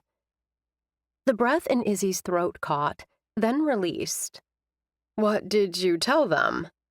I made it clear that while I was flattered, I don't have time for a relationship right now. Theo shrugged. I suggested they get back to me next year, once I'm settled. Izzy's jaw set in a hard line. Hopefully it won't take long for her to realize she needs to back off and find another couple to match. I refused her offer because I don't like subterfuge. Theo's gaze searched hers. I don't want secrets between us. I want to get to know the woman you are now. I want you to get to know me. I'm glad you feel that way. About subterfuge, I mean. Izzy nodded. Izzy, you're just the person I wanted to see tonight. Trinity Goodhue, a psychologist and part owner of the local counseling practice Connections, smiled warmly. Tall and blonde with sharp eyes, Trinity always made Izzy feel as if Trinity could see deep into her soul, which was why she tended to avoid her. Her husband, Ryder, stood beside her, dressed all in black. Kind of a trademark thing with him. Good to see you again. Ryder extended his hand to Theo, and the two men shook. Dr. Holbrook, I don't believe you've met my wife, Trinity. Trinity is a clinical psychologist at Connections. The two exchanged a few pleasantries before Trinity refocused on Izzy. I'm in charge of the cleanup crew of volunteers who will make our square beautiful again after the next Fun Friday event. I know you've helped in the past, and wondered if I could count on you again. Good Hope's Parks Department had once handled the duties, but the task was a big one and always resulted in overtime for city employees. Now, to keep the city budget in line, volunteers did the work. Izzy had enjoyed her last experience on the cleanup crew. Not only was the crew composed of mostly young singles in Good Hope, but Ryder always had his coffee cart up and running. The free coffee and blasting music made it feel more like a party. I'm happy to help. Neighbors helping neighbors, Izzy reminded herself, was the Good Hope way. Just tell me what time you want me there. Theo admitted it felt strange to be the new person in a town where everyone was so connected. Though everyone went out of their way to be friendly, and being with Izzy made getting acquainted easier, he still felt like the odd man out. Back in high school, Izzy had been the shy artist. He'd been the popular athlete with a wide social circle. Over the past 10 years, she'd blossomed. Though she still wasn't one of those women who demanded attention, she moved easily among these people. All of them appeared to hold her and her talents in high regard. He'd heard from numerous people about the Alley Arts project Izzy had spearheaded that had garnered national recognition, and about her work with Ethan in the effort to bring Paintbrush back to life. She possessed a happy confidence that hadn't been there when she was 18. It was obvious Izzy had found a place where she could develop her art while being surrounded by friends. Theo found himself envying her. Once his football days were over, pursuing a career in medicine had taken precedence over all aspects of his life. Theo considered himself to be an intelligent, hard-working guy, but he wasn't brilliant, not like some of his medical school classmates. He'd achieved success in the classroom and clinical setting through hours of study and a determination to be the best physician he could be. In many ways, it felt as if all other parts of his life had been put on hold all those years. But after only a few days in Good Hope, his life already felt more well-rounded. Theo's gaze slid to Izzy. He hoped in time, like Izzy, he'd be an integral part of this vibrant community. For now, his life in Good Hope was off to a great start. Chapter 12. On the way home, Theo suggested Izzy come to his place so they could talk. She agreed, but asked him to drop her off at her house first so she could pick up her car. That way, when she was ready to leave, she could drive herself home. Though she wasn't in the mood for a heavy-duty discussion, Izzy knew if she didn't do it now, she'd only be delaying the inevitable. "My apartment is above Outfitters," Theo reminded her. "You enter in the back." "My friend Piper lived in the same apartment before you," Izzy said. "I know the drill." Now in her truck, Izzy found herself taking several deep, steadying breaths as she made the turn onto Wrigley Road. "You can't change the past. You have to move on." How many times had her mother said those words to her that long-ago summer? Too many times to count. Eventually, Izzy had stopped crying.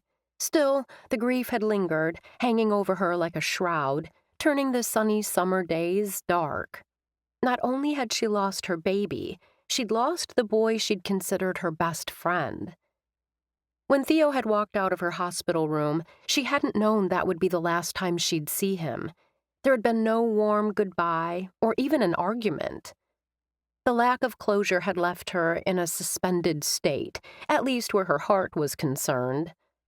He'd been a boy who loved football, a boy with big dreams and a desire to make his family proud, a boy whose personal goals and family's expectations had come first and governed all his choices. He'd cared about her, maybe even loved her in his own way, but once there had no longer been anything tying them together, he'd moved on without a backward glance. With great effort, she'd been able to restart her life and leave the past behind. Or so she'd believed, until she'd seen Theo again. Only then had she realized she hadn't fully moved on. Which was why she was here. It was time, long past time, to firmly shut the door on the past. Izzy sat in her truck and waited for Theo to arrive. The well-lit area behind Good Hope Outfitters provided parking spots for employees and the upstairs tenants, and was home to several dumpsters. She brought the apartment layout up in her head. It was a nice space with an open floor plan that appealed to her. When Piper had informed Izzy she'd be moving and suggested Izzy consider renting it, Izzy had, for all of 5 seconds. Though the rent was reasonable enough, it was still more than she could afford without a roommate, and she didn't want to live with anyone. She needed space and quiet so she could clear her mind and let her creativity flow. A knock on her window had Izzy's heart rate spiking. It settled when she saw Theo beside the truck. Eager to get this over with, she flung the door open, forcing him to jump out of the way. Izzy kept her tone light. "It appears you still have stellar reflexes." He grinned back. "You're no doubt referring to the night on the trellis. The move you executed when it collapsed was worthy of an Olympic contender."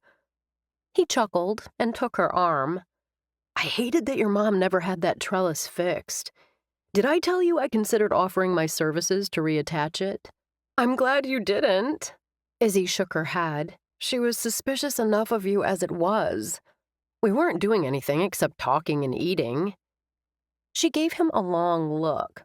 "What about the kissing?" His lips curved as he unlocked the door to the building. Izzy couldn't count the number of nights Theo had slipped out of his house and shimmied up the trellis and through her bedroom window. At first, they'd simply talked and gorged on snacks. Their discussions had run the gamut from future dreams, hers to be an artist and his to play in the NFL, to movies and music. She followed Theo up the stairs to his second-story unit and waited while he unlocked the door. You never did go on to play in the NFL. Why? It was big news at the time. His tone might be light, but it held an edge of something she couldn't quite identify. His earlier questions about her marital status and whether she had kids had stung, because they'd told her he hadn't cared enough to look her up. Could it be that her asking why he hadn't played in the NFL promoted the same response in him? The truth was, she deliberately hadn't followed his career at U of M. In the fall of that summer, she'd taken what was left of the money she'd saved, after paying off her medical bills, and moved to New York. There, she'd thrown herself into the street art scene. There had been no time, and no desire, to follow the life and loves of Theo Holbrook. I injured some tendons around my kneecap the last regular game of my senior college season. Theo shrugged. I suppose I could have tried to go pro, but I'd applied to med school in case I didn't get drafted. When I got my acceptance, I went that route instead. I'm sorry. Izzy placed a hand on his bicep, feeling the hard muscle beneath his shirt. Her sympathy was genuine. I remember the NFL was the dream. It made for a rough Christmas season. Theo gave a little laugh. Then again, Christmas was never the same once I left for college. Theo's mother loved Christmas, and the Holbrook family had always gone all out over the holidays. A fresh fir from a local tree farm, an eclectic mix of ornaments, and an evergreen wreath on the door were holiday staples, not to mention the lights on their home's exterior. And presents. So many presents under the massive tree. Have a seat. Theo motioned to the sofa. Can I get you something to drink? I don't have much in the place, but do you have water? You bet. While he filled 2 glasses with water from a pitcher in the refrigerator, Izzy thought of the last holiday she and Theo had shared. Since they'd been dating, she'd been invited to his house to share in the festivities. Until she'd come to Good Hope, where Christmas was absolutely amazing, that one spent at Theo's house had been the best she'd experienced. Why is it that you no longer enjoy Christmas? Izzy cocked her head. Did your parents change how they celebrate? Theo handed her a glass of water, then took a seat on the sofa beside her. It's the same, even down to the cookies my mother makes. Taking a long drink of water, Theo considered, then shrugged. The only thing I can figure is it must be one of those you can never go home again things. Once I went away to college, the holiday never felt the same. For a moment, Theo stared into the hearth. Then he set aside the glass and returned his gaze to her. What happened to us, Izzy? You tell me. She tried for a light tone, but couldn't pull it off. You're the one who left. I had to go. You know that. The blithe excuse scraped against raw nerves. She surged to her feet. Her heart pounding in erratic rhythm, she took a few steps, then whirled and found Theo standing close. Resisting the urge to step back, Izzy unclenched the hands that had tightened into fists at her sides and took a calming breath. Still, her voice trembled slightly when she spoke. What I know is that I believed you, Theo. Believed you when you told me you'd always be there for me. His gaze searched her face. I never meant to hurt you, Izzy. Then why did you? His eyes widened at the pushback. Her anger flared. Had he seriously expected she'd mouth some platitude and give him a pass? The transition to playing college ball, heck, to simply being at the university, was difficult for me. Let me make sure I've got this right. Izzy tapped a finger against her lips. A difficult college transition is your excuse for walking away from someone you professed to love. Though her tone could have frosted ice, he appeared to take her comment at face value. His eyes darkened with memories. When I got to Ann Arbor, I was overwhelmed. The classes were demanding and difficult. What I ate and how many hours I slept was scrutinized. Theo blew out a breath. Not only did I have to adjust my lifestyle to fit the program's workout schedule and weight training program, there were drilling sessions and team workouts where I had to constantly push to do my best to gain the respect of my new teammates. I felt intense pressure to be physically and mentally prepared for that next level. Izzy understood how difficult that first step into the unknown could be.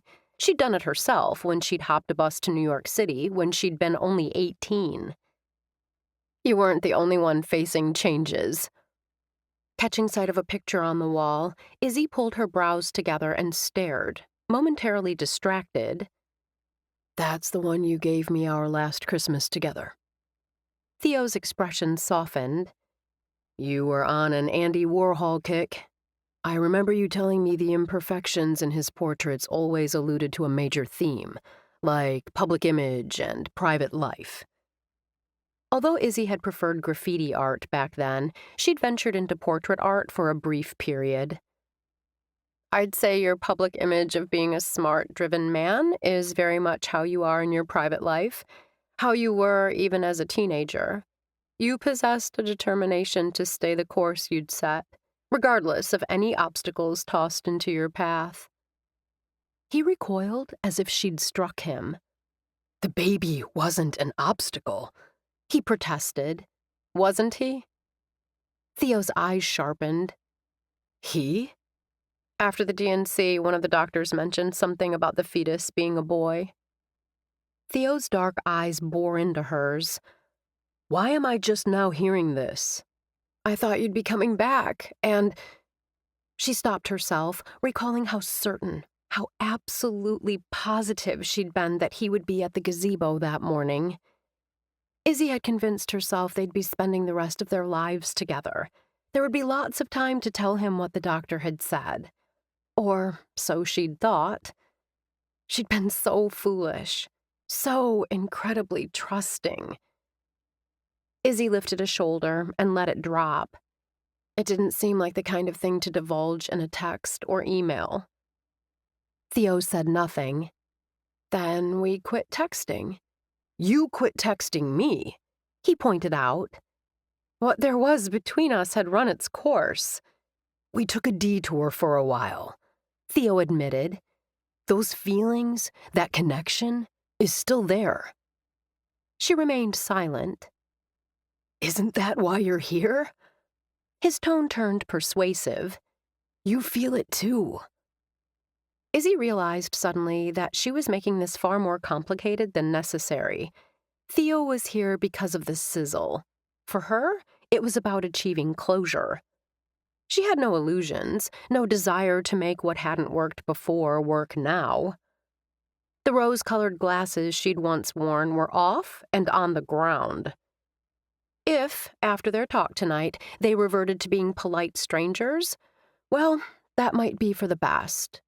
She'd survived losing him once. She could do it again. Izzy's serious expression worried Theo. He could almost see her brain working as she considered and discarded options, one option being to leave. If that's what she wanted, he would support her decision. He certainly didn't want to push her into a physical relationship before she was ready. But oh, how he wanted her. In his mind, coming to Good Hope and finding her here was fate. The only woman to ever capture his heart lived in a town he hadn't heard of 6 months earlier. What were the odds? She'd seemed ready to give them, a second chance, and he wanted that. If sex was part of the rebuilding of their relationship, so much the better. If not, or if she preferred to wait, he'd deal. He searched her beautiful dark eyes. Convinced he saw the same need he felt reflected in those hazel depths, Theo reached for her. Lifting a hand, palm out, she stepped back. What's wrong? His calm tone reflected none of the panic rising inside him like a tidal wave. Tell me. After glancing toward the door, she shifted to face him. I believe it's best that you and I keep our distance going forward. His heart dropped. Clearing his throat, Theo forced a joking tone. Was the kiss that bad? She shook her head. This isn't about the kiss, other than it shouldn't have happened. Okay, now I'm really confused. Keeping his gaze steady on her face, Theo kept his tone easy. Help me out here. When she glanced again at the door, Theo resisted a sudden urge to block her path to it. He didn't, of course. He gave her the time she appeared to need, remaining where he stood, hands shoved into his pockets. As seconds ticked by, the silence grew deafening. Though he was tempted to fill the void, Theo kept his lips clamped shut. He hoped Izzy would confide in him. He couldn't make whatever was troubling her right if he didn't know what it was. Her teeth found her bottom lip, and he saw a hint of indecision. Come on, Iz. It's not fair to keep me in the dark. He might as well have tossed a match onto a kerosene-soaked pile of wood. You want to talk fair? Her dark eyes blazed. Yes, okay, let's talk fair. A red, shimmery haze seemed to fill the air between them. When I found out I was pregnant, you told me you wanted to marry me. You said you loved me so much you couldn't bear the thought of going off to Ann Arbor without me. Theo blinked. Whatever he'd expected her to say, it hadn't been this. He didn't need a reminder of those months. That time was seared into Theo's heart. Reeling with shock when he found out Izzy was pregnant, even though they'd used condoms. Tamping down his own fear to be there for her, worrying about what the pregnancy would mean for both of them. I remember. Her hands clasped and unclasped. I knew being married wouldn't be easy, but I couldn't imagine my life without you in it. She cleared her throat. Then the miscarriage happened, followed by the D&C. I was there for you. Theo recalled how unprepared he'd been for the grief, for the sense of loss. Still, he'd stayed strong for Izzy. He remembered his dad making a comment about how he'd dodged a bullet. His more sensitive mother had reminded Theo that as sad and hard as the loss was, he and Izzy would now be free to pursue their dreams, unencumbered, which was its own kind of blessing. You were there for me, she agreed, her brown eyes steady on his face. Until you weren't. I had summer camp, he reminded her. At that point, his focus had been on achieving his dreams. Izzy, well, there hadn't been a place for Izzy in that picture. If the baby had lived, they'd have made it work. Theo had no doubt about that. But at what cost to Izzy? Of course they would have made it work. He'd have done whatever he could to see that Izzy had the chance to grow as an artist and achieve her dreams. You never said goodbye. She shook her head when he opened his mouth to protest. Not really.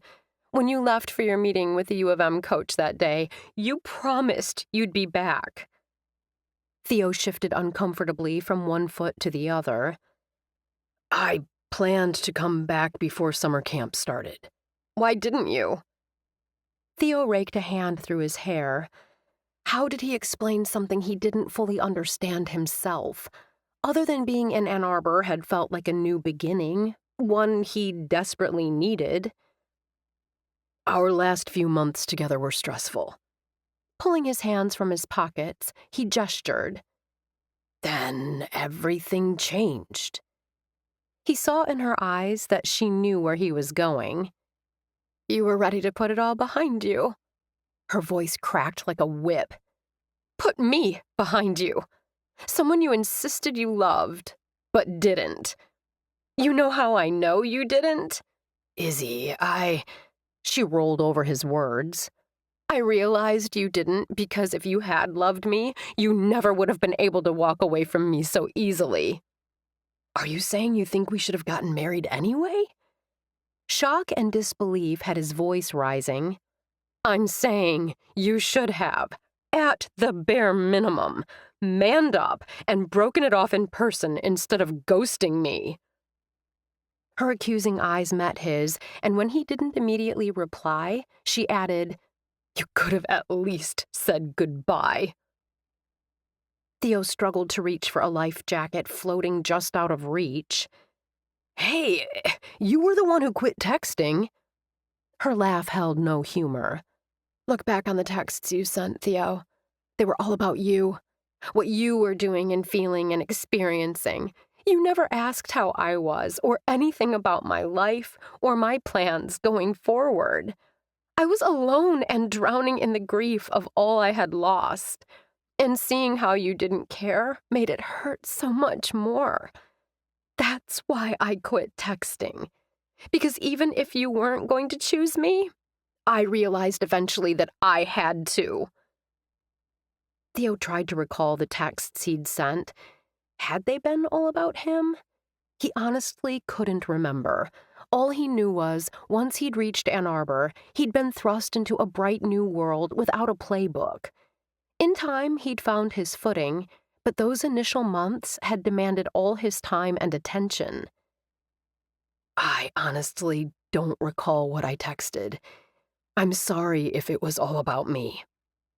He longed to reach out and take her hand, but didn't dare.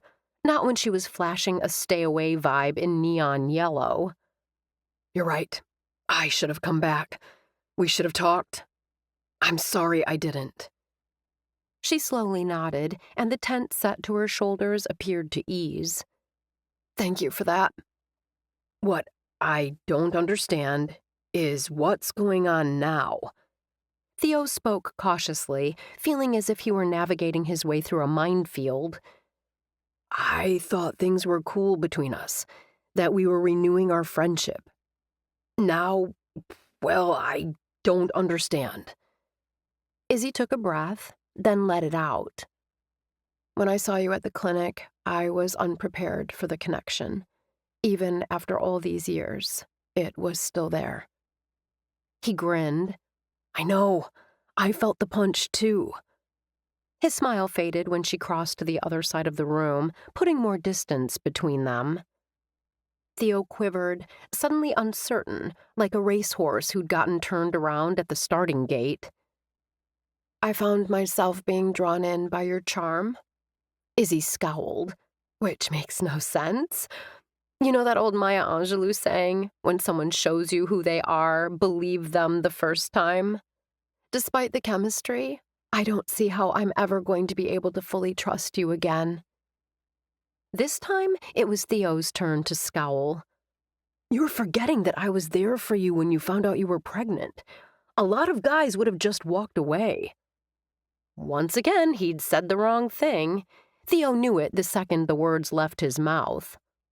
"You want a medal for stepping up? For being willing to take responsibility for your own child?" Her laugh held a derisive edge. "The pregnancy wasn't just about you, Theo.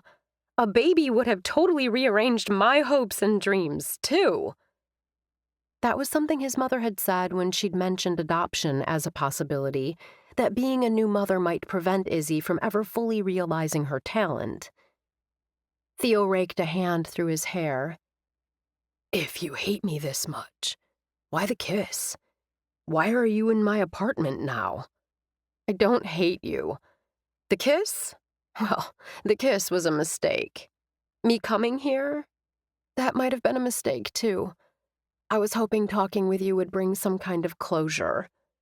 She lifted her hands. "I suppose, in a way, it has." The weary look on her face tugged at his heartstrings. She blew out a breath. "I should have made it clear before tonight that, because of our history, starting over is impossible. I didn't. That's on me." He expelled a heavy breath. "I can't undo the things I did, but I am truly sorry for hurting you." Izzy nodded, then strode to the door. With her hand on the knob, she turned. "Thank you." Inclining his head, Theo offered a quizzical look. "For being honest, I suspected you never really loved me. Now I know." Before he could formulate a response, the door shut behind her. Chapter 13.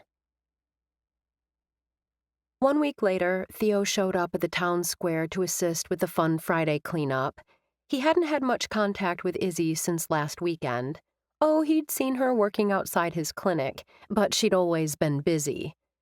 Their brief conversations had involved such scintillating topics as the weather, the traffic on Wrigley, and her progress on the building. It made him sad to think how close they'd once been, and that their interactions had been reduced to the mundane. Music blared overhead, the song a popular one with an infectious beat. Theo, good morning. Trinity, cleanup coordinator, flashed him a bright smile. Are you here to help? I am. Returning her smile, he lifted his hands. Whatever you need. Fabulous. Thank you for volunteering. These 2 tools and a bag should be all you need. Trinity handed him a large garbage bag, a pair of long-handled grabbers, and an instrument with a needle-sharp steel tip. She gestured to an area off to his right. Why don't you help Evie Eastman? She's the blonde woman over there. When you need a break, my husband has the coffee cart set up on the other side of the gazebo. The drinks are complimentary for volunteers. Sounds good. Theo, wait. Trinity held up a hand. I forgot to ask, did you bring gloves? Got 'em right here. Theo patted a pocket where the brown jersey gloves peeked out. Perfect. Have fun. As he crossed the green, Theo glanced around. Though he recognized several of the people helping out, he didn't see Izzy.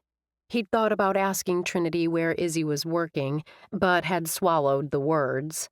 He was here to do community service, not because he knew Izzy had agreed to help today.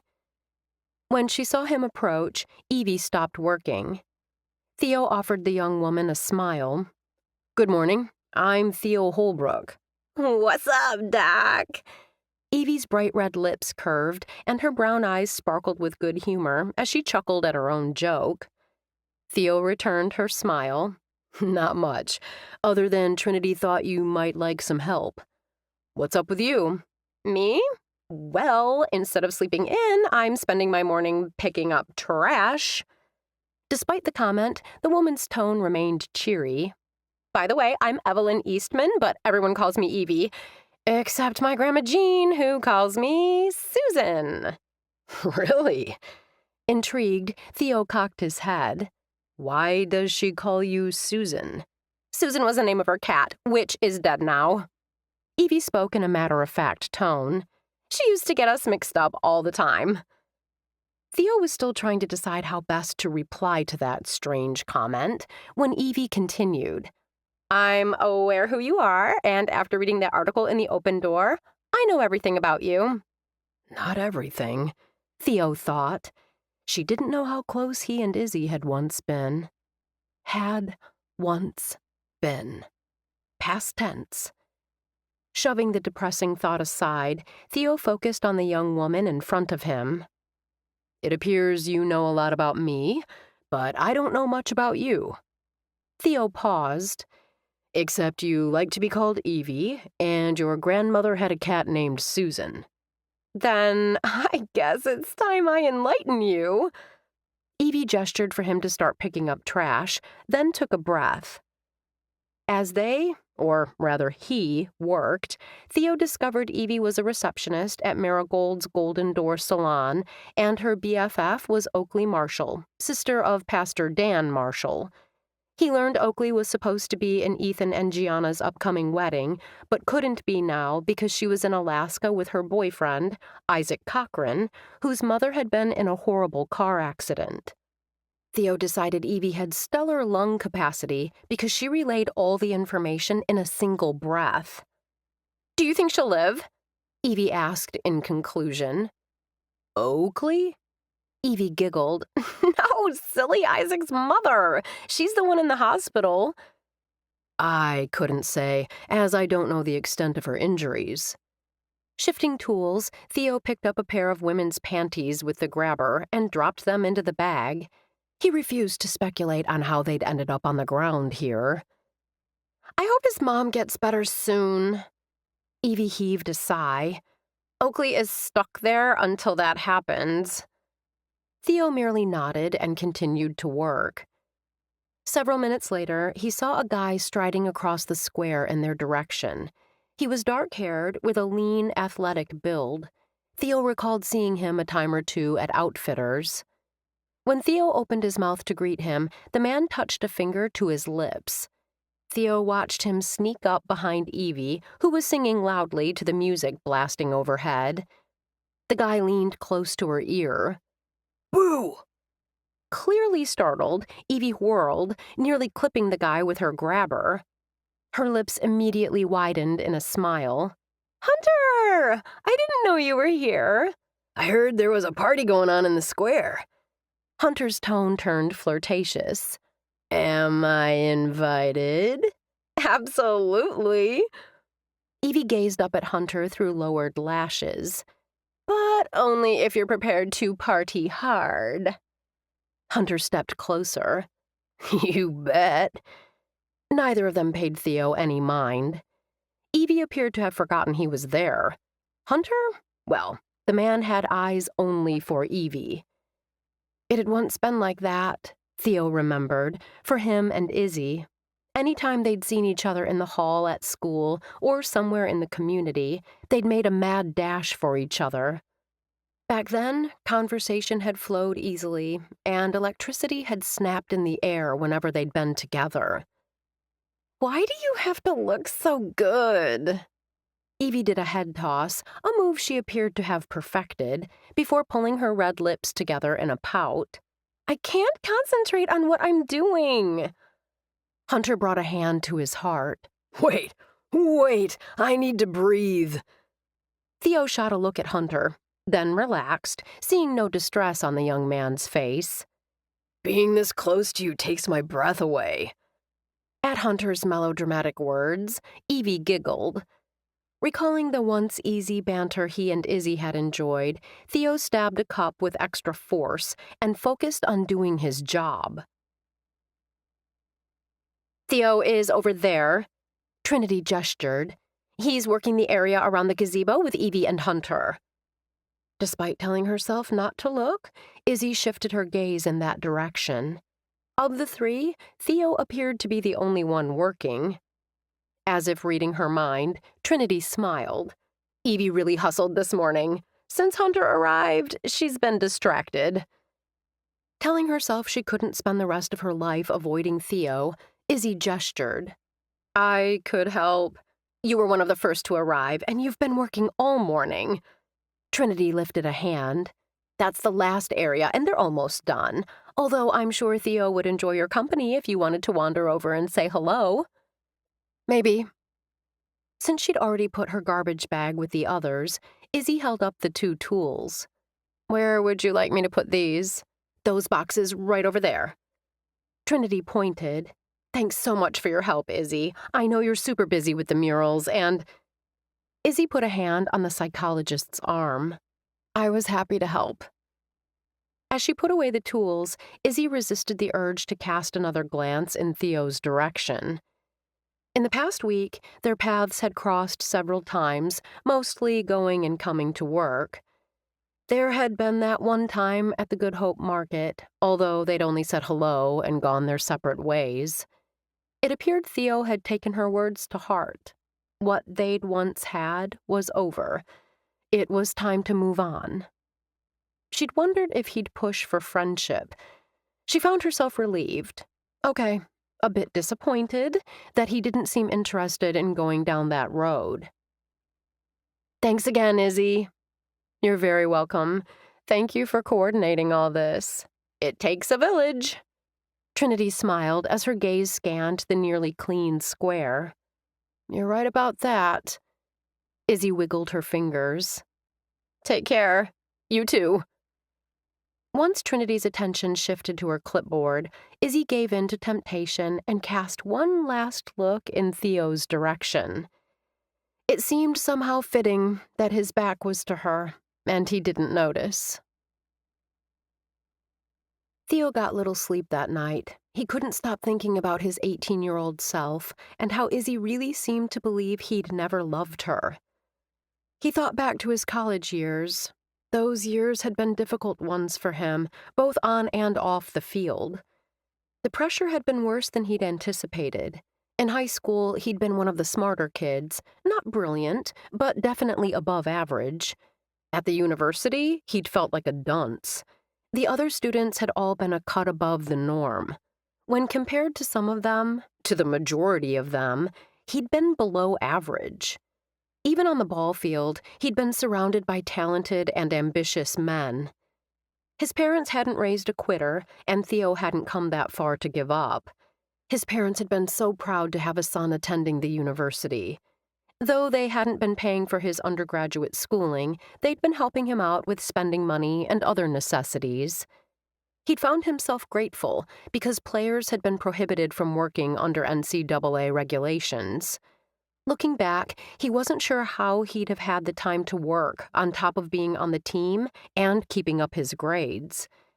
What if a wife and baby had been tossed into the mix? Theo didn't want to think of that, wouldn't think of that now.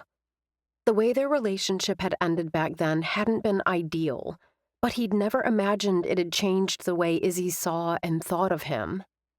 But it had. Now he needed to figure out what to do about it. Despite a restless night, Theo dragged himself out of bed the next morning to attend church. He was pretty confident that getting to know this community involved getting to know this congregation. Not to mention, the way things were looking, it was going to take a miracle to get Izzy to trust him again. And if you couldn't find a miracle at church... Doctor? Theo turned, and there was Gladys moving over to make room for him at the end of her pew. Offering her a smile, he'd barely sat before he was back on his feet, and they were sharing a hymnal. Her voice, strong and on pitch, rang out. Is there anything this woman doesn't do well? Theo wondered. He'd expected her to be with her friends, but the couple on her other side were unfamiliar to him. Where are Ruby and Catherine? He asked in a low tone once they were seated. Ruby is sitting with Jeremy and his family. Catherine is with Eliza and Kyle. Gladys's lips curved. I'm with you.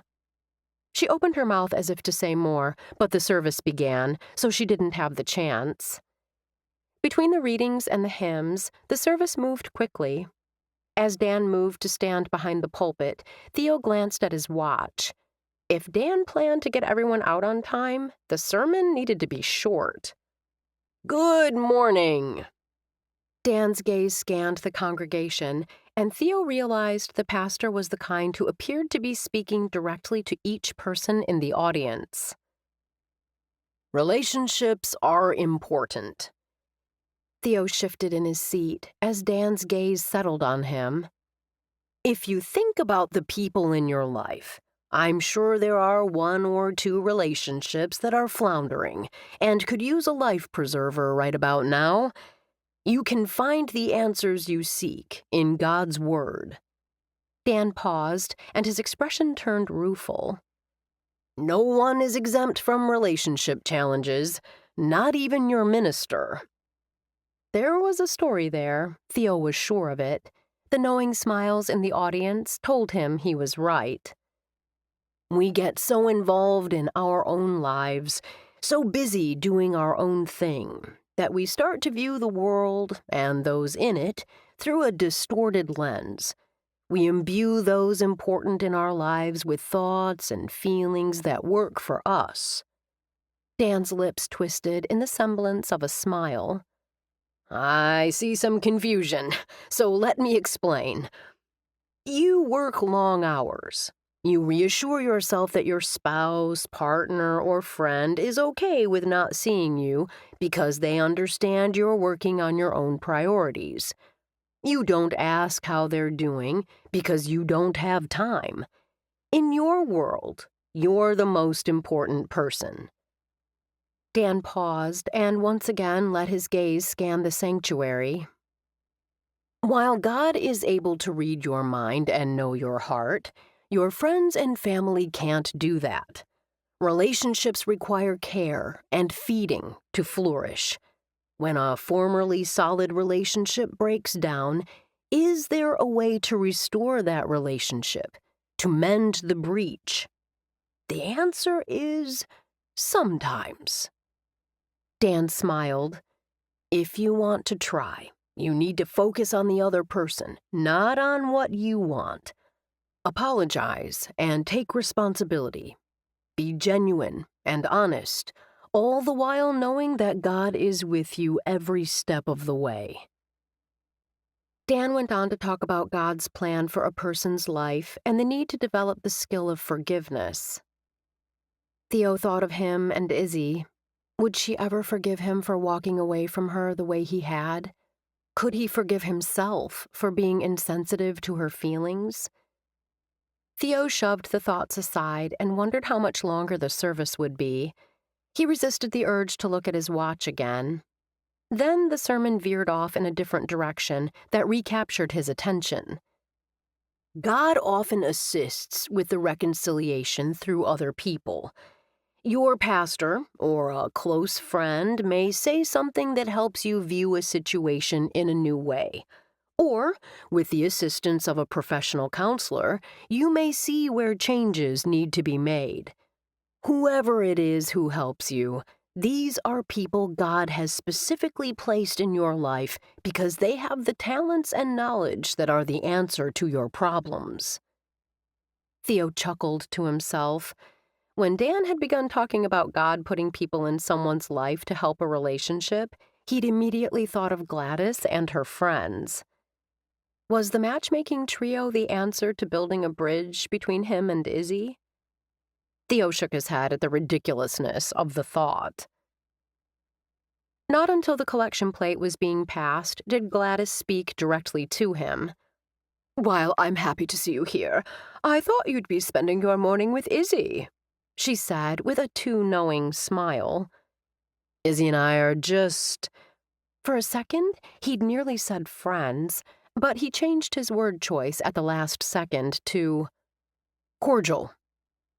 Pulling a bill out of his wallet, Theo dropped it into the collection plate, then passed it to Gladys, who dropped in an envelope before moving it on. "You two were looking way more than cordial at last week's street dance." Gladys inclined her head and tapped 2 fingers against her red lips. "I'm surprised that kiss hasn't been mentioned in the open door." Theo frowned. "That kiss was private." Gladys chortled. "Oh, my dear boy. Private is behind closed doors with the shades down. It isn't in the middle of a street dance surrounded by other people." "Izzy isn't going to like this," he muttered. "Really?" Gladys arched a brow. "She didn't have a problem kissing you on a downtown street." "We're old classmates. She won't want anyone implying otherwise." Gladys appeared to chew on the words for a moment. "Interesting."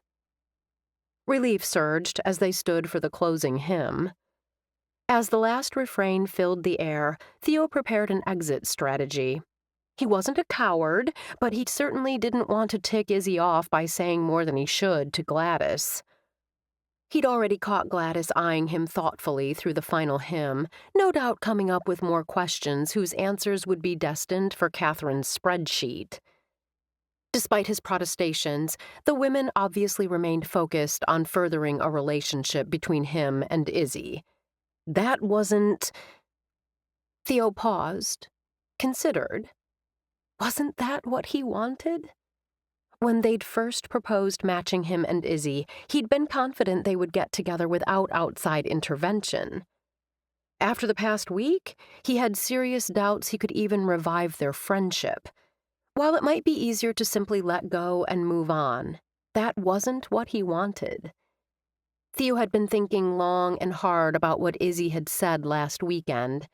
He now admitted her assessment was spot on.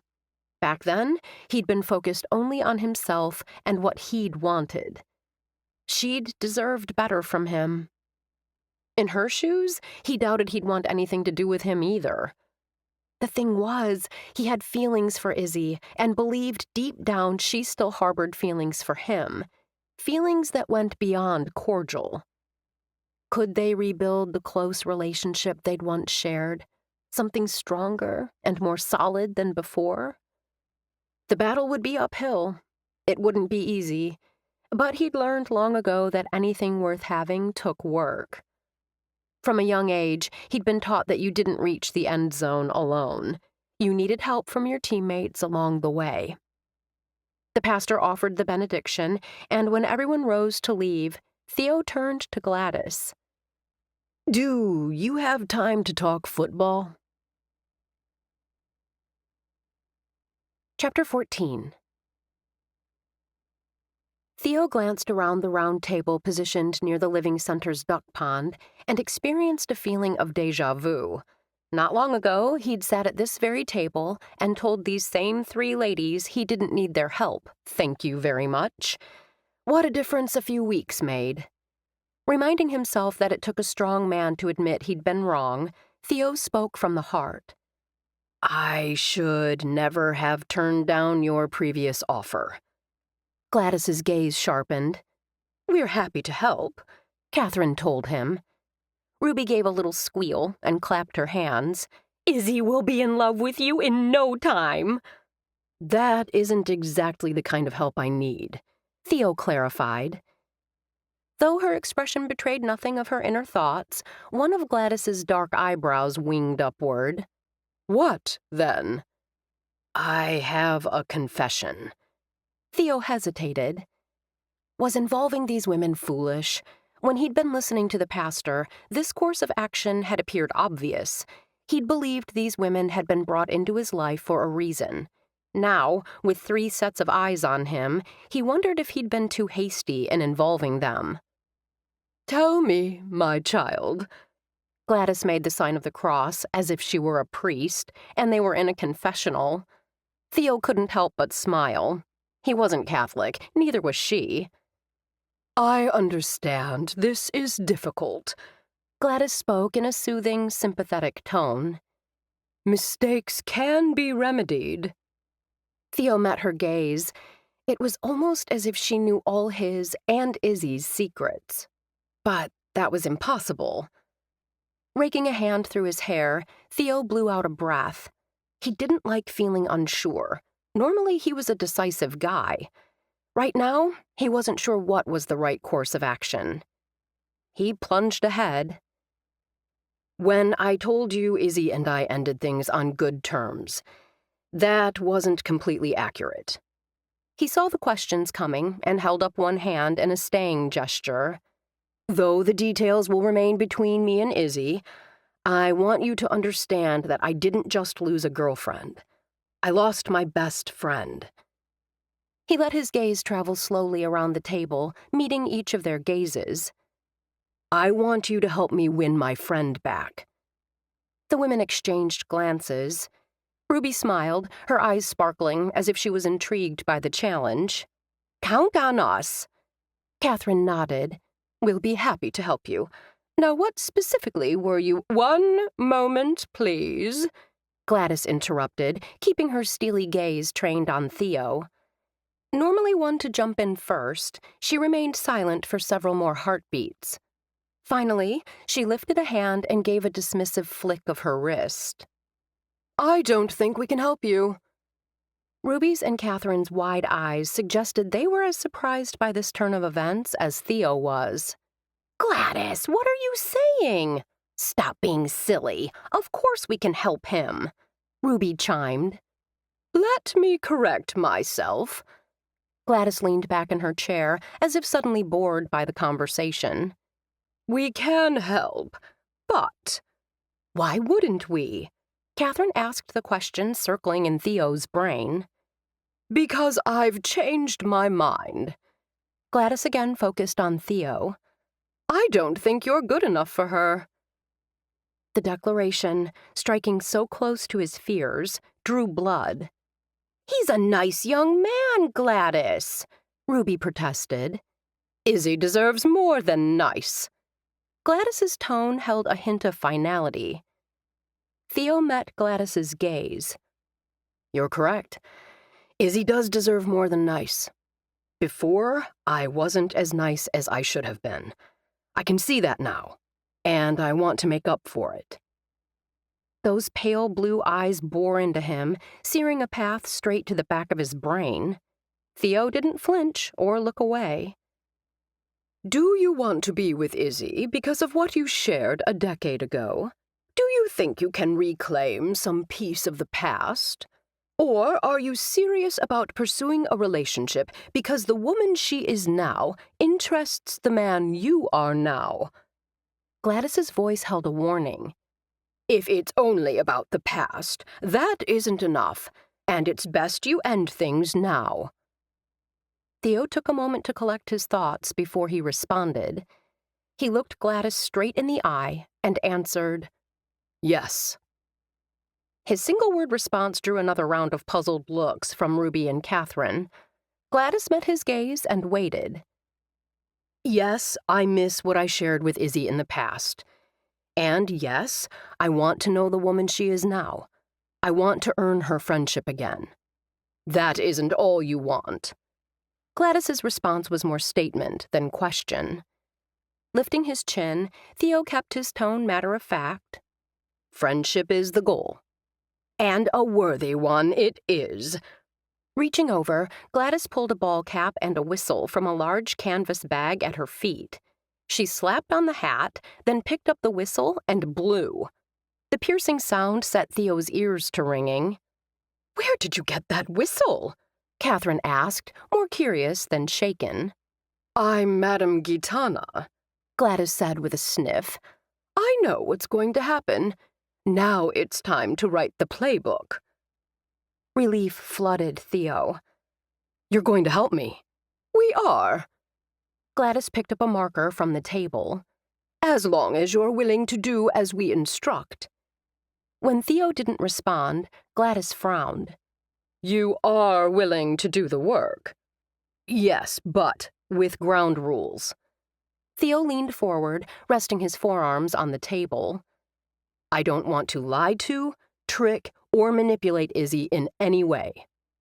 Ruby pursed her lips. 2 lines formed between Catherine's brows. Theo held up a hand. That isn't all. Gladys made a get-to-the-point gesture. I don't want Izzy to feel pressured. Don't worry about that.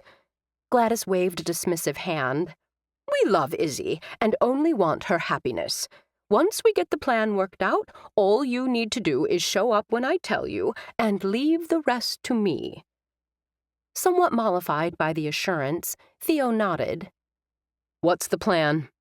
Since the goal is friendship, Gladys said, you start by showing Izzy you care about what's important to her. Catherine frowned. Isn't that the same course of action we'd follow for any of our matches? Friendship doesn't always lead to love, Gladys reminded her.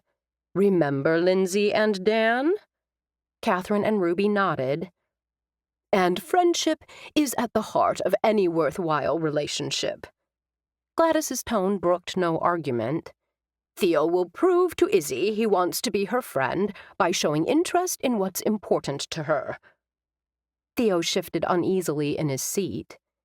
It still seems like a manipulation to... Gladys waved him silent. You told us your ground rules. We agreed. You don't need to worry about us. We rarely color outside the lines. He didn't believe that for a second. Still, he'd gotten their word. Thank you for understanding. I'm a very understanding person. Ask anyone. Theo swore Ruby's sudden cough had covered a snicker. Gladys's gaze turned thoughtful. She glanced over at a small whiteboard on an easel that advised residents not to feed the ducks. Placing one hand on Theo's arm, she gestured with her free hand. Would you mind getting that easel and marker for me, please? Theo was nearly there when she called out, Don't forget the eraser. After handing the items to Gladys, Theo sat, wondering where she was going with this, wondering again if enlisting their help was a mistake. He was still pondering that question when Gladys swiped the eraser over the board, erasing the duck's message. Theo frowned. Should you be doing that? Everyone living here knows not to feed the ducks. Gladys made a dismissive sound. The sign is ridiculous. It's like saying, don't throw garbage into the pond. Totally unnecessary. Theo's lips twitched, and he relaxed in his chair. I see your point. Now. Gladys slid the marker across the table to him. You seem like a list kind of man. I'm a strategy guy, Theo admitted. We'll begin with a checklist of things Izzy loves. Gladys glanced at her friends. Catherine gave an approving nod. That's brilliant. Gladys preened. I have my moments. You have lots of moments, Ruby gushed. You're like one of those generals who never surrender. Theo wasn't sure what to make of that, but the others said nothing, so he didn't attempt to figure it out. We'll start by taking a minute to compile what we each know about Izzy, Gladys advised. If you have something to add, just jump in. The list took way more than a minute to compile. When the women hit 10, he called a halt. Theo glanced at the items he'd written on the whiteboard, a few of them stirring fond memories of their time together. Art was important to Izzy, and he recalled how Izzy's face had lit up when she'd shown him her work at Paintbrush and told him what she had planned for his clinic. Art goes without saying. Theo studied the list. He smiled at one further down the list. The pleasant interlude they'd shared on the tailgate of her truck now seemed like a lifetime ago. Cherry Danishes are a favorite? I don't think she realized she liked them until she came here. Catherine's tone reminded Theo of a school teacher he'd had in 3rd grade. Door County is known for its thousands of acres featuring a variety of cherries. Even the tart cherries are sweet, Ruby advised. Theo glanced at the next item on his list. Izzy likes outdoor activities? That's what we said, Catherine reminded him. It's just that back in Michigan she preferred to draw or read than be outdoors. That was a long time ago. Gladys spoke gently. I dare say there are some things about you that would surprise her. I don't know. Theo stopped and thought for a minute. Was there anything he could point to that Izzy wouldn't know about him? He shook his head. I'm pretty much the same guy with the same interests. We'll see about that. Reaching down, Gladys pulled a deck of cards from her bag and tossed them to him. Theo caught the deck easily, then turned it over in his hand. Gladys smiled. These cards are guaranteed to help you and Izzy get to know each other. You each must answer 3 questions. Catherine's tone brooked no argument. I'm not taking them. They're for couples. Ruby spoke before Gladys could. Everyone in Good Hope is aware of their power. Theo inclined his head, unable to keep the smile from his lips. Power, eh? The questions vary. Some may seem rather simplistic, but all are designed to get to the heart of the person. Gladys met his questioning gaze with a firm one of her own. Think about it. How can you be a real friend to someone you don't really know? I already know, Izzy. You used to know her, Gladys pointed out, and the other 2 nodded in agreement. That was 10 years ago. If you hope to be her friend now, you must get to know the adult Izzy, what she likes and cares about. You're right, he reluctantly agreed. Take a picture of the list, Catherine, Gladys instructed. Once the picture was taken, Gladys wiped the board clean. Hey, Theo protested. I needed that information. Casting a glance in her friend's direction and getting a nod, Gladys advised, Catherine will text the list to all of us. Now, we'll move on to the action plan. On the now blank board, Gladys wrote in perfect penmanship, Take art class. Theo pulled his brows together. Why would I do that? Gladys huffed out a breath. Because Izzy is interested in art. By taking the class, you're showing her you're interested in knowing more about her life. There's only one problem, Theo pointed out. Izzy doesn't teach art classes. Leave that to me. Gladys smiled. Time to move on. Flying crane was next on the list of interests. I don't think that belongs on the list. Catherine frowned. Izzy works at the Flying Crane. It's a job, not an interest. It's still part of Izzy's life, and something Theo should learn about. Lifting the black marker, Gladys wrote, "Visit Flying Crane," then lifted her gaze to meet Theo's. Remember, if it's important to her, it's important to you. On Monday evening, Izzy arrived at the Living Center. Tonight, she would fill in for Melinda Jeffers, a local high school teacher who moonlighted teaching art to the community. She liked Melinda and had been sad to learn the woman had blown out her knee in a freak Zumba accident at the YMCA yesterday. Gladys, who'd called to ask Izzy to sub, said she'd been at the Y when the rescue squad had carried Melinda out on a stretcher. Izzy assumed Gladys had been simply in the building, rather than in the class, but knowing Gladys, she couldn't be certain. Izzy had immediately agreed to help. The best part was, teaching the evening class wouldn't conflict with her work on Wrigley Road. The clinic's frontage might be nearly complete, but she had 3 more scheduled after that one. Pride filled Izzy when she thought how her first attempt at anamorphic art had turned out. From the smiles and stares of those passing by, she wasn't the only one mesmerized at seeing the thermometer and stethoscope seeming to loom out from the building. Later this week, she would begin work on Bee's bookstore. Being steps away from her friend would be a bonus, but it would also put her a street width away from Theo. Izzy was starting to feel as if the man was everywhere. Then again, Good Hope wasn't that big, and not that many days had passed since they'd had their talk. She'd seen him in church, and, of course, yesterday he'd come into the clinic in the morning and left in the late afternoon. He'd been cordial, saying a pleasant good morning and complimenting her work. Other than that, nothing. Which, Izzy told herself, was exactly how she wanted their interactions to go. Izzy wondered as she strode into the Living Center how many would be in the class this evening. Not that it mattered, 5 or 50, she was up to the challenge. When she mentioned the class to the woman behind the front desk, Izzy was directed to the craft room at the end of a long hall. Izzy strolled into an area with brightly colored walls and a cheery vibe. Students, laughing and talking, stood near easels holding chalkboards. She inhaled sharply when she spotted Theo. Looking gorgeous in jeans and a blue polo, he was visiting with Etta Hawley, a retired teacher.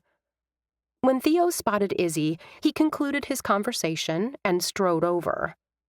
"What are you doing here?" she demanded. Theo's lips twitched. "Good evening to you, too." "Good evening," she murmured before returning to the question he hadn't answered. "What are you doing here?" "What does it look like? I'm taking an art class." Theo gestured with one hand. "Just like everyone else." Izzy frowned. "Since when do you like art?"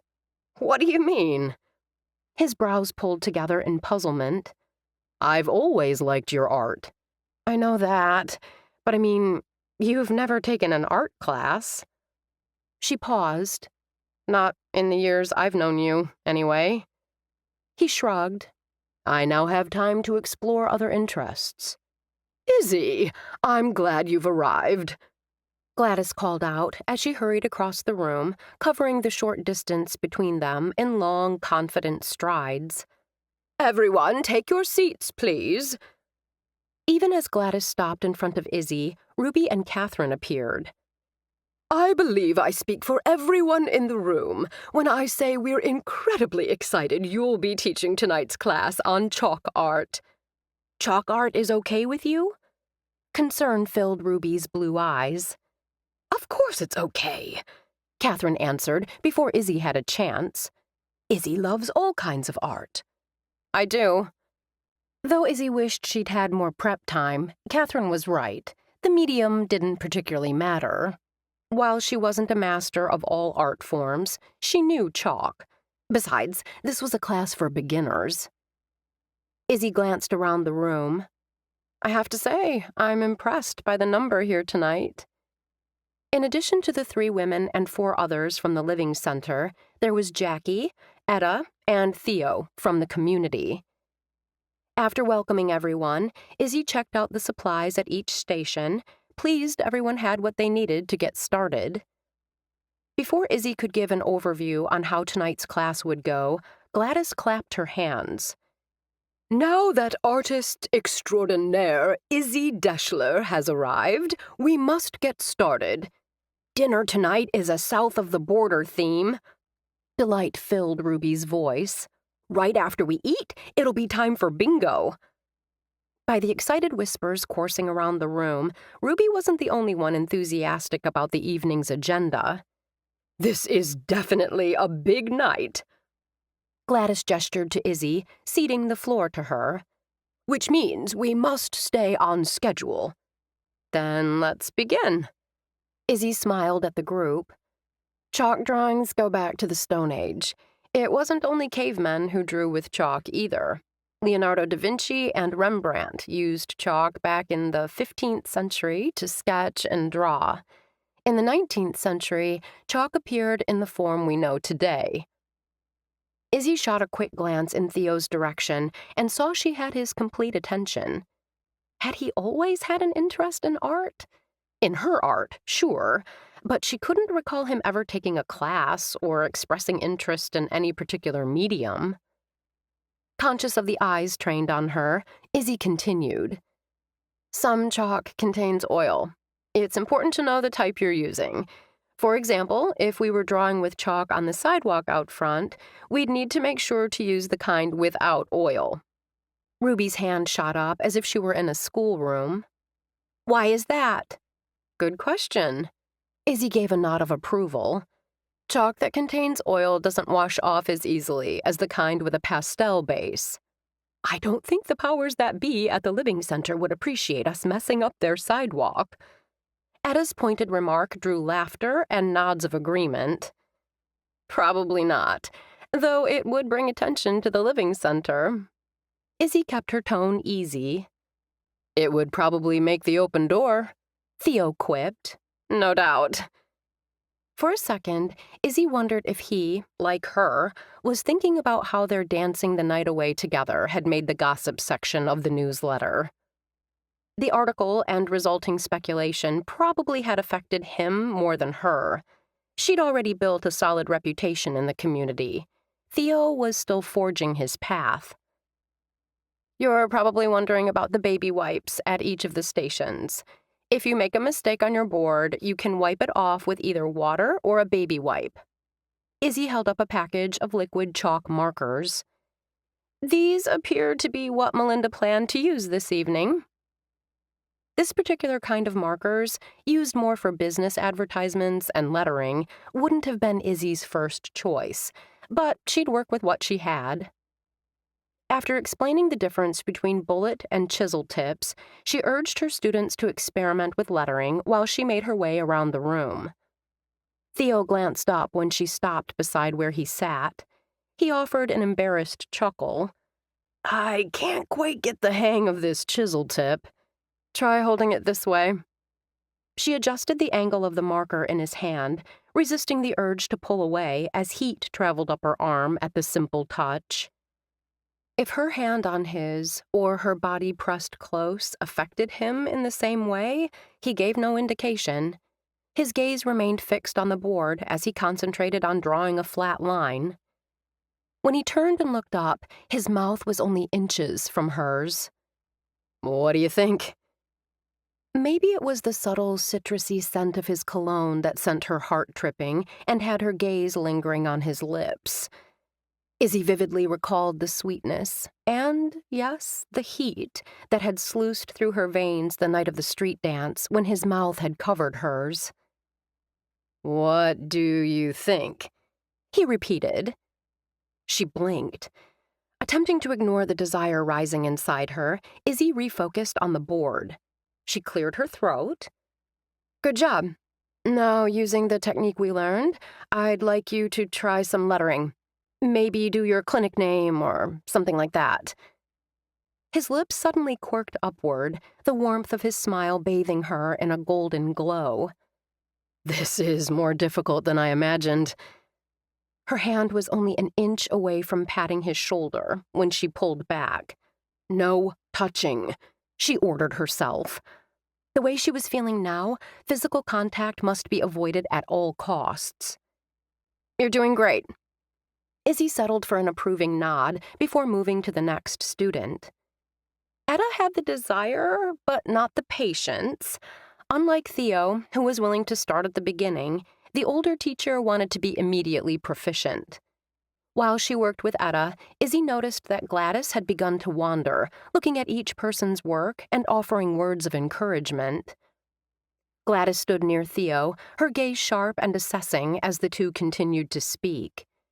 Izzy hoped that Gladys wasn't being too critical of Theo's first efforts. She'd seen budding artists crushed by harsh criticism. Izzy made a mental note to remind Gladys of the importance of being positive.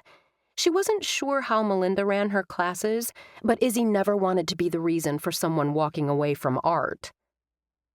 It's time to finish up, Gladys announced, a good 5 minutes before the class was scheduled to end.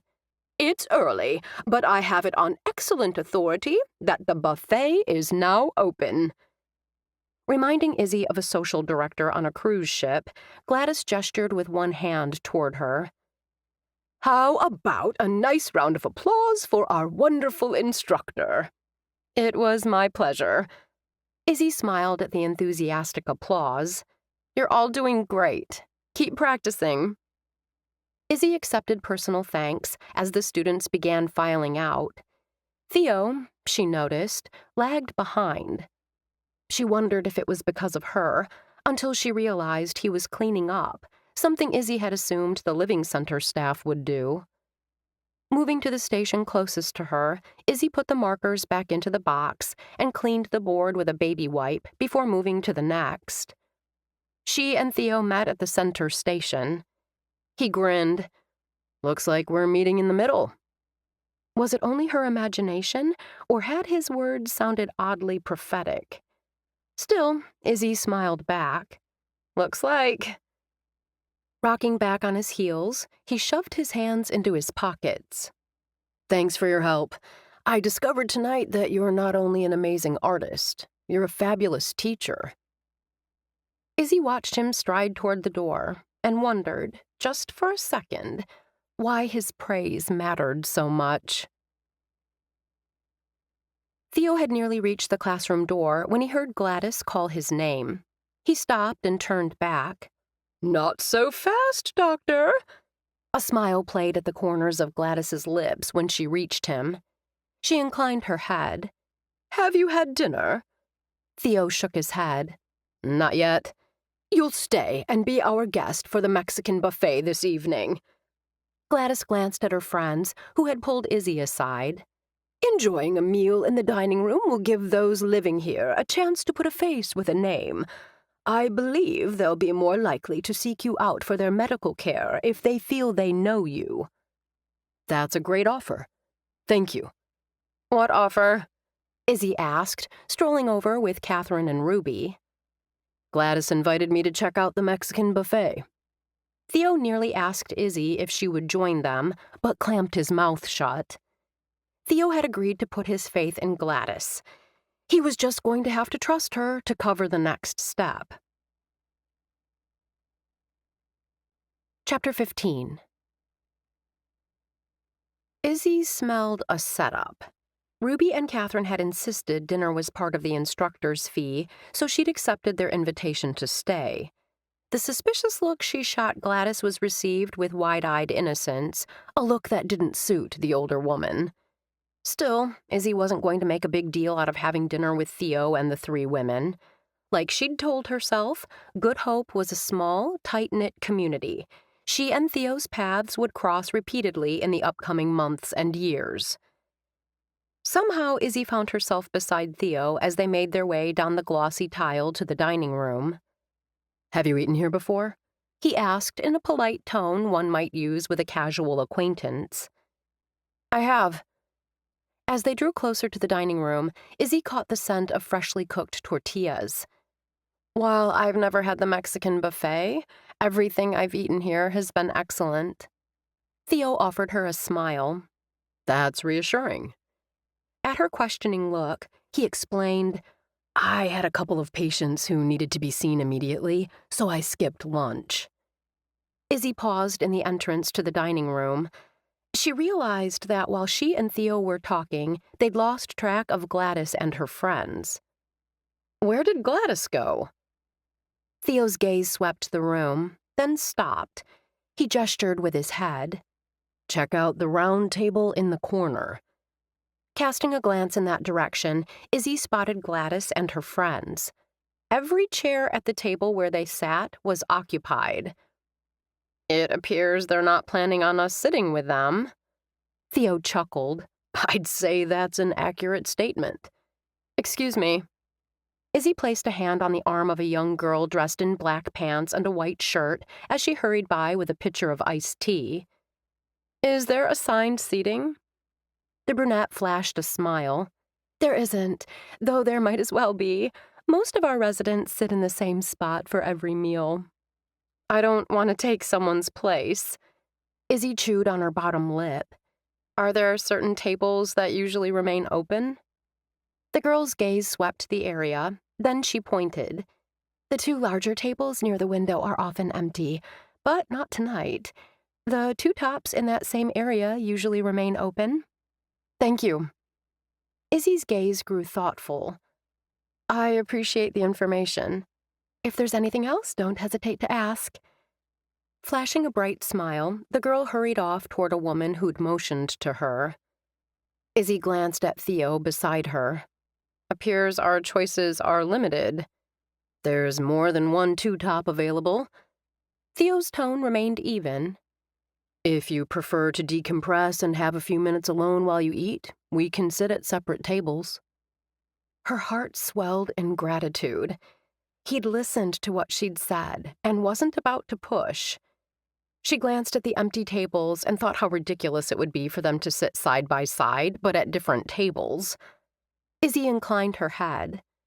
Or we could sit together. Sure. He shrugged. If that works for you, it works for me.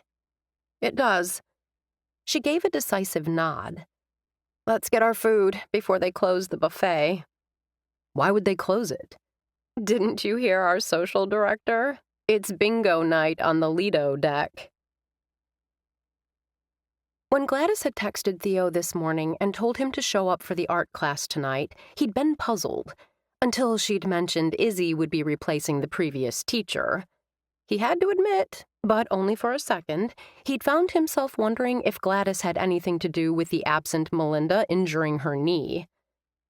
All day, Theo had looked forward to seeing Izzy. Though he'd had no doubt he'd be over his head in the art class, he'd enjoyed exploring something new.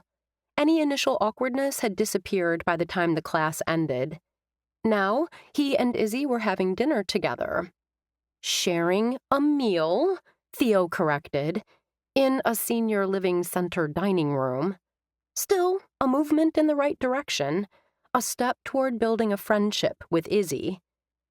Tonight would give Izzy the opportunity to get to know the man he was now, and for him to discover the woman she'd become. This looks yummy. Izzy scooped an enchilada onto her plate along with some rice, then ladled cheese sauce over the top of both. Theo took 3 tacos and a handful of chips. As they headed to their seats, he cocked his head. You know what would make this meal perfect? A bottle of Mexican beer. Well, as long as we're dreaming, I'm putting in a margarita order. Izzy chuckled. Actually, I wouldn't be surprised to find they have both. This place is amazing. Once they were seated, their trays were whisked away by the same perky brunette Izzy had talked to earlier. Why didn't you ask about the beer? Izzy kept her voice low. Same reason you didn't ask about the margarita. He snapped a chip in half. I'm eating for free. I don't want to push it. Same. Forking off a bite of enchilada, Izzy studied it before bringing it to her lips. Theo told himself to look away, but his gaze remained fixed on Izzy as her wide lips closed over the food. A second later, she shut her eyes and moaned. Theo tightened his fingers around his fork. The catch in her throat reminded him of the sounds she used to make when they made love. Oh my God, this is exceptional. She breathed out the words. Theo fought for control, then cleared his throat. As good as the ones at El Huarache? Surprise skittered across Izzy's face. You remember that place? How could I forget? For a second, Izzy's eyes darkened as if she apparently recalled the authentic Mexican restaurant they'd frequented when they were dating. When the memories cleared, she pushed her plate toward him. Take a bite. See what you think. The tension that had gripped Theo since their discussion Saturday night fell away at her easy tone. He forked off a small bite and brought it to his mouth. After chewing thoughtfully for a few seconds, Theo nodded his agreement. You're right. It's excellent. Izzy's lips tipped upward. All it needs is a Mexican beer. He grinned. Or a margarita. You two appear to be enjoying yourselves. Gladys stood tableside, taking note of Izzy's plate in the middle of the table. Theo slid Izzy's plate back in front of her. Izzy wanted me to check out the enchiladas. Gladys gave an approving smile, her eyes turning misty. There's something so incredibly intimate about sharing food. Theo nearly groaned aloud when the smile slipped from Izzy's lips. Nothing intimate about it, Izzy insisted. The stiffness to her tone merely had Gladys waving an airy hand. Not that kind of intimate, my dear. I was simply referring to food being a source of nourishment and pleasure, and sharing it is a thoughtful act. Izzy considered Gladys's words, then nodded. You're right, of course. For some reason, when you said intimate, my mind immediately jumped to something sexual. Laughter burst from Gladys's red lips. Where our brains take us says a lot. Well, I'll let you finish before your food gets cold. Thank you again for taking over the class. The older woman turned to walk away, then whirled as if a thought had just struck her. I nearly forgot. I have something for you, Doctor. Reaching into one of her pockets, Gladys pulled out a brightly colored ticket and held it out to him. With my compliments. Enjoy. Theo studied the ticket and read aloud. Francis Hardy Gallery, Ephraim. He looked up. What is this? An absolutely fabulous, not to be missed art event just down the road, Gladys told him. The ticket is for this Friday night. I'm guest lecturing on graffiti art that night. Izzy's brows drew together as her gaze shifted from Theo to Gladys. You don't need to listen to the lecture, Gladys informed Theo as she waved a dismissive hand. Unless you want to. While I'm certain Izzy's lecture will be very informative, should you decide to skip it, the barn where the gallery is will be filled with dozens of artists and their works. Theo hesitated. Of course he wanted to hear the lecture, but the skeptical gleam in Izzy's eyes had him remaining silent. When he didn't immediately respond, Gladys lowered her voice as if imparting a great secret. It's a juried art show. Theo inclined his head. I'm not familiar with that term. Gladys glanced at Izzy. Care to enlighten your old friend? A juried art show is one where artists have to present their work to a panel of judges before being allowed to participate, Izzy told him. This means most of the pieces have a professional rather than an amateur quality.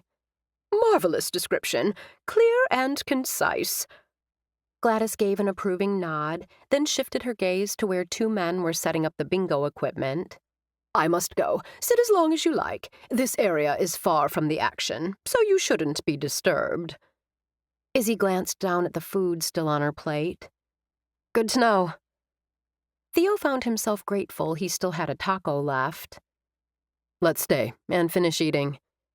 Theo leaned slightly forward, giving Izzy his full attention. Perhaps while we do, you could tell me about your upcoming lecture. With calls of B21 and O6 ringing out, Theo made quick work of finishing his taco. He listened intently to Izzy, his gaze firmly focused on her face as she talked about graffiti going back to prehistoric and ancient times. Izzy found herself warming to the topic, as she always did when speaking to an interested audience. Early graffiti artists were known as writers or taggers. Most historians agree that contemporary graffiti dates back to the late 1960s in New York City. Wasn't there a big crackdown in the 80s with graffiti being viewed as vandalism? Yes. Izzy washed down the last bite of enchilada with a sip of water. The goal at that time was to eradicate graffiti. That didn't happen. In the past decades, it spread around the world. It also morphed into street art, or some refer to it as urban art. Are you going to use some examples of your work in New York City during your lecture? Theo asked. Izzy cocked her head. You're aware of my work in New York? I have more free time now. I did a little research on you, Ms. Deschler. Theo smiled. Impressive stuff. Thank you. Izzy was immensely proud of her body of work. It touched her that he'd taken time to see what she'd done over the years. So, are you? Am I what? Going to give examples of your work on Friday. Izzy's lips curved up. I guess you'll have to attend the lecture to find out. As soon as Theo's last patient walked out the door on Friday, he headed for Ephraim. The drive to the small community northeast of Good Hope took less than 10 minutes. The Francis Hardy Gallery was unlike any art gallery Theo had ever seen. He'd heard the barn-like structure served as a top stop for thousands of Door County tourists, but until now, he hadn't fully understood why. All four sides of the large warehouse north of downtown Ephraim on Anderson Dock were covered in names, dates, and artwork. Folding chairs had been set up outside on the dock for Izzy's lecture. After handing his ticket to a young man with a bright smile, Theo snagged a seat in the front row. He was scrolling through his phone when he heard Izzy's voice. Theo turned around to see her speaking with a distinguished-looking woman who he assumed was the event coordinator. It wasn't until Izzy began unpacking her stuff that he spoke. Need any help? Her head jerked up. The look of shocked pleasure on her face, a look she immediately hid, confirmed for him that coming here had been a good thing. Theo. I know Gladys said I could skip the lecture. He shrugged. But I'm interested in what you have to say. Well, okay. Appearing nonplussed, Izzy glanced at the stuff piled at her feet. I need to get ready. The offer to help stands. I got this. She hesitated for a second before adding, but thanks. The chairs quickly filled until it was standing room only.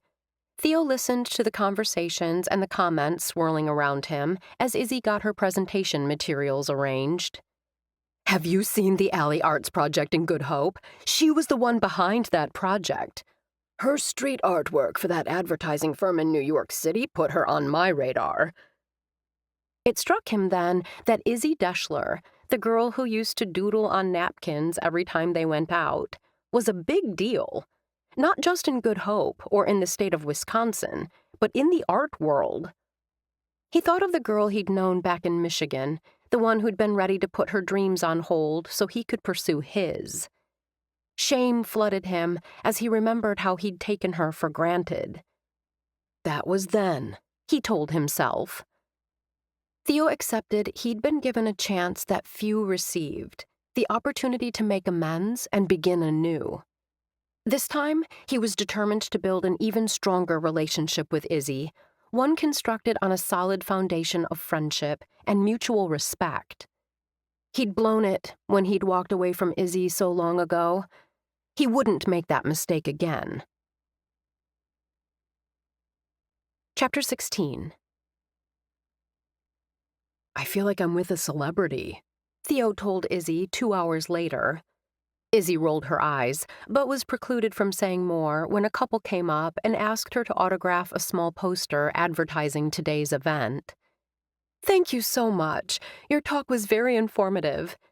The woman, somewhere in her 50s with salt and pepper hair, slanted a glance at her husband. "We really enjoyed it, didn't we, John?" I certainly did. John nodded. I especially liked you showing us how street artists use stencils and wheat paste posters. "I'm very visual, too," Izzy told the couple. "I'm glad you found the illustrations helpful." When they strolled off, Theo offered Izzy a smile. See what I mean? Celebrity. She punched him in the shoulder. After the crowd around her had thinned after her presentation, Izzy had looked up to find him among the staff helping to pick up her materials. When he offered to stow them in her truck so she could continue to visit with fans, she'd tossed him the keys. What could she do but agree when he'd asked if she'd be interested in walking through the gallery with him? He was alone, and because it was another fun Friday night in Good Hope, there wasn't anyone else he knew here. They spent over an hour looking at all sorts of wonderful art. Now they were outside and studying the walls of the building. Theo shot her a questioning look. Is your name on here somewhere? She shook her head. Why not? I guess I just never took the time. Izzy let her gaze drift to the peak of the gable end and pointed. If I was going to make my mark on this building, I'd put it there. Hold that thought. Theo placed a hand on her arm. Don't move. I'll be right back. When he returned, he wasn't alone. Lydia, the woman who'd coordinated the evening's event, was with him, as well as 2 workmen with a ladder and various painting supplies. Inclining her head, Izzy watched the men set the tall ladder against the side of the building. "There's various colors of paint and brushes in here," Lydia told Izzy. "I wasn't sure what you'd need, so I included several cans of spray paint." When Izzy only continued to stare, Lydia squeezed her shoulder. "I can't wait to see what you come up with." Izzy turned to Theo. You did this. I got you the tools you needed. Theo glanced at the supplies at their feet. Or at least I hope they're what you need. Izzy's heart swelled, and she had to resist the urge to fling her arms around Theo and give him a hug. This was the kind of considerate gesture she'd seen so often from him the year they'd dated. She remembered when her committee had been decorating for the senior spring fling, and they'd needed help getting one of the temporary walls up. Theo had rounded up several football buddies, and the wall had been up in minutes. And instead of spending a boatload of money on flowers for Valentine's Day, he'd surprised her with the art supplies she'd been wanting, all tied up with a big red bow. Have you decided what you're going to put there? Theo asked. Not yet.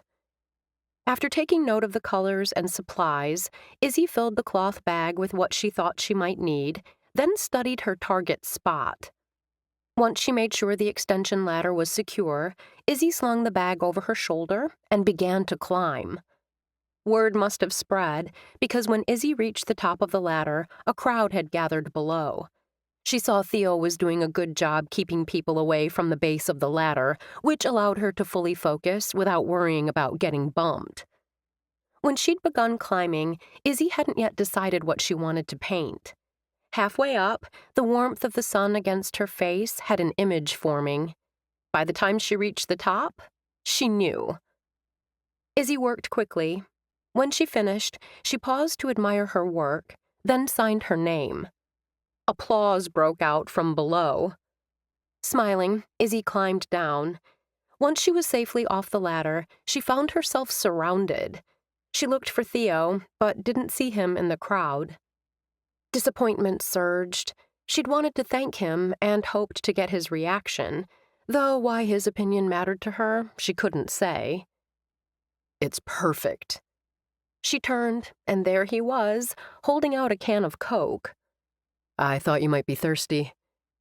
His fingers brushing hers sent her heart into overdrive.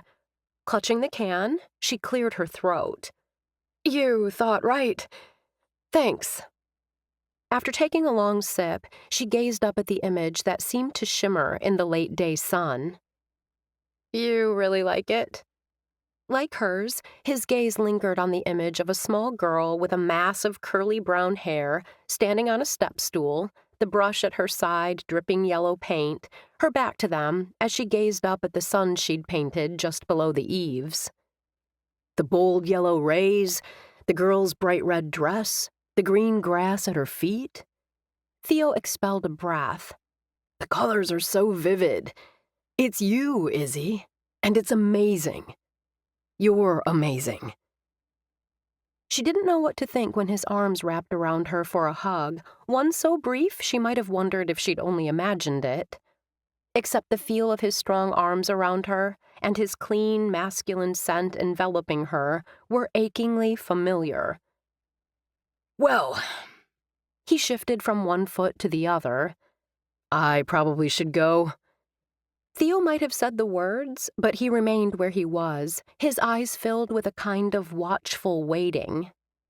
Not for the first time, Izzy wondered if him coming today was his way of extending an olive branch, of letting her know, despite all that had happened, he hoped they could be friends. Living in such a small community, it would be easier on everyone if they could set aside the past enough to be friends. I thought I'd take a walk through the town. Izzy kept her voice casual. You could come with me, if you want. Sure. He responded in a tone that was equally casual. If you're sure you don't mind me tagging along. I'm sure. She met his gaze. It's a lovely night. Perfect for a walk with a friend. The sun hung low in the sky as they walked side by side, close but not touching. The scent of pine wafted in the air, and the light breeze off the water kept the bugs at bay. Theo saw Izzy's shoulders relax as they walked. Had the tenseness been because of him? He hoped not. He hoped being with him would soothe her, rather than add to her stress. Going to New York City alone at 18 took guts, he blurted. The newspaper article he'd read online had said she'd gone to the city straight out of high school. Not seeming to find anything odd in his comment coming out of left field, Izzy slanted a sideways glance at him and smiled. It was scary. Probably a lot like it was for you when you went off to college. Theo was determined not to let this conversation get sidetracked. They'd talked enough about him. This was his chance to get to know more about her. What did your mom think about you going off to the Big Apple? She wasn't all that happy, but I made it clear it wasn't up to her. Izzy expelled a breath, spread her hands. She was pressuring me to apply at one of the factories in town. You know her. She's practical. Nothing wrong with that. But I had a dream. I wanted the chance to make that dream come true. And I knew if I didn't go then, I might never do it. Why not an art school? That had been part of her dream, too, he recalled. Not enough money. Her expression gave nothing away. I had some saved, but most of that went to paying off the hospital and doctor bills that my mom's insurance didn't cover. Theo blinked. He hadn't thought about the financial costs of the miscarriage. Izzy glanced out over a lush green lawn leading up to a house with flowers on the porch. I was still kind of numb inside, so the thought of going to the city alone didn't scare me as much as it probably should have. Numb inside. Because of the baby. Because of him. Theo didn't have any trouble reading between the lines. They walked in silence for another block before he asked, "How'd you get your big break?" Her lips quirked upward. You're referring to the ginormous ad account? Ginormous. That was also how one of her fellow artists had referred to the deal in an interview. 5 unknowns being selected for a huge street art deal? Theo kept his tone light. Yeah, that account. It was a combination of being in the right place at the right time with the right skills and a willingness to work our tails off. Izzy's eyes grew distant with memories. It was fun for a while. Then personalities began to clash.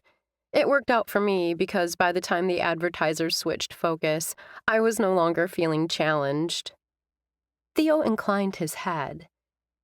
We were given a lot of autonomy in the beginning in terms of the images. Later, the powers that be got a lot more hands-on. Izzy shrugged. 2 of my group had decided to head to California. The other 2 and me, well, we were tired of working together. I came to Good Hope, and here I am. Theo knew she'd glossed over much of what had happened, but he understood even more what an amazing, strong woman she was to have forged her own path at such a young age. And what a talent! Why Good Hope? My grandfather loved to come to Door County. I came with him and Graham a couple times when I was little. Izzy met his gaze. When I was looking for a place to relax and recharge while planning my next step, I thought of Good Hope. I came, found what I was looking for here, and never left. Leaving all those big city dreams in the dust? He teased. We're not living in covered wagon days, Holbrook. I can fly anywhere for a project. She paused. The mural for the Children's Hospital wing in Chicago came through. I'll be spending time there next spring once construction on the new wing is completed. You got the job? Theo flung his arms around her and swung her off her feet. Congratulations! That's fabulous news! She was laughing by the time her feet hit the ground. Thank you! She grinned. I'm jazzed about it. You're the first one I've told.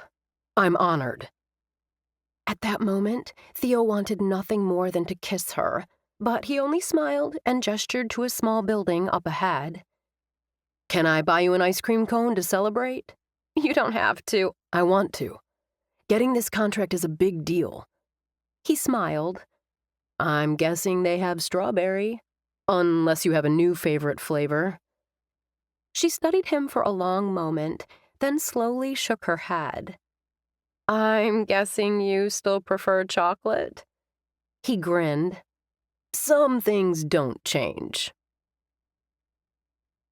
Izzy thought about the walk she'd taken with Theo the next day as she set up her chair and easel in the town square.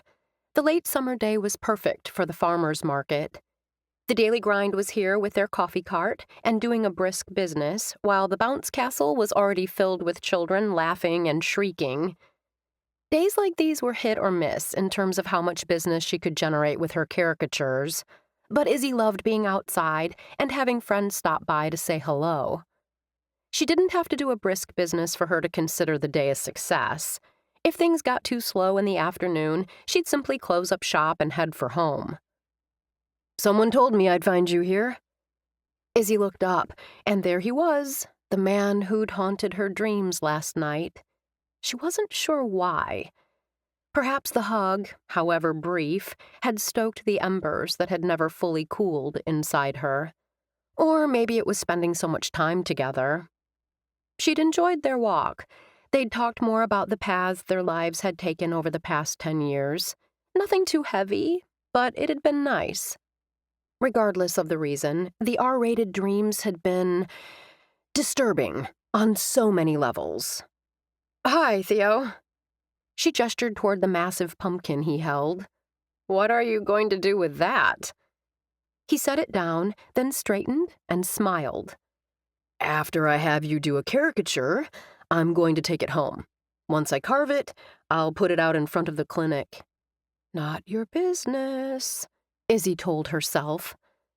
Her mouth must not have gotten the message. If you carve it now, it's going to be rotten way before Halloween. He shrugged. I guess I'll just get another one when that happens. Not your business. Once again, Izzy ignored the warning. You could paint a face on it instead. That would keep it good and still give you the option to carve it closer to Halloween, if that's what you decide to do. I've done plenty of carving, but I've never painted a face on a pumpkin. Theo inclined his head. Is it difficult? Not at all. You can freehand it or use a stencil. You'd freehand it. Theo chuckled. I definitely see a stencil in my future. Probably a wise move. She gestured to the open chair. Have a seat. You're saying it's time to get down to business. He flashed a smile that looked almost boyish. Is this the one for your mother? She asked. It is. He lifted his hands. No need to ask me if there's anything specific that I want or don't want in it. I leave those decisions totally in your capable hands. Since she knew him and knew his mother, this would be easy.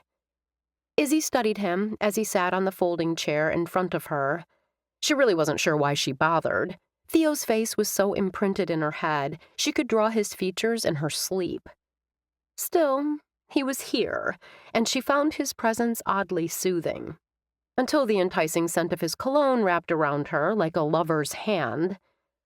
The image caused a mild skitter of alarm up her spine, but Izzy ignored the twinge. She and Theo were only friends. Until recently, not even that. Rebecca Holbrook was near and dear to her heart, and Izzy wanted her to have this caricature almost as much as her son did. Izzy thought for a moment before starting. The easiest thing would be to do a simple doctor caricature with a large head and the doctor wearing a white coat with a stethoscope coiled in his pocket. She could draw that kind of image in a matter of seconds. Then she reminded herself that this was Theo, and the gift was for his mother.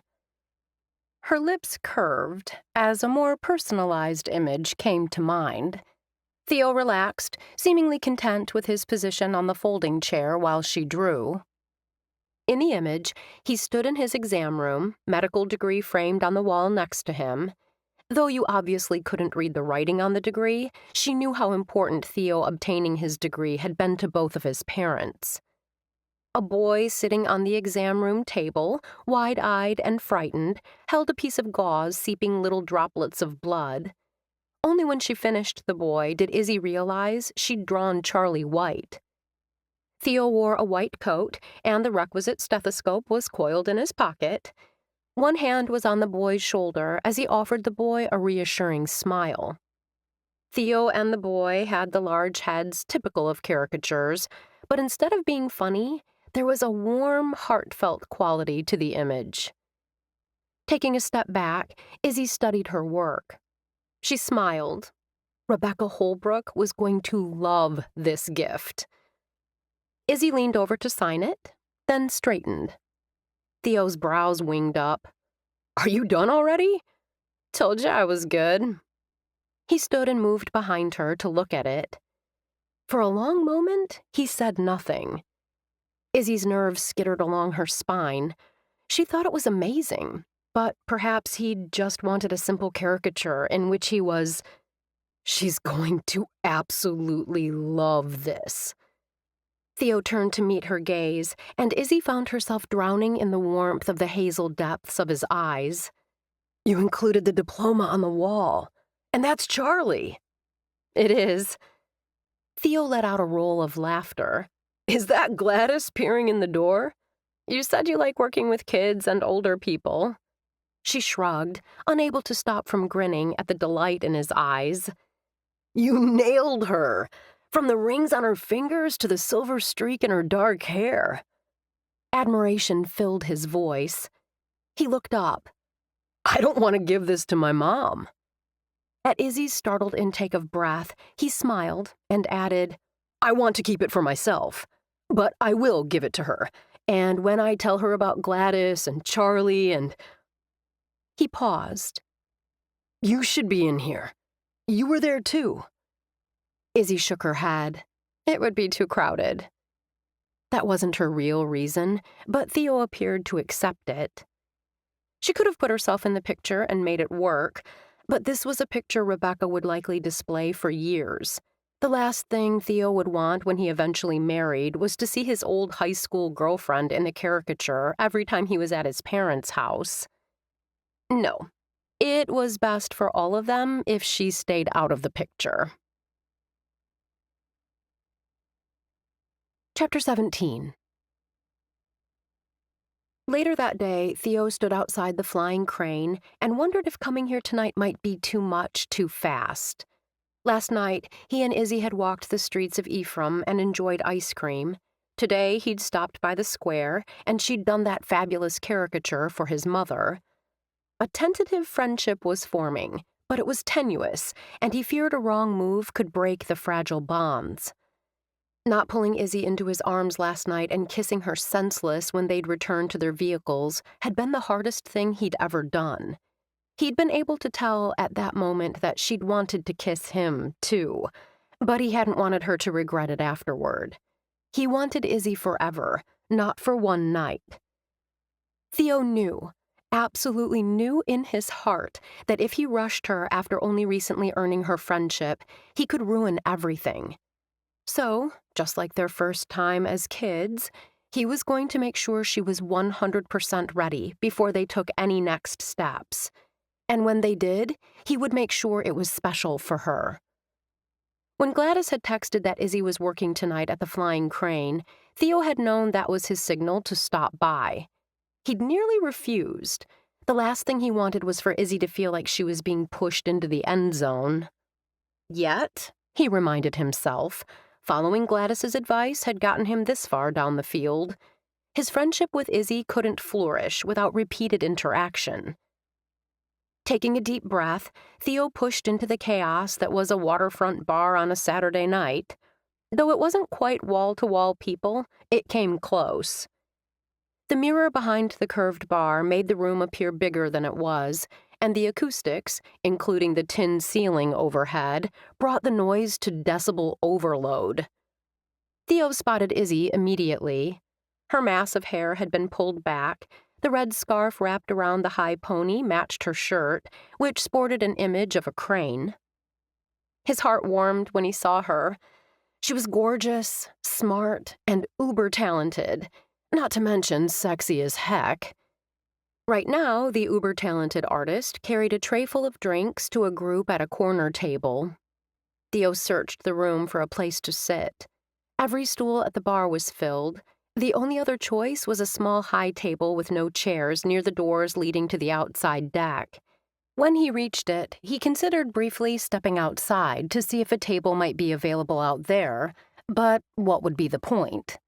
He was here to see Izzy, and if she was serving drinks in the main room, he doubted the tables outside were also hers. After depositing the drinks, she swept the room with her gaze, as if checking to see who needed another round. When her gaze landed on him, a look of startled surprise crossed her face. Theo lifted a hand in greeting. His heart began an erratic rhythm as she wove her way through the tables to him. As he feared, suspicion clouded her dark eyes. "Theo." Her brows furrowed. "Why are you here?" "Because I wanted to see you." The first answer that popped into his head remained unspoken. He went with answer number 2. "I wanted a beer." He offered her a smile that she didn't return. "You live right across the street from the Dingaling." Theo really hoped Gladys was as much of a master at this kind of stuff as she believed. He shrugged. "I've heard good things about the, crane, and wanted to, check it out." Clamping his lips shut, Theo resisted the urge to groan. He never rambled. Or, rather, he hadn't until a second ago. The suspicion in Izzy's eyes only intensified. "Who'd you hear that from?" "From me." Luther plunked his beer down on the table. "I told him." "Oh, well, okay," Izzy stammered, then refocused on Theo. "What can I get you?" "Whatever you have on tap." This time when Theo smiled, Izzy returned it. "Coming right up." Theo watched her go, then shifted his gaze to Luther. "Thanks, man. No problem." Luther brought his beer to his lips for a drink. "I could see you floundering. What's the deal?" "Izzy and me, well, we go way back." Theo kept his tone easy, but Luther had sharp eyes. "Not a smooth road?" "There's been some potholes, a few detours, but we're getting back on track." Theo stopped talking when Izzy brought his beer. He gestured to the man who stood beside him. I realize I didn't ask if you've met Luther. I've seen him around. Izzy studied him, then held out her hand. Izzy Deschler. Luther Gannon. Luther gave her outstretched hand a shake. You're the artist. That's me. Curiosity filled her gaze. You're the guy building on Marigold and Cade's lot. My land now, but yes. Luther lifted the bottle to his lips and took a drink. Theo was about to ask if she could join them on her break, but a tall man with a sour expression behind the bar caught her eye and pointed to a table of customers waiting to order. I need to go. Good seeing you, Theo. Nice to meet you, Luther. Same here. Luther's gaze shifted back to Theo once Izzy hurried off. He offered a sardonic smile. Now, tell me about those potholes. Ethan's wedding to Gianna was set for Saturday at 4 o'clock at First Christian. Izzy was excited about her friend's marriage, but sad that Oakley couldn't be here. Though she planned on going alone, Izzy knew once she reached the church, she'd soon be surrounded by friends. A text from Theo had her reassessing the alone part. Want to go to the wedding together? I'd feel better arriving with a friend. I could pick you up in an hour. Izzy considered. She'd be one of the few people arriving without a date, but at least she knew everyone. How awkward would it be for Theo, who barely knew anyone? She texted back, Make it 3:40 and you've got a deal. The thumbs-up response had her smiling and heading to her closet. Izzy studied her clothes before pulling out a bright red wrap dress. This was the piece in her closet that, 9 times out of 10, got chosen for wedding duty. The jersey fabric worked for all seasons, and the style flattered her 5'4" frame. Heels weren't normally part of her wardrobe. She was more a sneakers, boots, or sandals kind of gal. But the metallic gold Louboutin pumps had found a place in her heart and in her closet. She'd snagged the size 5 pair last month at a Christmas in July sale. The consignment store in Sturgeon Bay was hit or miss for her, but these had been a steal. She briefly considered pulling her massive curls into a top knot, but then decided to try a style Marigold had taught her. The stylist at Golden Door was known for her prowess with curly hair. Izzy wasn't sure about a name for the style. Marigold had just called it an easier-than-it-looks updo. It was easy enough for Izzy to manage, though it turned out slightly different every time she did it. She avoided perfume, but her shampoo possessed a pleasing pineapple scent. When her doorbell rang, Izzy took a moment to add color to her lips. Then she grabbed her postage stamp-sized bag and headed for the door, eager to get the party started. Theo adjusted his tie and waited for Izzy to open the door. For some reason, this felt like a real date. He'd hoped to go to the wedding with her, but hadn't wanted to make it a big deal, hence the text. His goal tonight was simply for him and Izzy to have fun. Sorry. The word rushed out as she flung open the door. It took me a little longer to get... At his low whistle, she stopped, as if realizing he was staring and not listening. You look incredible. Her wide mouth curved in a broad smile as she studied his dark suit. You clean up pretty well yourself. She stepped out of the house, brushing past him on the small front stoop. I'd invite you in, but we need to book it, or we'll be walking in with the bride. They weren't late, but by the time they reached the church, parked, and stepped inside, the clock was ticking down to 4. Thankfully, Gladys and Ruby had room in their pew and motioned the two to have a seat. Because the quarters were so close, Theo rested his arm behind Izzy's shoulders. Gladys shot him an approving look. He and Izzy had barely gotten settled, the enticing scent of pineapple teasing his nostrils, when the processional sounded and they were back on their feet and turning toward the back of the church. The first thing Theo noted was there were only 2 attendants, Eliza Kendrick, Ethan's sister, and Evie Eastman. The second thing he noticed was that Gianna walked down the aisle alone. He didn't know her family background and assumed her father was not in the picture. Ethan had his brother-in-law Kyle and David Chapin standing beside him. The bridal party might be small, but gorgeous, fresh flower arrangements were everywhere.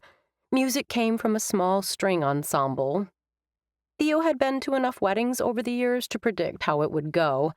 Still, the look in Ethan's eyes when he saw his bride walking toward him in an elegant, silky white sheath had an ache rising in the area of Theo's heart.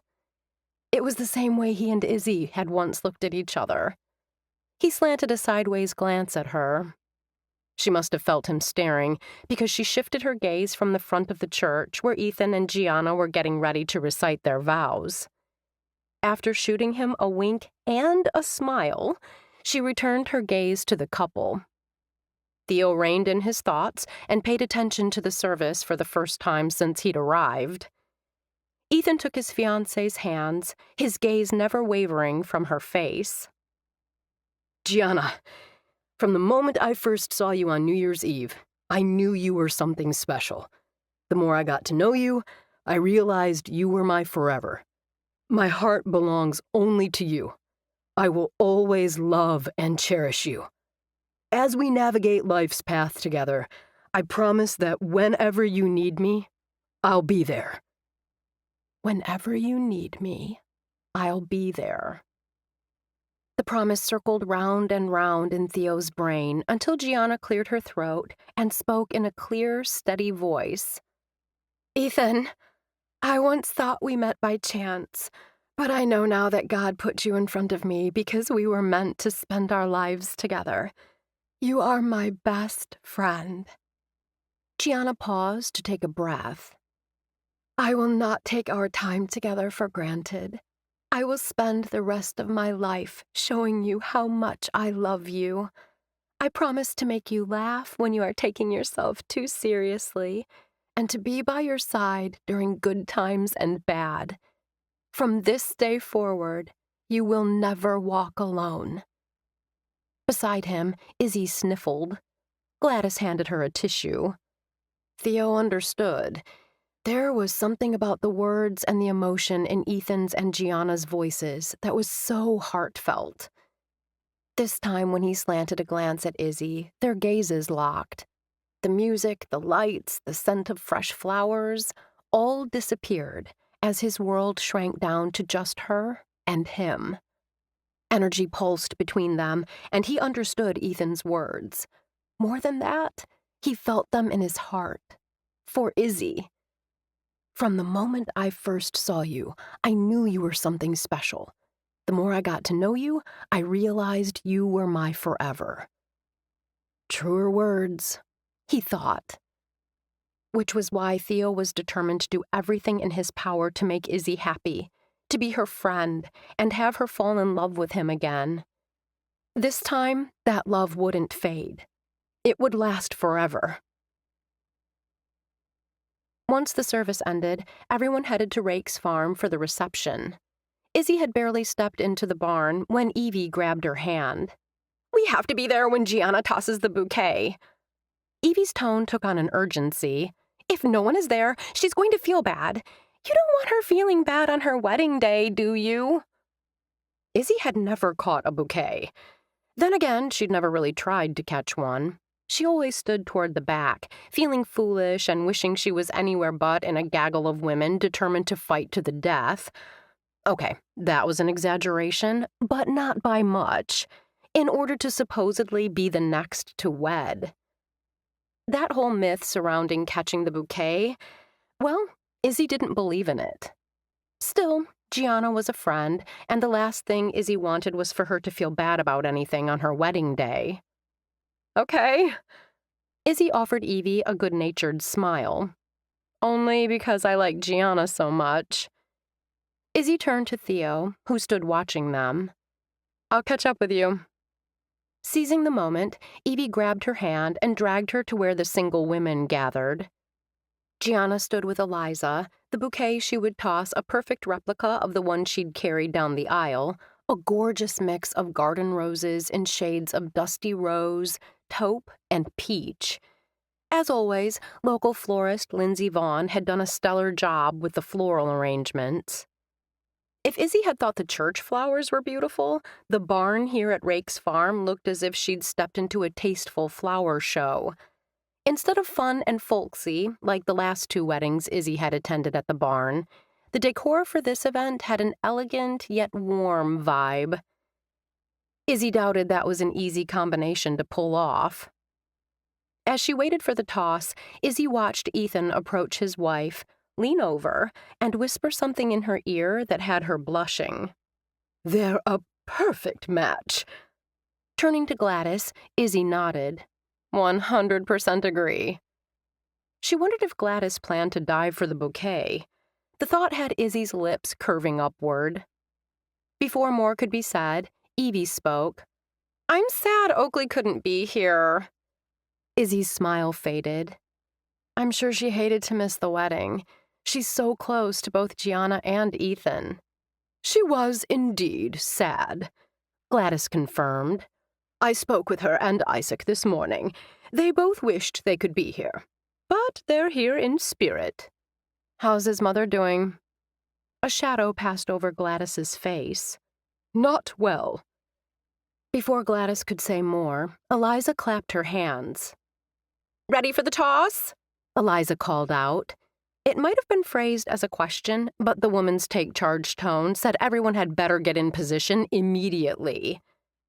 Evie moved to the front of the group, leaving Izzy without a single backward glance. "Aren't you going to move closer?" Gladys asked. "I'm fine where I am." "Smart girl." Gladys nodded her approval. The bride offered the assembled women a brilliant smile, then turned and gave the bouquet a big toss. The force behind the throw had the bouquet sailing over the heads of Evie and others gathered close in a tight-knit group. With a little laugh rising inside her, Izzy saw the bouquet was headed straight for Gladys. Taking a step back, Izzy waited for Gladys to make the catch. She knew the woman had stellar hands. The first year that Izzy had arrived in Good Hope, Gladys had thrown out the first pitch in the vintage baseball game. The throw had been magnificent. The bouquet was nearly to her when Gladys abruptly stepped aside. The older woman's authoritative command to "catch" had Izzy thrusting out her hands automatically, just in time for the flowers to land in them. Warmth crawled up Izzy's neck at the clapping and cheers. She attempted to hand off the bouquet to Gladys, but the woman shook her head. "You caught it fair and square." "It was coming straight to you," Izzy insisted. "If it was coming straight for me, I'd have caught it. I have exceptional eye-hand coordination." Gladys's tone brooked no argument. Izzy clamped her mouth shut. What would be the point? It wasn't as if she believed that she would actually be the next woman here to walk down the aisle. Unlike some of the single women in attendance, Izzy wasn't even in a serious relationship. Her gaze met Theo's across the room. He gave her a thumbs up and grinned. Though she smiled back, Izzy knew one thing. Gladys had a better chance of being the next one to walk down the aisle than she did. Chapter 18. Izzy stood with Theo at the edge of the dance floor. They had yet to step out onto the hardwood. Remembering the night of the street dance, she wasn't sure dancing with Theo would be a good idea. Unless it was the kind of dancing going on right now, the type where no touching was involved, as each dancer individually moved to the beat. "My mom loved the caricature." Theo raised his voice to be heard over the music. She turned to him. "I didn't realize you'd mailed it. I had it overnighted so she'd have it today. I take it today is her birthday?" Izzy smiled and accepted a glass of champagne from a passing waiter. Theo, as the designated driver tonight, shook his head. "It is."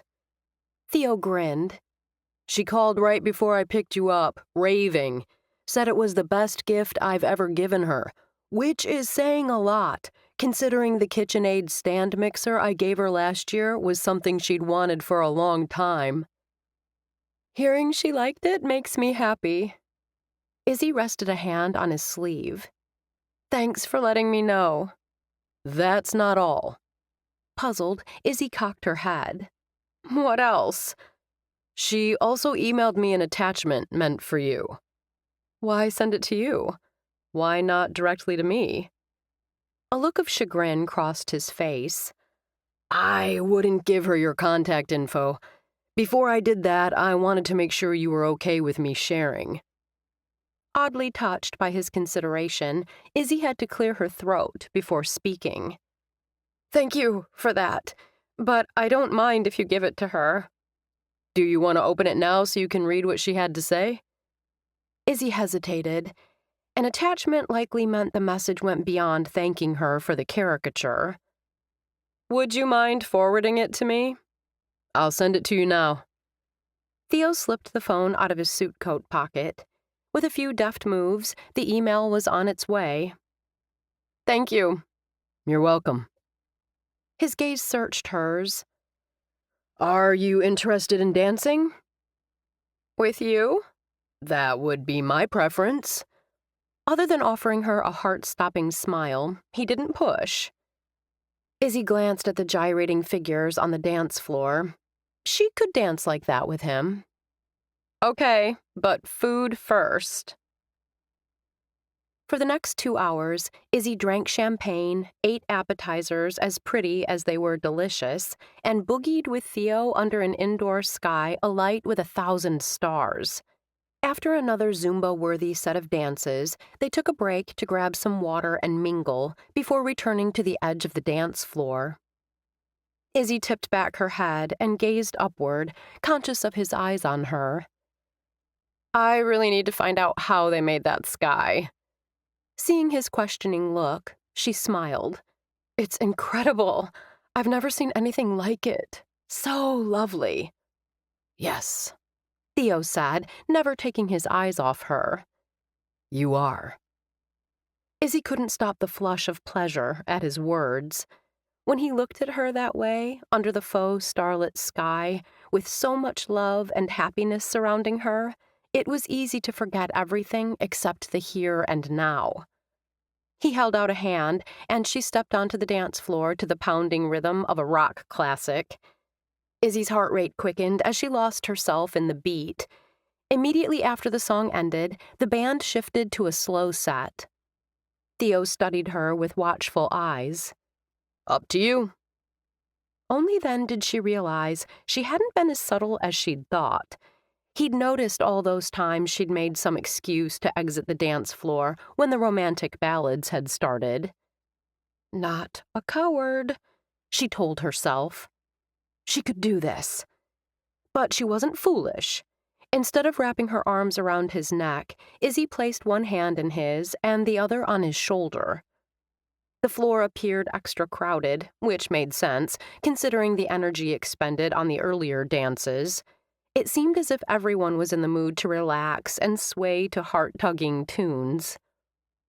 The lyrics of love and devotion had Izzy's heart swelling. Overcome, she laid her head against Theo's chest. The hand holding hers tightened, but Theo didn't pull her close. All the thoughts and emotions colliding in her head sent Izzy into a tailspin. What was she doing? How had she ended up here again? She'd spoken her truth and gotten closure. How was it the pull to him remained so strong? Raising her head, she met his gaze. Her heart stuttered. Unmistakable desire flickered in Theo's hazel depths, but he held back, as if giving her space to decide what she wanted. What did she want? Izzy didn't know. She'd thought she knew, but now everything was muddled. She'd thought she'd wanted nothing more than to forget him, but she'd be lying if she said she wasn't enjoying their new friendship. Now, standing in his arms, feeling the warmth of his body pressed to hers, the bigger lie would be to say that she didn't want more. It wasn't just physical. She'd known plenty of handsome men who'd made their interest clear. But with Theo, The need was so much more. All she'd have to do was lean in, and she could have everything she'd wanted since she was 18. Ethan's voice broke through her haze. Before it gets much later, Gianna and I would like to thank you all for coming and celebrating with us this evening. Only then did Izzy realize the song had ended. Off-balanced and slightly breathless, she stepped back and out of Theo's arms. Shooting her a smile, he shifted his attention to where Ethan and Gianna stood with the band. Once the announcement ended, Theo turned to her, his eyes dark and unreadable. Are you ready to leave? Yes. Izzy met his questioning gaze with a firm one of her own. It's time. Izzy wasn't sure what to make of Theo's silence on the ride home. He'd appeared to have a good time at the reception. Was he angry with her for giving off mixed signals? She slanted another glance in his direction. That couldn't be it. He didn't seem angry, but sad. When he pulled onto her street, she wondered if he'd ask to come inside. Did she want him to come inside? The spinning inside her head had nothing to do with a couple of glasses of champagne. She, who'd always prided herself on her decisiveness, didn't know what to do, didn't know what she wanted to do. Inviting him in could be a mistake, but what an amazing one to make. Silence still reigned supreme when he pulled into her driveway and cut the engine. 1,000 butterflies fluttered in her chest. The hands she clasped in her lap trembled. Then he stepped out and rounded the front of the Range Rover, opening her door and holding out his hand. She felt the heat all the way up her arm as her fingers met his, flesh meeting flesh. The images that single thought brought to mind were dizzying. Her heart picked up speed. Once she stood, he released her hand. He didn't pull her into his arms or kiss her. Instead, he walked with her to the front door and smiled. Thanks for going with me tonight. I enjoyed spending time with you. Izzy met his gaze. It was a lovely evening. See you tomorrow. At her confused look, he smiled. You'll be working right across the street. She laughed. I will. Good night, Theo. Resisting an almost overwhelming urge to brush her lips across his, Izzy opened the door and went inside. She stood with her back to the door and listened to his vehicle drive away. What had just happened? Or, rather, what hadn't happened? Though Izzy planned to be up early tomorrow, she knew she couldn't sleep. Not yet.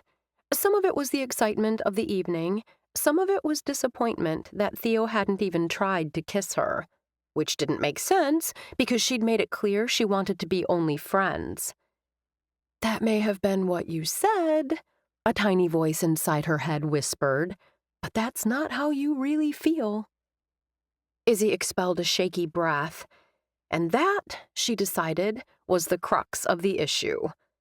She should want to keep her distance from Theo, or, failing that, happily settle for being his friend. But she wanted more. That want, that need, was driving her insane. She had to accept there was only one man she wanted, only one man she would ever want. And that was Theo. He'd made mistakes, but then again, so had she. Instead of calling him when his texts had turned rushed and impersonal, she'd wrapped her hurt around her like a righteous shroud and taken a huge step back. Having an honest conversation with him back then could have given her the answers she'd needed to move on more easily. She bore some responsibility for that not happening. Izzy was ready to turn out the light when she remembered the email Theo had forwarded from his mother. Retrieving her phone from the charging station near her bed, Izzy pulled up the message. Theo, please forward this email to Izzy for me. I don't have her contact information, or I'd send it to her myself. With trembling fingers, Izzy opened the attached file. My dear Izzy, I was so happy to hear that your and Theo's paths have crossed again. I've followed your career over the years and rejoiced in your successes. I loved seeing the work that you and your friends did in New York, especially on that last advertising campaign. Bravo! I wondered where you'd landed when I heard the group had dissolved. Then one day, the Good Hope Alley Arts Project came up when I Googled you. Oh, Izzy, it did my heart good to see you had continued with your art and were achieving such success. You are a woman with great talent and promise. I saw that even in high school. I am happy you've continued to work toward making your dreams a reality. I have a confession to make. When Theo narrowed his choices down to a handful of towns and mentioned Good Hope, Wisconsin was on the list, my heart gave a leap. Though I didn't try to steer him in any direction, I crossed my fingers that he'd pick your community, because for years I've hoped the two of you would be given a second chance. If nothing comes of it, other than renewing an old friendship, I'm okay with that. I don't believe my son has ever gotten over you. When I looked at the caricature you drew, and the way you drew him as such a kind and compassionate man, I wondered if perhaps you have never gotten over him.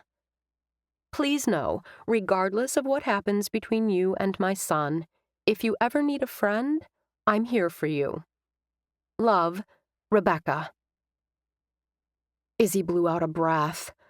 What purpose was being served by her keeping Theo at arm's length, by not seizing this second chance they'd been given? I could be hurt. That, Izzy knew, was a possibility in any relationship. Maybe the feelings between her and Theo would develop and grow into more. Maybe they would fizzle out. Either way, she'd survive. As she gently placed the phone back on the charger, Izzy knew what she was going to do about Theo Holbrook. She was going to give her old friend another chance. Chapter 19. Wow. Theo shot a glance in Izzy's direction as he pulled the Range Rover to a stop in the field designated for parking. I didn't expect to see this many here on a Wednesday night. A couple of his patients had mentioned they planned to attend the event at Cherry Acres, called Wine and Cherries Wednesday. Theo hadn't given it much thought, other than to marvel again at the wide variety of activities available in Good Hope. Then Izzy had stopped him when he was leaving the clinic and asked if he'd be her date for the event. Not, will you go with me? Not, are you planning to be there? She'd specifically asked him to go as her date. Shocked, he'd stumbled over his reply. Now, here they were. I'm familiar with the 3 area wineries, but to my knowledge, this is the first time all of them have gathered in the same place for such an event. Izzy's smile was as bright as her yellow dress. I'm really looking forward to the treats from Crumb and Cake and Bloom's Bake Shop that have been paired with the wines. Theo pushed open his door. I wonder how they decided who'd get the 3rd winery. Izzy was already out of the vehicle by the time he rounded the front. Oh, I see what you mean. 2 bakeries, 3 wineries. I've heard there's a rivalry between the 2 bakeries. You are caught up on the town gossip. Izzy smiled and surprised him by looping her arm through his. I guess we'll find out soon. They strolled through the field where the grass had been mowed short toward the large red and white striped tent. Hear the music? Izzy asked as they drew close. I do. Theo paused and listened to the upbeat and summery tune that seemed perfect for such an event. Greer told me that she researched the best type of music to play for this type of wine tasting. Izzy smiled. She created a whole soundtrack. Greer, the mayor? She's married to Wyatt. He inherited Cherry Acres from his grandfather. Theo had known that. He just hadn't realized that Greer and Izzy were well acquainted. Then again, why wouldn't they be? Greer had lived here her entire life, and Izzy was a big part of the community. So many connections, he mused. Thanks for asking me to come with you. When Theo paused just short of the crowd, Izzy did too. I hope this will be only the first of many dates. She studied him for a long moment, then smiled. I hope so, too. The sentiment buoyed Theo's spirits as he and Izzy made the rounds, sipping a variety of wines, eating their share of bakery items, ranging from mini cherry cheesecakes to cherry fudge cake from master baker Anita Fishback. Seriously? Izzy popped a Merlot cherry brownie bite into her mouth. The wines are excellent, but these cherry desserts are fabulous.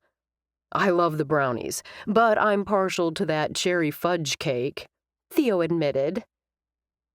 We're thinking of carrying an assortment of these desserts in our Cherry Acres store. Wyatt joined the two of them as they stood in the late-day sun. And if we can get a liquor license, we could carry a variety of area wines as well. Theo hadn't known what to expect this evening. He'd attended wine tastings such as these before, but he had to admit Good Hope, or rather Cherry Acres, had done it up right. Since everything in Good Hope was family-friendly, he'd expected this to be too. Instead, there were no bounce houses or children's activities, and only a few kids were in attendance. Your rustic storefront is perfect for this area. Izzy's gaze slid to the recently constructed store that had remained open during the tasting. The building looks like it's been here forever. I love the interior and all the cherry options. In addition to the thousands of acres of trees and the cherry processing plant he owned, the store on his land outside of Good Hope represented Wyatt's first foray into retail. We're proud of how the store turned out. Greer stepped forward then to join them, slipping an arm around her husband's waist. I'm so happy both of you could come out today and help us celebrate. Theo shook his head. Us and what looks like hundreds of others. Wyatt grinned. We're extremely happy with the turnout. Greer and I weren't sure how having it on a Wednesday would play, but we also didn't want to interfere with the town's already scheduled events. I was telling Izzy the other day that I can't believe all this community has to offer. It's like all the amenities of a big city with the advantages of a small community. That's what I love to hear. Greer smiled. It sounds as if we're keeping you busy professionally as well. The practice is growing? Theo paused. I could be busier, but that will come in time, Greer assured him. Attending these kinds of events helps. As people see you being part of the community, they'll feel more comfortable coming to the clinic. Theo chuckled. That's what Gladys told me. Well, you can take her advice to the bank. Greer smiled. When did she tell you that? Izzy asked. The night we had Mexican food at the Living Center? Theo told her. After the art class. Greer's smile remained, but her gaze grew sharp. Sounds as if you've been spending some time together. Theo and I are getting reacquainted, Izzy admitted, shooting him a surprisingly warm smile. Greer shot a questioning glance at Izzy. Perhaps the two of you could come to dinner sometime in the next week. Theo waited for Izzy's response. Sure. Izzy glanced at him. I'd like that, Theo added. Perfect. I'll be in touch. Greer smiled at Izzy. We'll celebrate you being awarded the Chicago contract. Admiration crossed Wyatt's face. I didn't realize that had come through. David mentioned you'd made the finals. Congratulations. Thank you. I'm excited to take on the challenge. Greer stepped forward and gave Izzy a hug. See you soon. Sounds good. Izzy watched as the two strolled off, only to get stopped several feet away. I didn't realize you and Greer were such good friends. We are. Izzy smiled. She and I hit it off from the beginning. You know how it is with some people. You simply connect. Like you and I. Yes, like you and I did back when we were young. Now we're connecting as adults. I realize there's probably a lot I don't know about you, or that you don't know about me. Izzy studied him. That's why people date. That's what we're doing now? Theo's gaze never left her face. Dating. Yes. Theo expelled a breath. I appreciate you giving me another chance. I see it as giving us both another chance. I won't let you down. Reaching down, he took her hand and brought it to his lips, his eyes never leaving her face. You can take that to the bank. She didn't pull away as he'd feared. Instead, she smiled. Let's try not to let each other down. The next 2 weeks were filled with a whirlwind of activities. Izzy finished the frontage to B's bookstore, immediately moving on to echoes of yesterday. She saw Theo nearly every night. It sometimes felt as if they were trying to cram 10 years apart into a handful of days. They had dinner with Greer and Wyatt, joined Clay and Bee on the beach for some fun in the sun, and did a shipyard tour in Sturgeon Bay. Tonight, the Skyway Drive-In Theater on the outskirts of Good Hope got the nod. She and Theo arrived early in order to snag a spot up front so they could use the old-fashioned speaker. Previews were showing with the main feature, Going in Style, set to begin in 10 minutes. Although the movie was nearly 5 years old, neither of them had seen it before. The second movie of the double feature was Wonder Woman. Izzy glanced around as families around them began setting out lawn chairs, blankets, and coolers as their kids raced to the play equipment at the base of the screen. Looks like we didn't come prepared. Theo shifted in his seat and rolled down all the windows. The night was warm, but the temperature was predicted to drop to 42. If you get too cold, I can roll these up. Think about who you're talking to. Izzy offered him a smirk. I grew up in Michigan. If the temperature is above freezing, it qualifies as balmy. Theo laughed and offered her an easy smile. During the past weeks, they'd become more relaxed with each other. It felt to Izzy as if they'd rounded a corner, with neither of them no longer waiting for the other shoe to drop. They hadn't slept together yet. Oh, they'd done their share of kissing, but for now, she wasn't ready for that next step. He hadn't pushed for more, though she'd seen the raw want in his eyes. Or perhaps that was simply a reflection of her own need.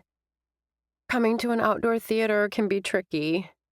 Izzy didn't realize she'd spoken aloud until he shot her a boyish grin. Afraid you won't be able to keep your hands off me? She couldn't help snorting out a laugh. Yeah, something like that. It was very close to the truth.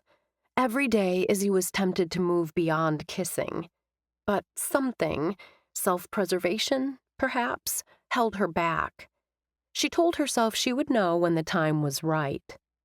But sitting with him in the darkened cab of his SUV had a longing welling up inside her for those days when life had been simpler. Before she'd lost the baby, before him leaving town had hung like a dark cloud overhead, back when her biggest worry had been what they'd do on the weekend. They talked easily, and when the first movie began, it felt so natural for Theo's hand to close around hers. The movie, intriguing and starring several big-name stars, should have kept Izzy's attention. Instead, her gaze kept returning to Theo. Every time she glanced his way, he was looking at her, not the screen. I've missed this. We've seen each other nearly every night. She kept her voice light. I've enjoyed all the couples activities and getting to know your friends better. Before she could remind him that they were his friends, too, he continued. But in the midst of a busy day, I find myself thinking of you and longing to just be with you, like this. In a vehicle? The look he gave her said he was aware she understood. Alone. Just you and me. I looked forward to tonight for that same reason, Izzy admitted. I like being with you. He smiled, leaned forward, and slid his hands into her hair as his gaze traveled slowly over her face. Scruff covered his square jaw as if he'd gotten up too late to shave. Izzy's heart suddenly squeezed tight in her chest. I also like kissing you. His mouth closed over hers with such warmth and tenderness she nearly sighed. The simple touch of his lips against hers did all sorts of crazy things to her insides. Though they'd kissed frequently in the past 2 weeks, tonight felt different for some reason.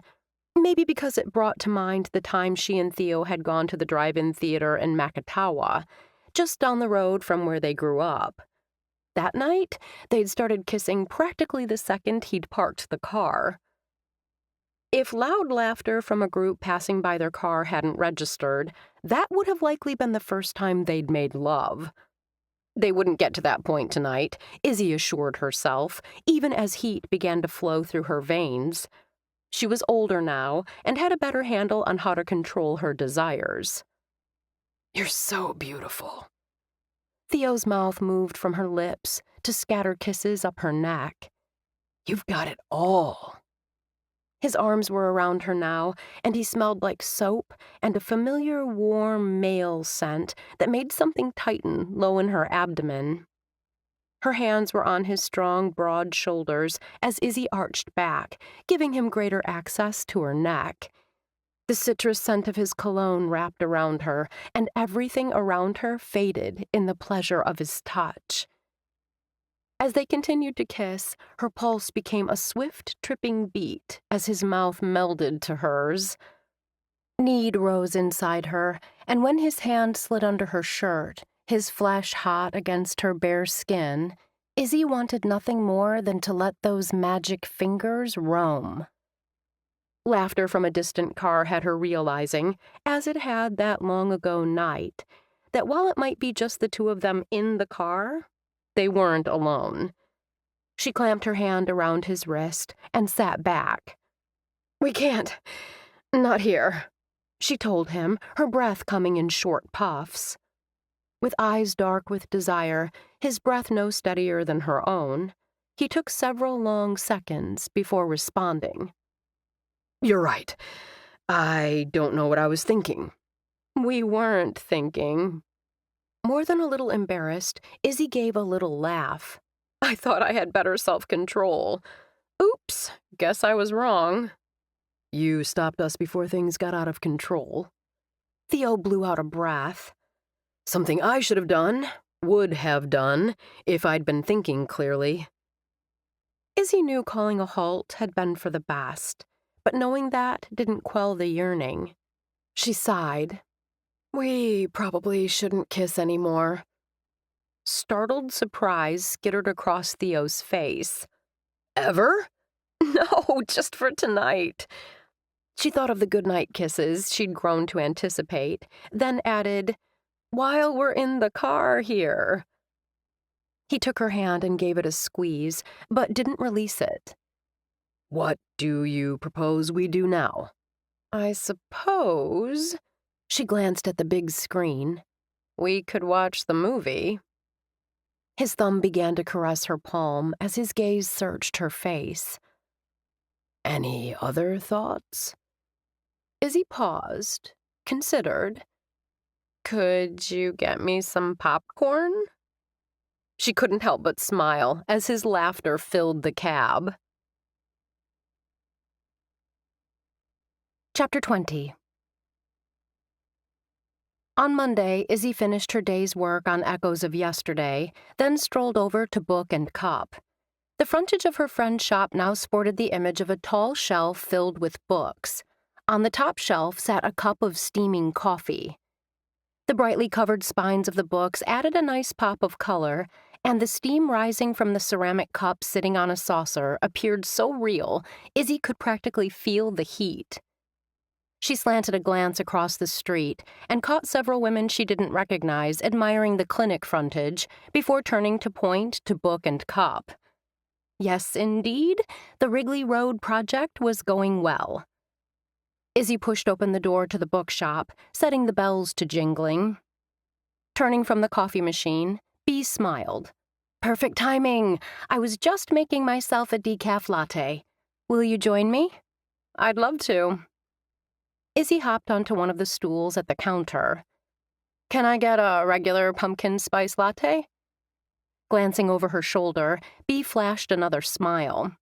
I see I'm not the only one in the mood for fall. The store smelled like cinnamon and books, a pleasant combination that had Izzy inhaling deeply, then relaxing. Bea set the mug in front of her. "You just missed Theo." "Theo was here?" Izzy took a sip of the drink. The flavors of cinnamon, nutmeg, and cloves mixed with steamed milk and pumpkin pie spice created a delicious explosion of flavor in her mouth. "Why?" Bea took a seat on the other side of the counter, opposite her. "He pops in a lot, usually to buy books on art history or local lore." "Really?" "You sound surprised." "I guess I am." Izzy licked whipped cream off her lips with the tip of her tongue. "A little." "The local history is understandable. A lot of people, when they move here, or even visit here, like to buy books about the region." Bea smiled. "The art? Well, I'd say that's because of you." "We don't talk much about art." Bea shot her a skeptical look. "Okay, so sometimes we talk art." Bea's eyes twinkled with good humor. "Tell me more." "Just the other day, he asked me to close my eyes and describe a piece of artwork from memory." Izzy's lips curved. It surprised me, but I played along. Then he asked me why I remembered what I did, and why I forgot what I forgot. It sounds like one of those art appreciation exercises. Bea inclined her head. "What painting did you describe?" "Wind from the Sea" by Andrew Wyeth. Izzy didn't need to close her eyes to see the painting in her head. Surprise flickered across Bea's face. "That's the one with the window and the curtains blowing in the breeze, right?" "It is." "Don't take this wrong." Bea held up a hand. "Wyeth's style doesn't seem like your style." Izzy took another sip of her latte. "What we create may be different, but I believe there's room for all of us in the art world. I very much admire his realistic and finely detailed style. I always thought that particular painting had a melancholy feel." Bea's expression turned thoughtful. "The interior of the room is dim, while outside the house, everything is bright. Like being in a sad, dark space while happiness is just out of reach, but so close you can practically touch it." Izzy nodded. She'd experienced that same emotion when viewing the piece at the National Gallery of Art in Washington, D.C. "Sometimes happiness appears to be just out of reach. And sometimes it's right in front of you, just there for the taking." Bea studied her over the rim of her cup. "Like Theo?" Izzy took a long sip of her drink, using the time to collect her thoughts. "You know we dated in high school. You mentioned that." Bea offered an encouraging smile. "What you don't know is the breakup was pretty hard. I don't want to go into detail. I'd like to leave that in the past." Izzy expelled a breath. "Theo and I are trying to move beyond that time." "You like him?" "I do." At the admission, Izzy's heart swelled. Like was simply too weak a word for what she felt for Theo. Reaching over, Bea gave the hand Izzy had rested on the counter a squeeze. "People can change a lot in a decade, so whatever happened in the past, don't let it ruin the possibilities of the future." "Theo and I are taking things slow. We're getting to know each other for who we are now." Izzy scanned the room, searching for a way to get the conversation off of her and Theo. She found it in a book on pregnancy resting on the counter. Izzy picked it up. "How are things going with baby Chapin?" Bea's smile slipped. "The spotting is back." "Oh, no." "Clay and I pulled out of the bakery competition." Bea cleared her throat. "I'm just not in the right place for it. Finn assured me there's enough contestants, so us not competing isn't a big deal." Izzy didn't care about the competition. She cared about her friend and the worry in her eyes. "What can I do to help?" "I don't believe there is anything you, or anyone, can do." Bee's bottom lip quivered before she pressed her lips together. I only hope that one day I'll look back on this time and think how we worried over nothing. Izzy remembered what a nurse had said to her before it became obvious she was going to miscarry. Some pregnancies have these scares, but then the women go on to give birth to a healthy baby. You're doing everything you can to keep your little one safe. We are. Bee's hand dropped to her still flat stomach. Clay says we're stronger than we think, and that no matter what happens, we'll be okay. Clay is right. He usually is. A smile flashed briefly before Bee pinned Izzy with her gaze. Back to you and Theo. Izzy inclined her head. What do you want to know? Bee batted her lashes, her expression all too innocent. Have you slept with him yet? Izzy choked on a sip of latte, then sputtered, Bee? You asked what I wanted to know. An impish gleam filled Bee's violet eyes. As that appears to be a no, I have a follow-up. Why not? What's holding you back? I'm scared. Izzy hadn't known she was going to say the words until they popped out. Of? Keeping her gaze fixed on Izzy's face, Bee added more whipped cream to the top of her own latte. Izzy shook her head when Bee held out the can. Of letting him get so close. I don't understand. That makes two of us. Izzy blew out a breath. When I think back on our time together before we split, Theo was my everything. There wasn't anything I couldn't say to him. When I'd see him, whatever was out of kilter in my life just righted. When I was with Theo, it was as if I was exactly where I was meant to be. I never experienced that with anyone else. How is it now between you? Even as she lifted her cup to her lips, Bee's gaze never wavered. The feeling is back. Izzy thought of the warmth that flooded her whenever he was near. I love him, Bee. I don't think I ever stopped. But when I think of what happened before, I'm scared. What did happen? When Izzy opened her mouth, Bee waved a hand. Oh, I know what you've told me, but there has to be something more. Izzy took a breath and let it out. She didn't want to mention the miscarriage to Bee, not when her friend was so worried about her own pregnancy. Come on, Izzy. I'm your friend. Friends tell each other stuff. Of course you're my friend. It's just not something I think I should talk about with you right now. Bee looked hurt. Oh, I mean, Izzy rushed on. It's not that I don't trust you or anything like that. It's just... She trailed off, at a loss for words. Understanding suddenly crossed Bee's face. You had a miscarriage. Izzy stared at Bee in shock. How had she even guessed? It's okay. I appreciate your concern, but avoiding the topic isn't going to magically spare me if that's where my own pregnancy is headed. Oh, Bee. Tears stung Izzy's eyes, but she blinked them back. Let's focus on you for now. Bee patted her hand. Tell me what happened. Please. Izzy drew in a long breath. I was 18. Theo and I were going to get married. But then... I'm so sorry, Izzy. Bee reached over with tears in her eyes. That had to be horrible.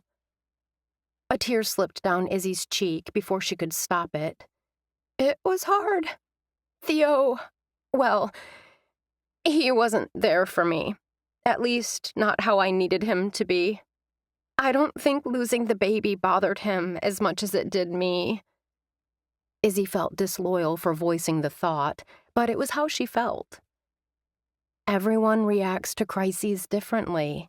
You were both very young. Izzy gave a jerky nod. Bee's gaze searched hers. I know you're struggling with how you feel about him now, and how he may have acted in the past.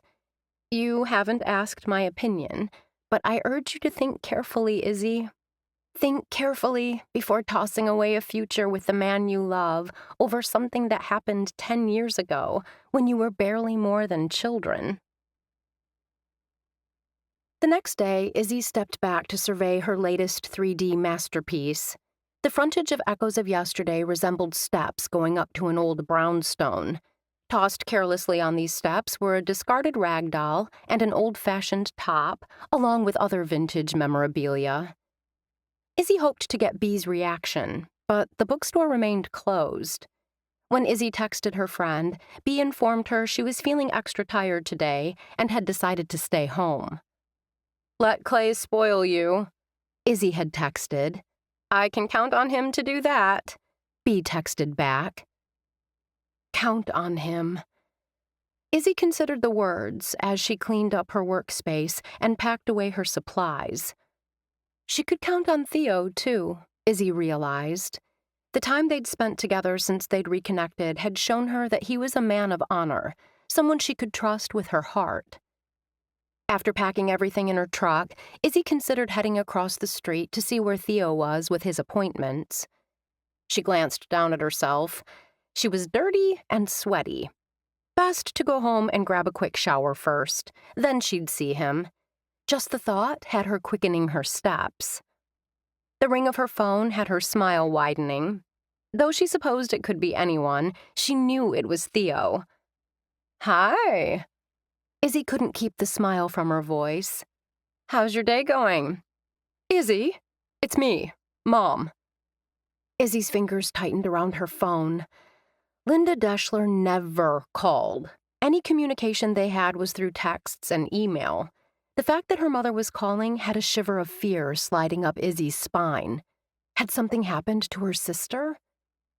"This is a nice surprise." Izzy cursed the slight tremble in her voice. "How's everything with Candy and the kids?" "Fine." "Then what's wrong?" The words pushed at Izzy's lips, but she held them back. "Do you have any plans for the weekend?" Izzy assumed her mother would likely spend the days with her sister. Her mother and Candy had always been tight. Two peas in a pod, both sharing the same outlook on life. "You're back with Theo." For a second, the comment didn't compute. Izzy had asked about the weekend. How had Theo come into the picture? Besides, Izzy hadn't mentioned to her mother that she and Theo were dating. "Is it true?" Her mother demanded when the silence lengthened. How had her mother found out? Rebecca. That was the only explanation. Her mother's path must have somehow crossed with Theo's mother's. Rebecca was happy Izzy was back in her son's life. She'd have had no reason to believe the relationship was a secret. It wasn't, certainly not from anyone in good hope. "I take it you saw Rebecca." Izzy kept her tone conversational. "I ran into her downtown. She told me that you and Theo are dating again." Her mother's voice rose with each word. "Theo lives in Good Hope now." Izzy kept her tone calm and matter-of-fact. "We've gone out a few times." "Have you forgotten how he hurt you?" Izzy swallowed, trying to force moisture into a suddenly dry throat. "He's changed." "He hasn't changed," her mother shot back. "How can you say that? You don't know him. A leopard doesn't change its spots," Linda stubbornly insisted. "A man like him will always put himself first. You don't know. I know how much he hurt you. I know you sat for hours alone in that gazebo, waiting, and he never came." Though Izzy opened her mouth, her mother didn't give her a chance to speak. "I remember how you cried for months because he didn't care about you or about the child you lost. He's different now." Those were the only words Izzy could force out. "Is he? Do you really want to walk back into a relationship with someone who so clearly showed you what he's like? Where his priorities lie?" Before Izzy could respond, her mother continued. "How do you know he's changed? Does he talk any less about success, money, getting ahead?" Izzy refused to get drawn into a debate. "He's different. I'm different." Izzy blew out an exasperated breath. Bottom line, I can take care of myself. All I'm saying is you once thought you knew him so well. But you didn't. An unexpected softness filled her mother's voice. I don't want to see you hurt again. I don't want to be hurt again either. Change direction, Izzy told herself. I finished another mural. It's incredibly cool. I'll text you a picture, but it won't do the scene justice. Remember, he walked away from you at the lowest point in your life. When you really needed him, he wasn't there for you. Izzy shut her eyes. The words, playing on her worst fears, sliced deep. That was a long time ago. Izzy kept talking, not giving her mother a chance to speak. If warning me to be wary of Theo was your point in calling, message received, loud and clear. People don't change, Linda insisted. They are who they are. Izzy's mind searched for a way to end the call that wouldn't have her mother calling her right back. I'm getting another call. I need to go. Talk soon. Though Izzy wished she could dismiss her mother's concerns as easily as she'd disconnected the call, her mind couldn't help but drift back to her wedding day.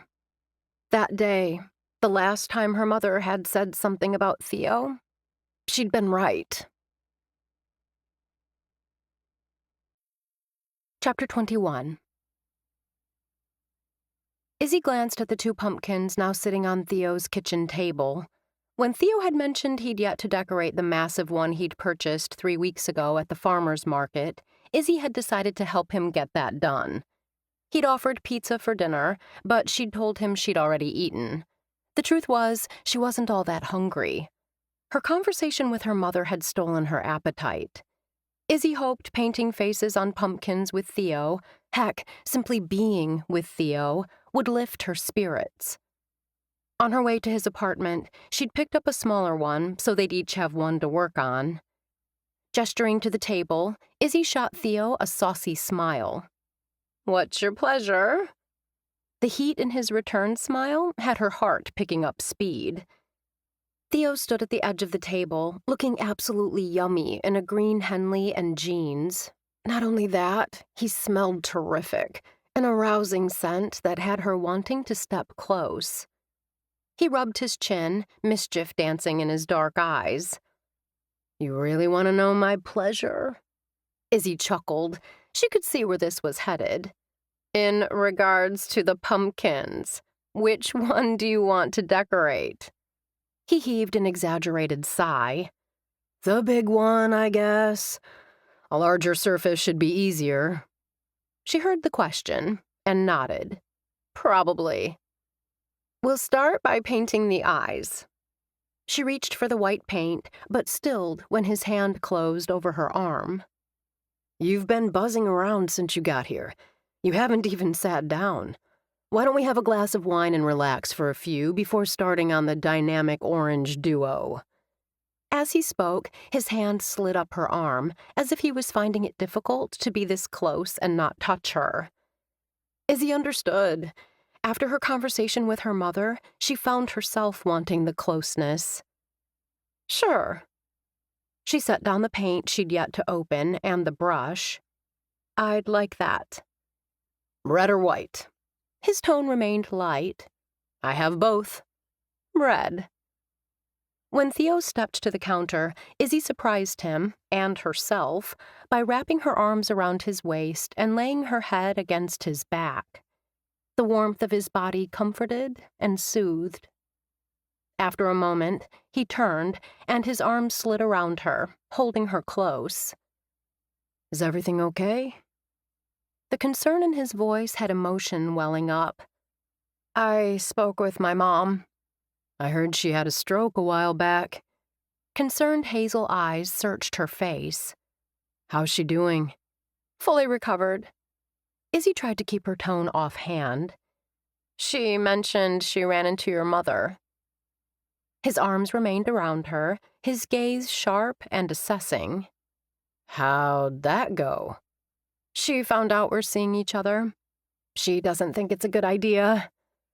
Izzy offered a humorless laugh. No surprise there. Though his voice remained even, she felt him tense. As long as you don't think that. I don't. Theo isn't the man my mother thinks he is, Izzy told herself. Her mom had it all wrong. Good. He planted a kiss on the top of her head and smiled. This feels so good. She snuggled against him. I looked forward all day to seeing you. His hand gently stroked her hair. I did too. After a long moment, she stepped back. Hey, where's my wine? He grinned. Bossy much? She laughed and felt everything in her steady. Moments later, she sat next to him on the sofa, wine glass in hand. Looping one arm around her shoulders, he played with her hair with his fingers. Tell me what's new. I finished up Echoes. It looks amazing. Leaning over, he brushed a kiss across her lips. Congratulations on another job well done. She smiled. Thank you. I noticed that Book and Cup was closed today. Bea was tired and decided to stay home. The fingers on her hair stilled. Everything okay? Izzy nearly mentioned the spotting, but she wasn't sure if Bea would want her to share. I hope so. Izzy resisted the urge to sigh. She and Clay pulled out of the baking competition. Why? I don't think she felt like tackling the project. Maybe next year, if they have it again, you and I could give it a try. Izzy couldn't hide her surprise. Neither of us cook or bake. And that's a problem. Why? His tone took on a teasing edge. I seem to recall someone telling me that when you are part of a community, you show up for stuff like that, ready or not. What wise soul told you that? He gave a little tug on her hair. She laughed. I must say, you're really embracing the Good Hope lifestyle. I like it here. Theo sipped his wine. Much more than I ever imagined. Inclining her head, Izzy studied him. Where did you think you'd end up? At one time, I was fully convinced San Diego would be my new home. Theo's expression turned rueful, and he chuckled. What's that old expression? Don't count your chickens before they hatch. Let me just say, Grandpa Holbrook was a wise man. What went wrong? Nothing. The interview with the other physicians in the practice went extremely well. I liked all of them and felt we'd work well together. The money they were offering was so high I could have cleared my debt in no time. I also liked their focus on wellness, though I did wonder, with their high patient load, how I'd have time to make an impact on my patients' lives. Izzy kept her tone light.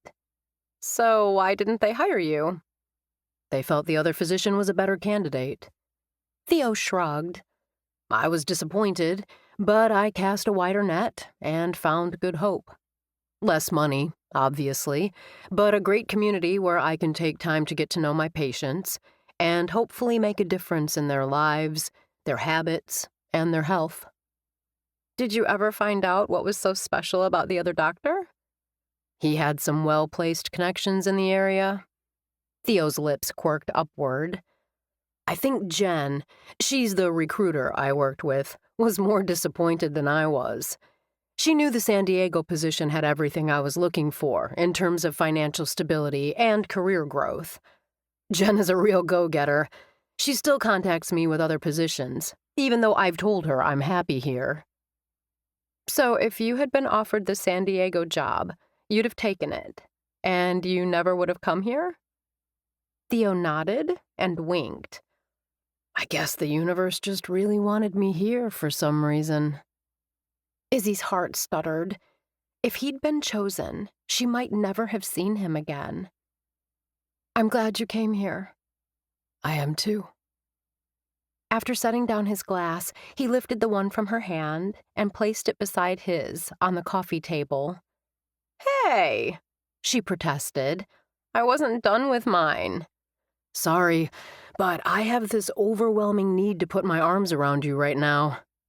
The eyes he fixed on her were dark and filled with emotion. "Spilling wine down the front of your shirt might be a buzzkill."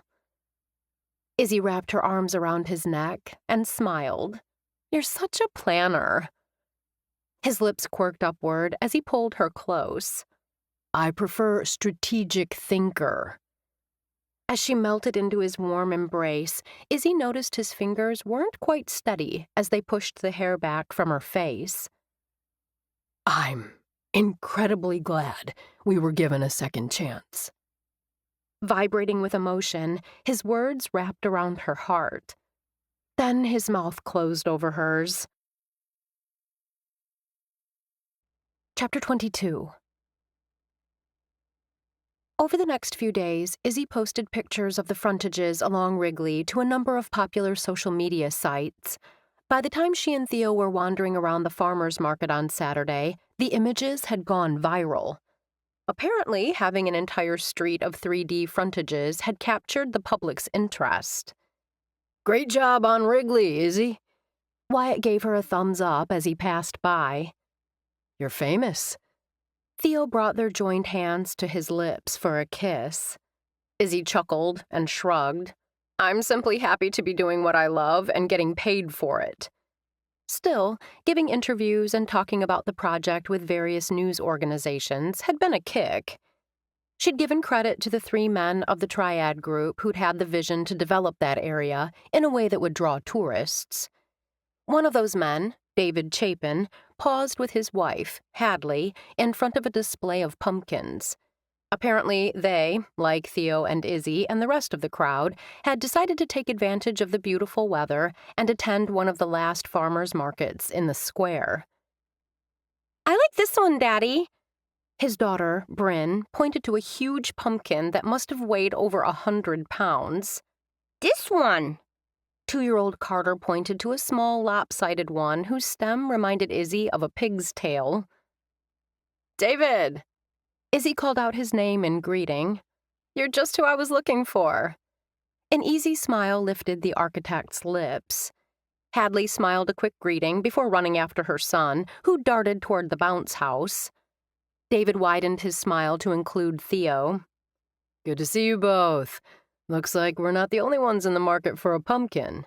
"Not us. We have 2 at home we've yet to decorate," Theo admitted with a rueful smile.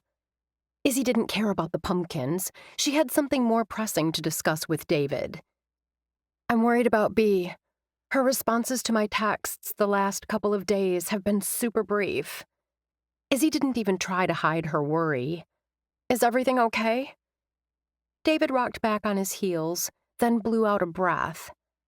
"I'm not sure why she hasn't told you." Izzy lifted her hands. "That's okay, you don't need to." "It's been a rough couple of days for her and my brother." David lowered his voice. Bea, well, she and Clay lost the baby Wednesday night." Though his expression remained impassive, sorrow flickered in David's dark depths. "Oh no." Izzy tightened her hold on Theo's hand. "I'm so sorry." David shifted uncomfortably from one foot to the other. "They'd just been to our house earlier that night for dinner. We told them that Hadley and I are pregnant."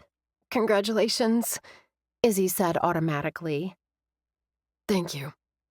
Well, we celebrated and talked about the future and our babies growing up together. Sometime that night, they went to the ER in Sturgeon Bay." David swiped a hand across his face. "As you can imagine, it's been difficult on everyone, but especially Clay and Bea." Theo cleared his throat. "I'm sorry to hear that." "Do you know if she doesn't want to see anyone?" Izzy hesitated, then continued. "I mean, do you think it'd be okay if I stopped by to see her?" "I think she's finally ready for friends," Hadley answered as she strode up with her son's hand grasped firmly in hers. "Bea needs her friends. The family is there for her, but I know she'd love to see you. It's just hard for her to ask. It's a lonely feeling." Izzy spoke almost to herself. You feel like you failed, even though there isn't anything you could have done differently. Hadley and David exchanged a glance. It sounds like you've had personal experience. Hadley spoke gingerly, as if feeling her way over uneven terrain, her expression soft and concerned. Izzy gave a jerky nod. Well, then you understand what she's going through in a way that someone who hasn't been through it can't. Hadley placed a gentle hand on her shoulder. I'm sorry for your loss. Tears sprang to Izzy's eyes, but she hurriedly blinked them back. Thank you. Izzy mentioned Bea has a twin sister. Will she be coming to Good Hope? Theo asked. Britt and JR are in Europe on their honeymoon. They're flying back today and plan to be here tomorrow. David cleared his throat. They wanted to come immediately, but Bea asked that they give her and Clay a few days to, settle. Izzy nodded. I'll call first and leave a message. If Bea wants to see me, I'll be there. If not, I'll wait until she's ready. You're a good friend to her. Hadley's eyes now held a sheen. They were both so excited. It breaks my heart. Hadley sniffled, and David leaned over and brushed his wife's hair with his lips. They'll get through this. Izzy agreed, knowing from experience that there was no choice but to go on. When are you going to call her? Theo asked in a low tone as the Chapin family strolled off. Right now. Izzy blew out a breath. Whether she wants to see me is her decision, but I need her to know that I'm here for her and Clay. Theo followed Izzy to a quiet spot in the square where a picnic table sat under a leafy oak. Izzy's fingers trembled as she found Bea's number in her favorites. The volume was loud enough that Theo heard each ring before the call clicked over to voicemail. Bea, this is Izzy. I saw David and Hadley at the farmer's market. They told me what happened. I'm so very sorry. I know how difficult it is to lose someone you already love. Izzy's voice broke, then steadied. If you want to talk or whatever, I'm here for you. Love to you and Clay. Bye. By the time she disconnected the call, tears slipped down Izzy's cheeks. Theo wrapped his arms around her, holding her close. Relief surged when she burrowed into him. Theo stroked her hair and fought to find his own composure. Then her phone rang.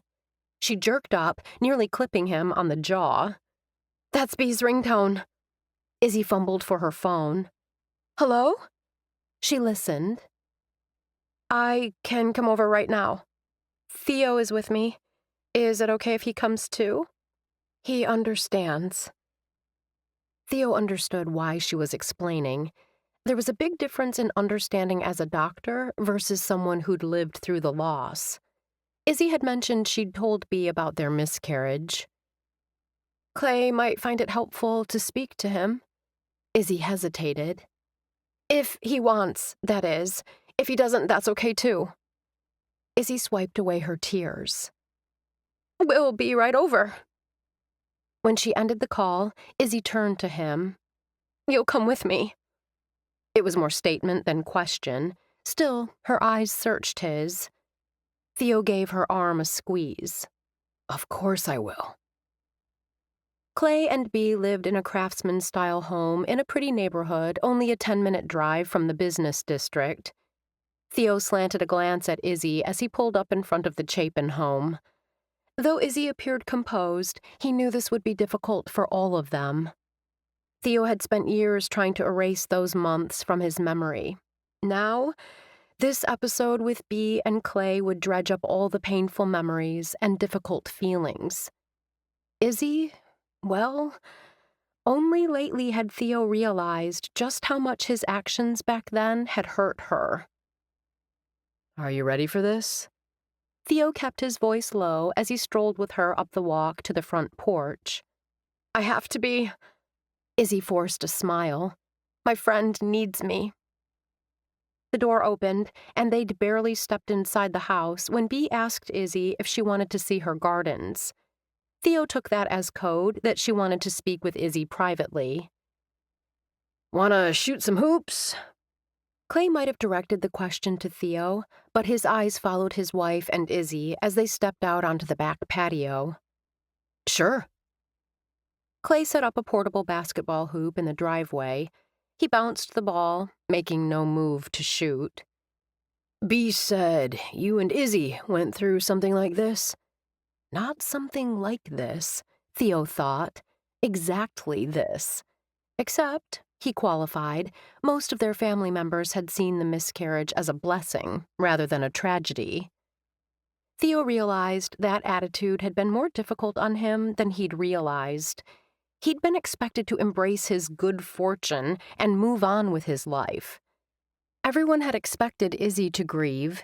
No one had afforded him that same consideration. Theo kept his tone matter-of-fact. "Yes, we were seniors in high school. We planned to get married. Then she miscarried. That had to be tough." Clay met his gaze. "I'm sorry. It's estimated that as many as 50% of all pregnancies end in miscarriage," Theo heard himself say. "Stats aren't much comfort." "No," Theo agreed. "Not when it's your baby." Things were looking up. The spotting came and went, but had recently stopped. Clay raked a hand through his hair, and anguish filled his eyes. "The night before, it happened. We made love. Gently, nothing too strenuous. Dr. Swanson said it was okay. Then Bea started spotting again. Dr. Swanson insists it wasn't the sex, but it wasn't." This time it was the doctor in Theo offering reassurance. "Dr. Swanson is absolutely right. Having intercourse would have played no part in Bea's miscarriage." Relief briefly washed across Clay's face, then the sorrow returned to his eyes. "Our baby would have been born in the spring. We have so many family birthdays during those months. When Hadley and David told us they're pregnant and due around that same time, I saw our kids playing together. Our baby was due on Christmas." Theo spoke almost to himself. "December 25th. My favorite time of year. Or it used to be." Theo remembered Gladys's numbers. 1, 2, 2, 5. Numbers bathed in blue. Their baby's due date. Their son's due date. He hadn't wanted to believe that Gladys had been that spot on, but he was ready to accept it now. A tightness filled Theo's chest, making breathing difficult. He tightened his fingers on the ball. Now, if he only knew what Gladys and those numbers expected him to do. "Does it get easier?" Theo turned to Clay and blinked.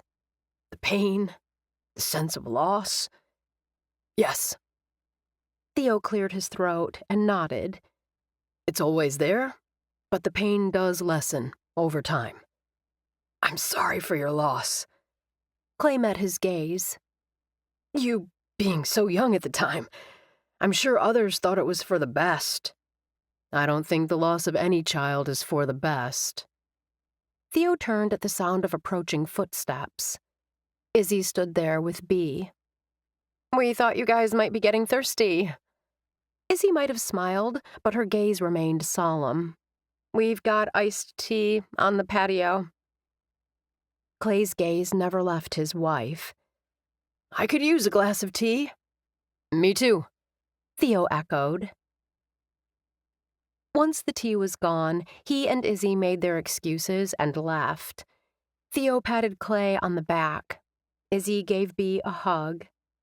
Then he and Izzy were on their way home, with Theo wondering about the odd look in Izzy's eyes. Izzy clasped her hands together and slanted a sideways look at Theo as he turned the SUV out of the neighborhood. "I heard what you said to Clay. "About?" "That you don't think the loss of any child is for the best." Her voice remained even. Do you really think that? I do. Theo steered the SUV to the curb. It's a beautiful day. Let's get out and walk. As Izzy was feeling jittery after her talk with Bea, she welcomed the chance to move. I accepted something tonight that I resisted before, he said. Izzy inclined her head. Madame Gitana's numbers. I know what they refer to. Theo walked with long, purposeful strides, though they weren't headed anywhere in particular. Our son's due date, Izzy said, nodding. I didn't think you caught that when she said them. So you made the connection right away, too? You don't forget a date that important. No. Theo stuffed his hands into his pockets. I don't think I tied that to why I'm always sad around Christmas, though. I chalked that up to going off to college and the old you can never go home again thing. I realize now that I was probably in denial, that sadness is because our child would have been born at Christmas. You grieved for him? He shot her a sharp glance. Did you think I didn't? Yes, she admitted.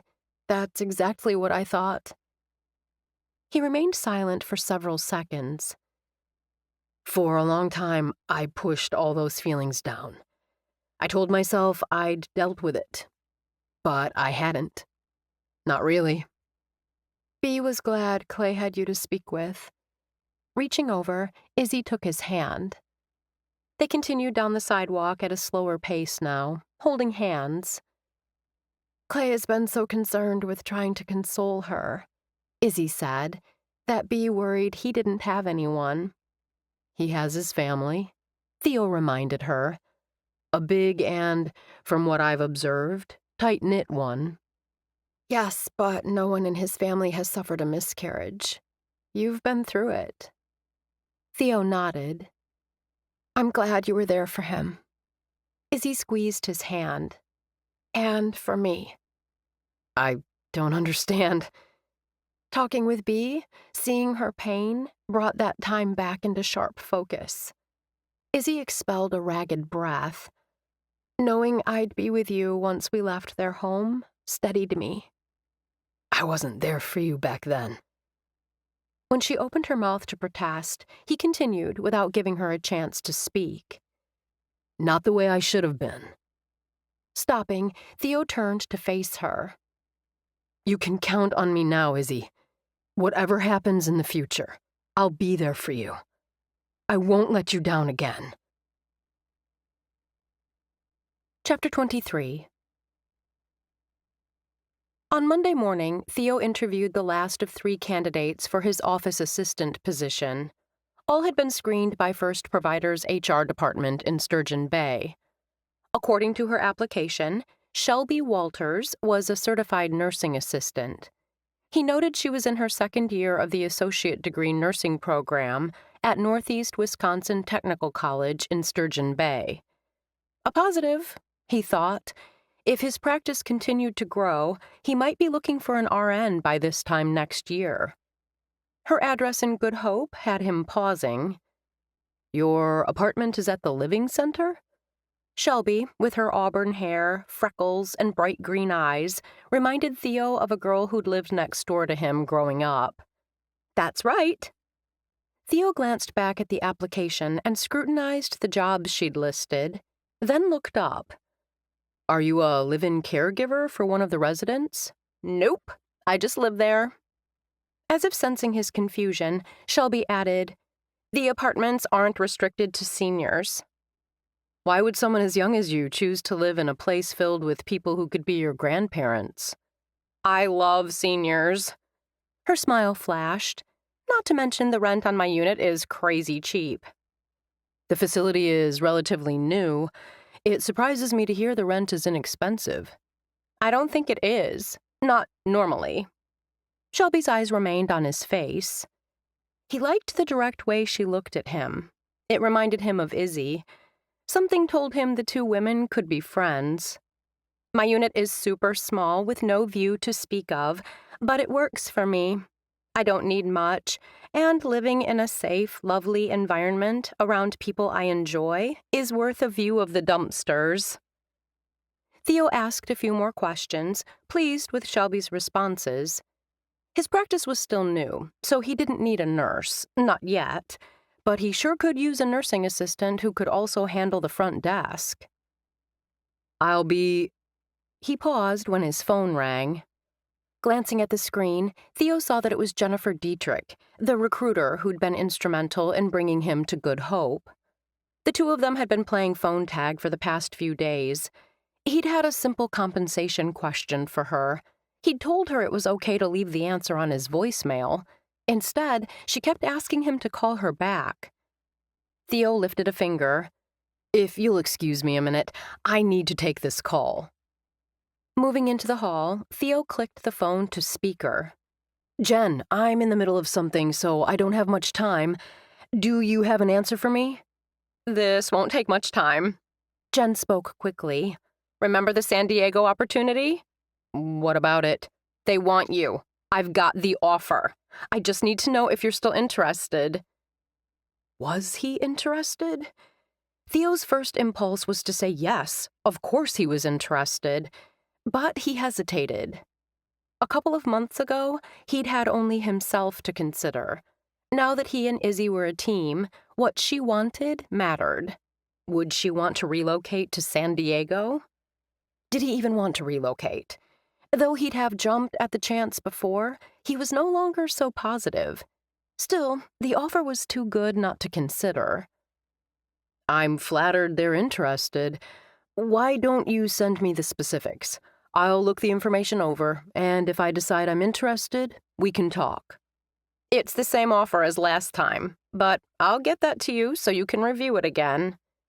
When you send it, could you include the other compensation stuff I requested as well? He asked. Will do. Jen's tone turned businesslike. This is a prime opportunity, Theo. I can stall them until Wednesday, maybe Thursday, but then I'm going to need to know if you want it or not. There was a lot to consider. Not only Izzy, but the commitment he'd made to First Provider and the Good Hope community. Still, he knew that, based on the incentives he'd been offered, it wouldn't take Jen long to find a doctor to replace him at this clinic. I understand. I'll have an answer for you soon. Thanks, Jen. When Theo stepped back into the office, he found Shelby staring with undisguised interest. Looking to relocate? Theo frowned. Do you make it a habit of listening in on private conversations? There wasn't anything else for me to do. Shelby spoke without apology. I didn't want to look at my phone because that would have been unprofessional. Anyway, it just goes to show you have to be really careful about what you say within these walls, because voices definitely carry. Izzy woke up Monday morning alone in Theo's bed. They'd spent the entire weekend together, and last night neither of them had been ready for their time together to end. Despite all the memories her visit with Bea had brought up, the feel of Theo's strong arms around her had had her sleeping soundly. For the first time in weeks, she found herself with absolutely nothing on her agenda. She could start on the frontage of Good Hope Outfitters, but the Harvest Festival was this weekend, and tourists were already arriving. When Izzy had looked out the window onto Wrigley Road this morning, she'd seen a steady stream of gawkers staring at the frontages. Anders, the owner of Outfitters, definitely wouldn't want scaffolding set up in front of his business. Besides, Izzy knew she'd probably spend more time answering questions and posing for pictures than getting any work done. Theo had mentioned last night he'd be conducting interviews this morning for an assistant. Patient appointments, if she recalled correctly, wouldn't begin until 1. Izzy glanced at her phone. The last of his interviews had been scheduled to start at 10. It was now nearly 11. Plenty of time for him to have that interview done and the applicant out the door, which meant he should be free to go to Muddy Boots with her and grab an early lunch. When Izzy reached the clinic and pushed open the unlocked door, she realized Theo wasn't finished with the interview after all. A young woman about her own age with pretty auburn hair, freckles, and an open, friendly face stood beside him. The woman smiled at Izzy, then turned back to Theo. "Looks as if your next candidate has arrived." You were my last interview. Theo gestured to Izzy. This is my girlfriend, the amazing artist Izzy Deschler. Izzy, this is Shelby Walters.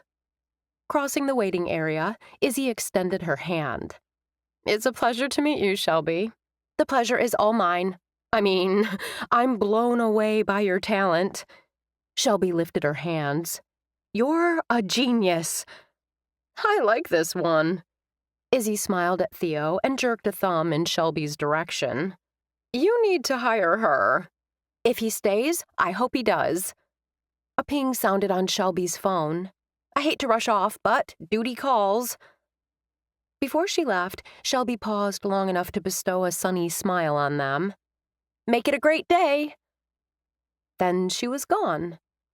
Izzy followed Shelby to the door, then turned the lock. If he stays? Izzy pulled her brows together. What did she mean when she said, "if he stays"? Are you going somewhere I don't know about? No. Theo waved a hand. We can talk about it later. Right now, I'm starved. Have you eaten? That's why I'm here. She looped her arm through his. I'm going to buy you lunch. Izzy didn't like to accept defeat, but she realized this battle had been lost before it had begun. I don't think we're going to get in anywhere, not with the Harvest Festival crowd already in town. Izzy tapped a finger against her lips and considered the options. At least not in time for me to get back for my first afternoon patient. Theo slanted a glance in the direction of the square. It's a beautiful day. Why don't we go for a walk instead? What about food? Izzy placed a hand on his arm. You have to eat something. I can grab something later, but you'll be seeing patients all afternoon. Don't worry about me. As if the matter was settled, Theo took her arm, and they crossed the street to the square. When he began walking, Izzy fell into step beside him. I've got a protein bar in my office for just this kind of crisis. When lunch plans get torpedoed by masses of hungry tourists? His lips quirked upward. Exactly. You always were a planner. Izzy bumped him with her elbow, then lifted her face to the sun. A midday walk on a gorgeous fall day is an excellent alternative. He took her hand, and when he linked his fingers with hers, Izzy's heart emitted a sigh. A most excellent alternative, he agreed. Up ahead, a gray cat darted out from under some bushes, streaked across the walkway, then raced up a tree. Izzy smiled. Looks like someone is in a hurry. Places to go, things to do. Theo's tone remained light as he stopped by a bench. Let's sit for a second.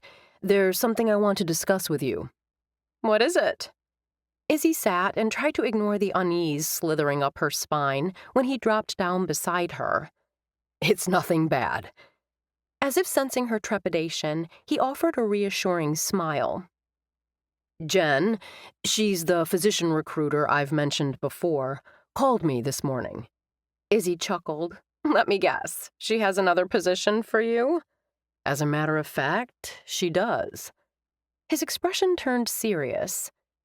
The position in San Diego has opened back up. The job is mine if I want it. Stunned, Izzy sat back. Wow. Yeah, that was my first thought. What happened to the physician they hired? The one with the great connections? No idea. Theo's expression remained thoughtful. Jen is sending me the information she has on the position, though I doubt much has changed since this spring when I interviewed. Probably not. Her mother's warning echoed in her head. People don't change. He won't be there for you. She forced herself to take a breath and stay focused on Theo's words. I don't know what to think, he said as his brows pulled together. What do you mean? Despite her growing worry, Izzy kept her voice steady. There's a lot to consider. The financial security, the opportunities for advancement still appeal to me, but then I've made commitments to first provider. Breaking a contract isn't easy. Of course, the San Diego clinic would help negotiate all that. The longer Izzy listened, the more despondent she felt. He was thinking only about himself, just like before, just like her mother had warned. And then there's also... Izzy interrupted Theo with a humorless laugh. It's your dream position. What's there to think about? The only question is how soon you'll leave. Jerking to her feet, Izzy began to walk. She should have listened to her mother. She should have known this would happen. She should have known he'd leave her if a better opportunity came his way. Scrambling to his feet, Theo quickly caught up with her. Hey, what's going on? Though she felt more like crying, Izzy gave a little laugh. I should have known you wouldn't be satisfied here. Not for long, anyway. It's always about bigger and better with you. What are you talking about? To his credit, Theo did a great job of feigning puzzlement. I'm talking about you being willing to walk away from me the second something better comes along. Do you seriously think I'd do that? Hurt replaced the confusion on his face. You did it before.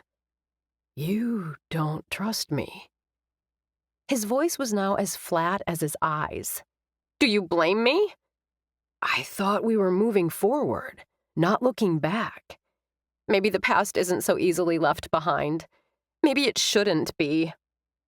Izzy's heart had survived losing him once, but how she'd felt about him then had been a mere shadow of what she felt for him now.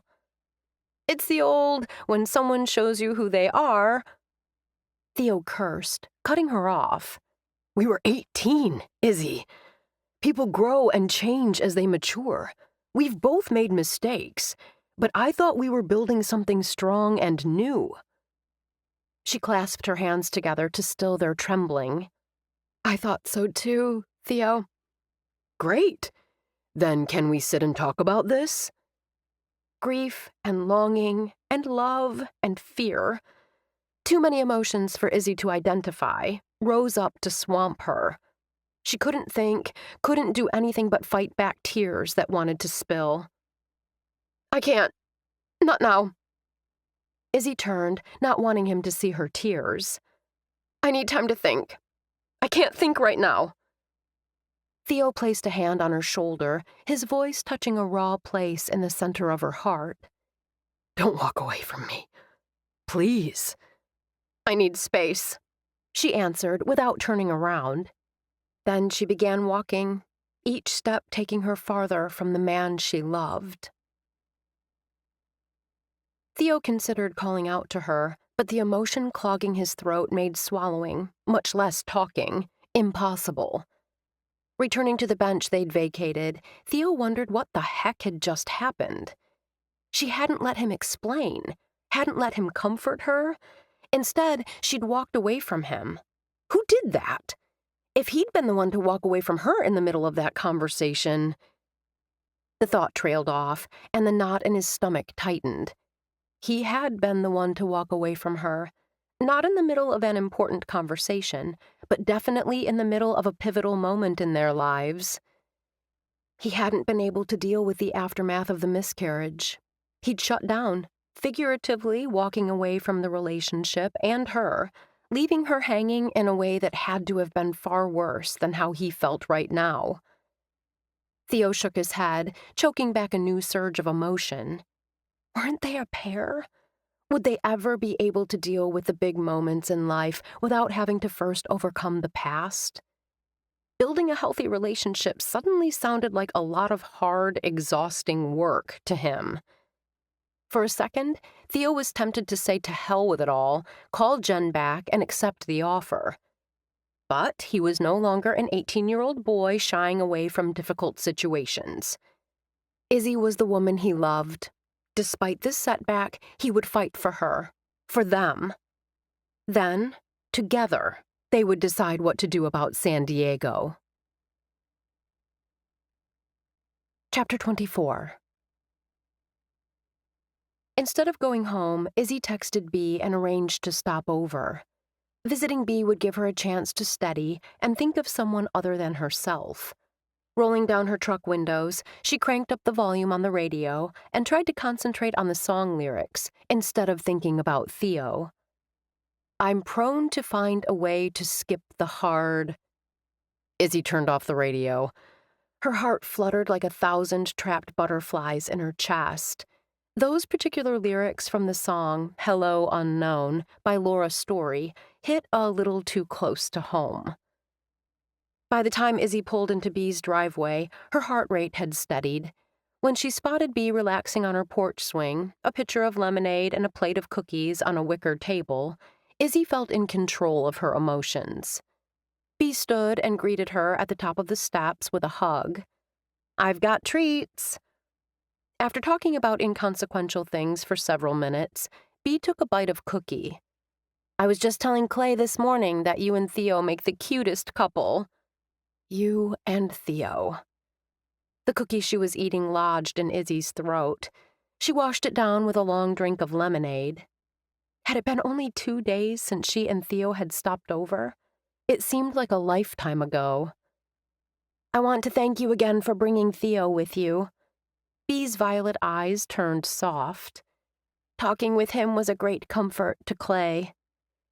Izzy gave a short nod and reached for another cookie.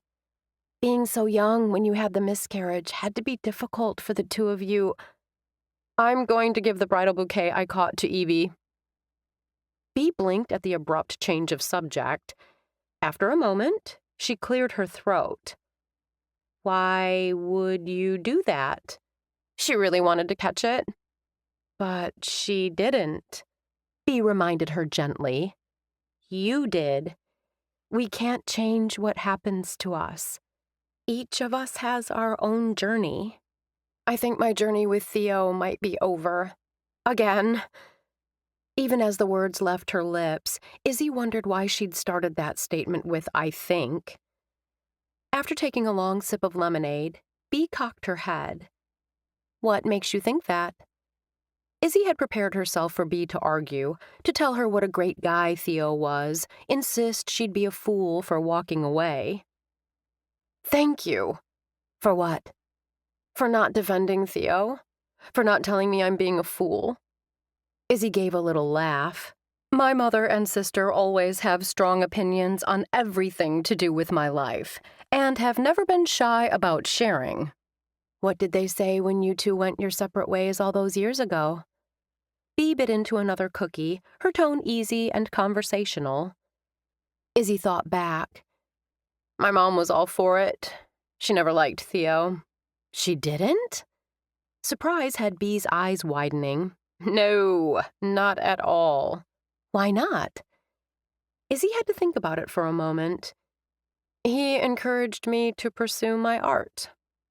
She realized now that Linda had always held that against Theo.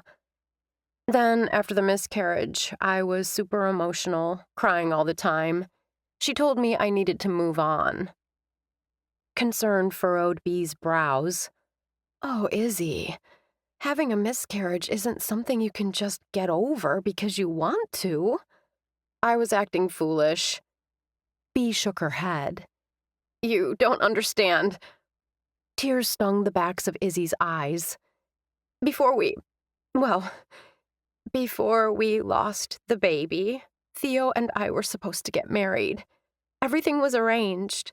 There was this gazebo. I was so sure he'd be there.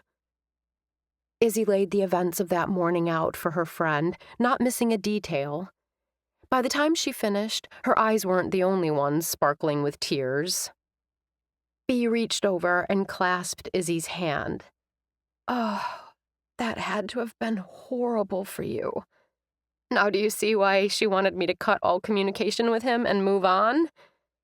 I understand she was worried about you and probably trying to be supportive, but without you and Theo talking, there was no way for either of you to truly move on. Doesn't matter now. He's leaving. Bea choked on the sip of lemonade she'd just taken. Once she regained her composure, she cleared her throat. Where's he going? He was offered his dream position in San Diego. And he took it? It's his dream position. Izzy stressed the word. Of course he'll take it. And you won't go with him? Why would I do that? Maybe because you love him? Because you don't want to live without him? Because you can do your art anywhere? Bea arched a brow. Any and all three? Izzy shifted uncomfortably in her chair. We didn't talk about me going with him. I was so upset I sort of walked off before we talked about it. Silence settled between the two friends for several seconds, broken only by the creak of the swing.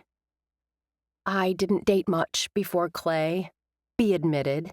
We had a bit of a rocky course before we realized that communication is essential to a successful relationship. Izzy knew what her friend was getting at. Pressing her lips together, she gave her head a shake. I vowed when I sat in that empty gazebo that I was never going to be that foolish again. Izzy, you love Theo. He loves you. I see it in the way he looks at you. Bea squeezed her hand. We all make our own decisions, and we live with the consequences. Whatever you decide to do about Theo, just make sure you have all the information before you make a decision that could have lifelong consequences. Izzy shifted her gaze over Bea's beautiful yard, the grass so lush and green, and the flowers adding so many bright spots of color. Her own life seemed suddenly drab and dark. One more thing. Izzy shifted her focus back to Bea. Whatever you decide, I'm here for you. By the time Wednesday night rolled around, Theo decided he was done giving Izzy space. They needed to talk. Before he left for the Living Center to meet with Gladys, he called and left a message on Izzy's phone and then sent a text. The last thing he wanted to do while waiting for Izzy to respond was face Gladys. But she'd insisted she needed to see him immediately and that the need was urgent. Of course, he was beginning to realize that with Gladys, urgent could be something serious or simply because she had a question. When he reached Gladys's apartment, she was waiting. Theo glanced around. The high ceiling and clean lines gave the unit an air of classic elegance. You have a lovely place. Gladys smiled. Thank you. It's home. What was so urgent? She waved a dismissive hand. Thank you for your concern, but my issue has been resolved. Yours, however. Motioning for him to sit, Gladys took a seat beside him on one of the counter stools. I know what the numbers 1225 mean, he heard himself say. I knew the minute after you said them, but I really wanted them to mean something else. She didn't appear surprised. Denial is a human reaction. It doesn't change that you loved your son. He arched a questioning brow. Izzy told you, huh? I guess that surprises me. She's not big on the sharing front. She didn't tell me anything.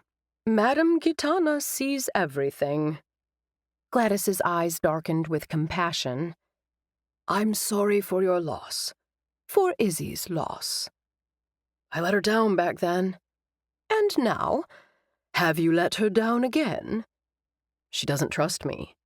I don't know how to change that. You're a smart man. You'll figure it out. Gladys frowned when he pulled the deck of relationship cards from his pocket and set it on the counter. Why are you giving me these? Have you answered 3 questions? Theo shook his head. You don't get to give these back until you've done that. Pulling the deck out of its box, Gladys fanned the cards out on the counter. Pick your questions. Answer them now. What's the point? Theo asked, making no move to choose. Once you answer 3, you'll have a better idea what you need to do to make things right with Izzy. How can you be so sure? Madame Gitana knows all. Gladys offered a sly smile. Now pick 3. There's no time to waste. Your future happiness hangs in the balance. Early the next morning, Theo pulled into Izzy's driveway just in time to see her step out onto the small stoop, keys in hand. She came to an abrupt stop when she saw him. Her hesitant smile was enough to have him striding up the driveway. Good morning. Where are you headed off to so early? I was hoping to catch you before you went to the clinic. Her gaze searched his. I imagine you're here for the same reason I was coming to see you. Suddenly unsure, he paused at the foot of the steps. We have a lot to talk about. We do. She moved down the steps until she stood beside him. With hands clasped in front of her, she took a long breath, then let it out. Theo, I want to apologize for how I acted on Monday. I totally overreacted. His heart lurched. Though he wanted nothing more than to pull her into his arms, he kept his hands at his sides. It's okay. I didn't handle the situation any better. Izzy gestured with one hand toward the house. Want to come inside? I'd like that. Once they were inside, Izzy started coffee. I brought something with me.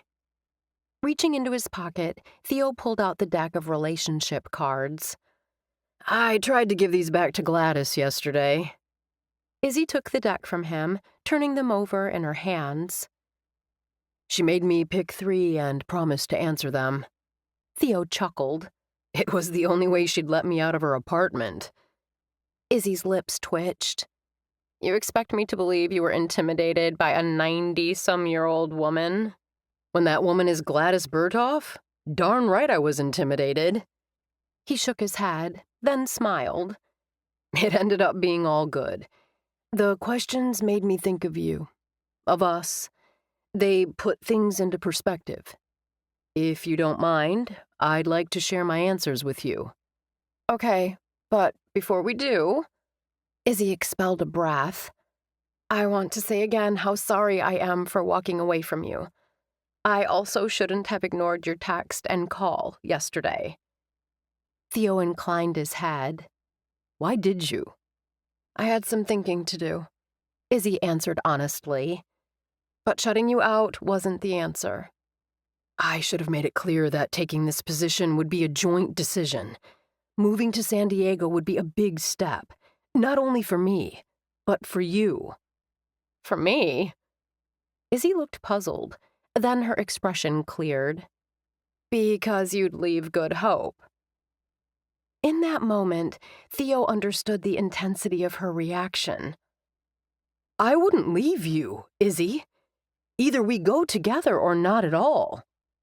Are you telling me you would turn down the position if I wanted to stay in Good Hope? That's exactly what I'm saying. Theo's gaze never left her face. I've done my share of thinking, too, these past couple of days. San Diego was my dream job, before I came here. Are you saying you prefer life in snowy Wisconsin to sunny San Diego? I'm saying I prefer the life I'm building here with you in Good Hope. He continued without giving her a chance to respond. But if you have a burning desire to live in San Diego and believe moving there would further your career, I'll accept the position. If not, my preference is to stay here. No, I mean, I love it here. I thought you... She stopped herself. Why didn't you just say that before? Because I'd just gotten off the phone with a recruiter and hadn't had time to really think it through. Then, the conversation took a detour into trust. I thought us deciding to move past the past was enough to make it happen. But it's not. I get that now. You need time. He moved to stand beside her. Still unsure of what her response would be, he made no move to touch her. But we've got time, Izzy. We've got all the time in the world. So if you sometimes remember how I hurt you and you freak out, that's okay. It's up to me to keep reassuring you until that doesn't happen. And I'm willing to do that. More than willing. A tear slipped down her cheek. Theo cleared his throat. You were right about one thing. Izzy swiped away the tear and shifted to face him. I do love you. Theo searched her eyes, looking for a tiny glimmer of forgiveness, of hope. So very much. I made mistakes back then, too. I should have called and asked you point blank if the wedding was off. Izzy lifted her shoulders in a slight shrug. I think I knew the answer and didn't want to hear it. He opened his arms to her. Without hesitation, Izzy closed the short distance between them. I love you, Theo. I've never stopped. When she wrapped her arms around his neck, Theo's heart swelled to bursting. For several heartbeats, he stood there, holding the woman he loved in his arms. Then she stepped back, swiping at a few more tears, and her gaze fell to the deck still on the table. I'm curious. Tell me what questions you chose. He understood the topic shift because he felt the same way. They needed time to steady by focusing on something else. Wanting the connection, he ran a hand lightly over her tangled mass of curls before clearing his throat. The first question was about my first crush. You, Izzy Deschler, were my first real crush. I'd dated before, but no one made me feel the way you did. His gaze never left her face.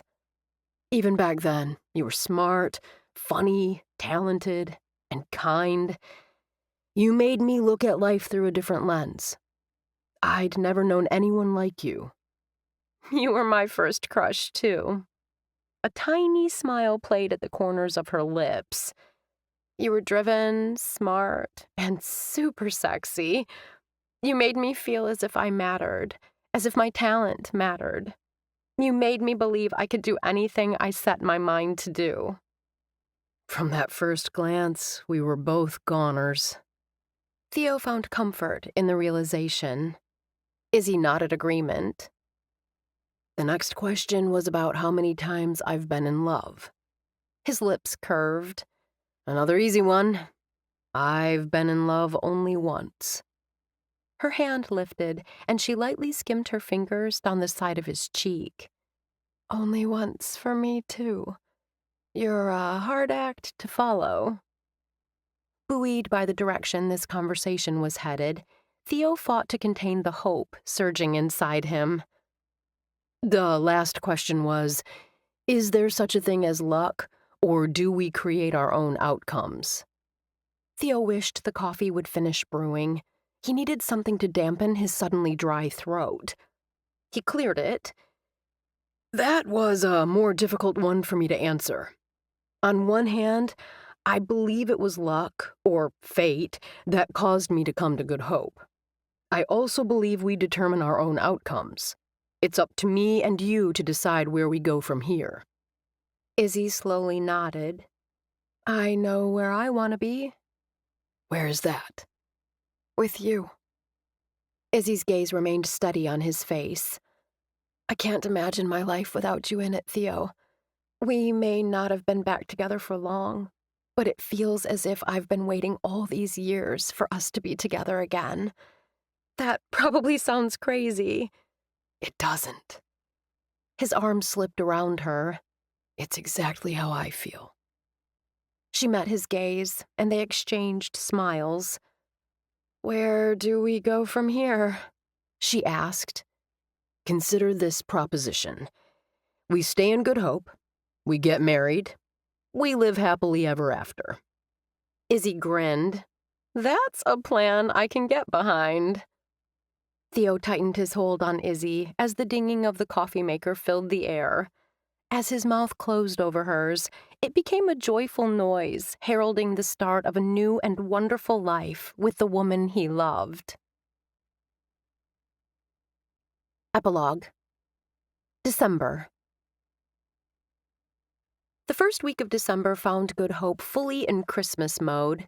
Brightly colored banners hung from snow-covered light poles, proclaiming the holiday season had arrived. Lights encircled all of the business's windows, and greenery sporting red bows was looped around the rails of the gazebo where Izzy now sat, drawing. Though tourists and locals filled the downtown area on this lovely Saturday, Izzy was alone in the gazebo, which suited her just fine. Theo was playing basketball this morning at the Y with friends. She'd texted and asked him to meet her at the gazebo in the square after he finished. Impulsively, she'd added that she had a surprise for him. Although the day had already reached its high of 42, snow was projected for tonight. Izzy didn't mind the snow. It would be a perfect night to light a fire in the hearth of the home they'd closed on only last week. Shortly after they'd married at the end of October, in a simple ceremony much like the one they'd planned years earlier, Greer had informed them that her neighbor, Esther Babcock, was thinking of selling her house. She and Theo had jumped at the opportunity to buy the home. They both loved the craftsman's style, and the home had been well cared for. An added bonus was that it was close to Bee and Clay, as well as right across the street from Greer and Wyatt. Their first weekend as new homeowners, they'd shoved unpacked boxes into other rooms and decorated for Christmas. Though the holiday was still 3 weeks away, a tall fir already stood in front of the picture window. They decorated it with ornaments from Theo's childhood, sent by his mother, and with new ones they'd purchased together. Bubble lights, along with strings of multicolored bulbs, gave the tree a festive look. Over the fireplace, a mantel display of evergreen and dahlias, done by local florist and friend Lindsay Vaughn, added color to the room. Theo was discovering how easy it was to get into the Christmas spirit in Good Hope. Izzy hoped her surprise would have him fully embracing the season. She glanced down at the caricature that she'd just finished and smiled. Izzy. Hearing her name, she closed her sketch pad and looked up to see Theo striding toward her, his open coat flapping. "Thanks for meeting me." She lifted her face for his kiss. His lips lingered as he cupped her face. Your nose is cold. She made a dismissive sound. It's 42. That's practically balmy, he said, then grinned. You said you had a surprise for me? With curiosity dancing in his hazel depths, he dropped down beside her and glanced around. Where is it? In the distance, Christmas tunes filled the air as the high school band practiced for an upcoming parade. "I drew something for you." She resisted the urge to giggle, something she hadn't done since she'd been a child. His gaze shifted to the sketch pad. My own caricature? She nodded, and excitement skittered up her spine. Izzy couldn't stop the grin as she flipped open the sketch pad. After a second, he lifted it to study the image more closely. The background was their new living room, a brightly lit Christmas tree in front of the window. In the caricature, she sat on the sofa while he sat beside her. On his knee was... Izzy! Theo's voice turned raspy, as if he'd drank several shots of whiskey in quick succession. He pointed to the baby with wisps of dark hair secured with a bright pink bow. Who's this? Izzy placed her hand against her flat belly and offered her husband a wobbly smile. It's our daughter. A look of wonder crossed Theo's face. We're pregnant? Izzy understood his awe. It was how she'd felt when she'd seen the results of the pregnancy test. Wonder, joy, and so much happiness. She pulled the stick from her pocket to show him. I took the test this morning to confirm. Gladys told me last week that I was pregnant and that the baby is a girl. She can't. He stopped himself, gave a little laugh. What am I saying? Of course she can. You're happy. His eyes, those gorgeous hazel eyes, took on a sheen. So very happy. How about you? I'm thrilled. She shook her head and couldn't keep from smiling. The crazy thing is, I'm not scared. I know our daughter is meant to be born and do awesome things. Theo set down the sketch pad. Pulling her into his arms, he rested his forehead against hers. A baby, He whispered. I can't believe it. We thought it might take a while. Guess we were wrong. A baby, a little girl. Clearing his throat, Theo sat back and picked up the drawing. His expression softened as he pointed to the rainbow star at the top of the Christmas tree. I'm glad you included it. Izzy nodded. He'll always be a part of us. Before deciding to stop using birth control, they'd talked about their first pregnancy all those years ago. Moving on wouldn't mean forgetting. Neither of them would forget their first child, but they'd decided they were ready to embrace the future, whatever that future held. Theo sat back and grinned. This is the best Christmas gift ever. Bea and I will be having our rainbow babies around the same time. The realization only compounded Izzy's joy. Last week, her friend had announced to close friends and family that she and Clay were expecting a baby next summer. You know, Theo slung an arm around her shoulders. When I came to Good Hope in August, I never expected that by the end of the year I'd own a home, be married, and expecting a baby. Izzy gazed up at him. How do you feel about all that? Like I'm the luckiest guy in the world. You have been listening to Together in Good Hope by Cindy Kirk, narrated by Amy McFadden, a member of SAG-AFTRA. Copyright 2021 by Cynthia Rutledge. Production copyright 2021 by Cynthia Rutledge. Thank you for listening.